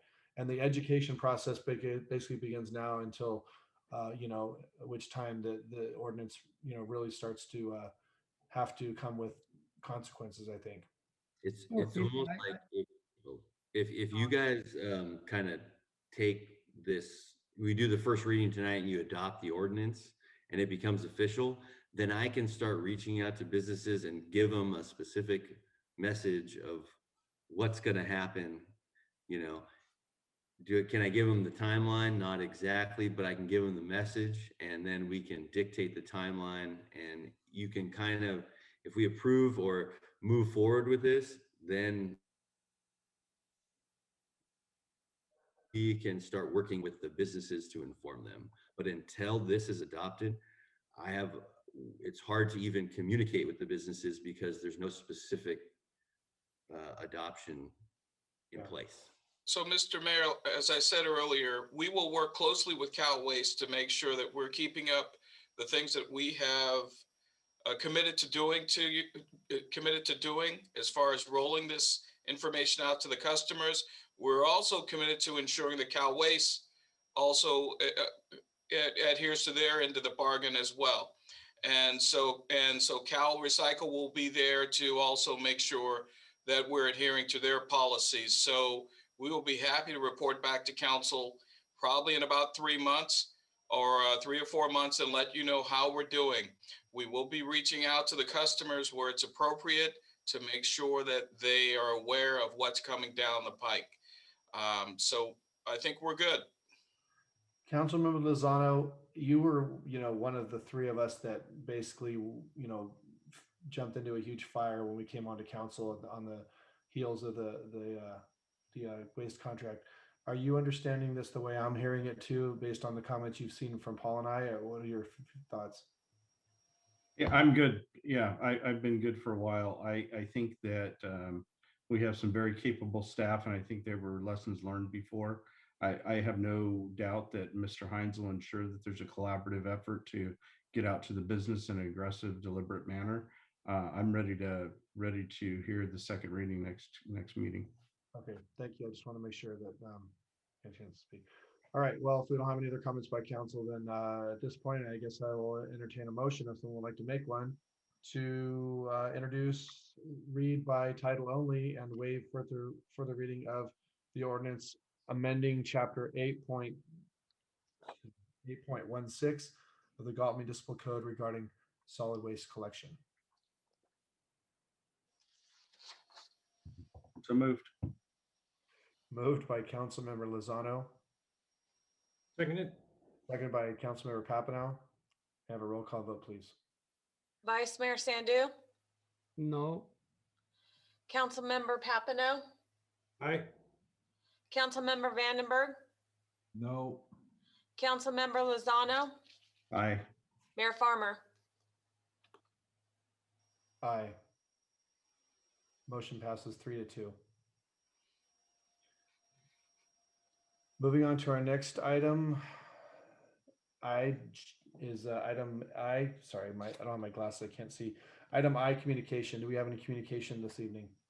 But before I move on, thank you, Rudy, Mr. Vakariza. Thank you, Ms. Furch, Mr. Carlson, and Mr. Snyder for being here tonight. And sorry you had to wait so long and go through a long discussion on this, but it was important you were here. Thank you.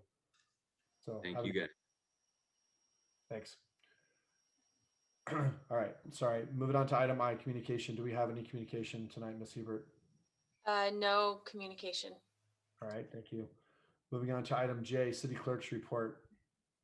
Nothing. Item K, comments by staff. Thank you, Mr. Mayor. Lorenzo Hines, City Manager. I wanted to inform council that I signed an MOU with Sacramento County last week. This MOU allows the county to provide Wi-Fi service in 4 of our parks here in Galt. The county is rolling out a program to provide Wi-Fi in parks to help those folks who don't have access to internet in their own homes. And given that we've got kids out here that are distance learning and just given the overall stress that we're all dealing with, the county is rolling out this plan, and essentially they are providing the equipment and paying for the service for 1 year. If the city desires to keep this service going, then we will have to take that additional expense on. It is just under $10,000 a year based on our estimates. So we felt it was a good service to provide to the citizens of Galt, at least for this year. And then at the end of this year, we'll reassess as to whether the city wants to take it on as a permanent expenditure. The parks that are in play right now with this service are Galt Community Park, Walker Community Park, the Galt Sports Complex, and the Meadowview Park. And I wanted to let council know that we are collaborating with the county on this particular project. So I'm happy to let the citizens know that we're doing this. And when we finally get it set up, we'll make sure that the council and citizens know that we'll have Wi-Fi available in those parks. And that's all for me. I will go around the room here, and let's start with Human Resources Director Stephanie Van Stein. Good evening. I have no updates tonight. Thank you. All right. How about our Community Development Director, Craig Hoffman? Nothing further. Thank you. All righty. Our Economic Development Manager, Amy Mendez. Oh, nothing more to add. Okay. Police Chief, Brian Kalinowski. Nothing this evening. Thank you. All righty. Parks and Rec Director, Armando Solis. And as usual, Armando is very quiet. Let's move on to City Attorney Kimberly or Harriet. How do you want to play it? Nothing for me tonight. Thank you. All righty. Our City Clerk, Tina Hubert. Nothing, thank you. All right. Armando texted me and indicated that the battery and one of his devices is failing, so that's why he didn't respond. So I don't think he has anything to report. Rose Rodacker, anything? I have nothing. I have nothing tonight. Thank you. Okay. And Finance Director Claire Tyson. The only thing I wanted to mention is that we have a new accounting manager. Her name is Cindy Nguyen. She started yesterday. That's all I have to report. All right. Public Works Director Mike Selling. Yeah, I'll just make a plea for anybody out there who may be interested in being an analyst for the city and for Public Works specifically. You can help me on all this upcoming work we've got on the solid waste efforts. So beyond that, that's all I've got. Thanks. All right, thanks. Thanks. That sounds like fun. I'd do it, but I can't hold two jobs. So, Mr. Mayor, that concludes staff comments, and back to you. Thank you, sir. We'll now move on to comments by City Council members, future agenda items. Start with our Vice Mayor, Mr. Sandhu. First of all, I would like to thank you, all the staff, giving me all the good report for the council, working hard during COVID-19. And now we are in a purple tier, and I'm hoping we are in a red tier. And the same thing, I ask the city manager when we can go in a red tier, see if we be able to open the city offices. And a lot of citizens, they are out there, they want it to be open. Thank you. I know it's late tonight. Safe everybody. Thank you. Thank you, Mr. Vice Mayor. Councilmember Papineau. I don't have anything to add. Thank you all. All right, thank you, sir. Councilmember Vandenberg. Congratulations, Cindy. I wanted to thank staff for the report. That it was, substantial, but it was good. Thank you for making the file warrants darker ink. I appreciate it. They're actually fairly easy to read this time. And thank you for removing the non-credit card users from the list. Glad not to see my name on there. That's all. Thank you, Councilmember. Councilmember Lozano. I have nothing to add. Thank you, sir. Well, I just want to say again, thank you for all the hard work on the financial report. Obviously, I don't envy the work, and I know that some of us are really hard on some of you this evening, but this is the city's money. It's very important. And sorry for the almost 6-hour meeting here, or 5-hour meeting. But when you talk about the city's money and you talk about waste, that is accommodation for a long meeting. Just warning you for the future, Mr. Hines. So. I just want to say one thing to Galt PD. Thank you for your work with arresting the catalytic converter thieves, and thank you for the community for being vigilant and being a big piece of that. And I'd love to see the community and the police come together to solve stuff like that. And just real quick to Armando and his staff for doing a good job with Parks and Rec with the landscaping. I'm really happy so far. So. With that, I will wrap it up and wish everybody a good late evening, and be safe out there. And thank you for watching. Good night.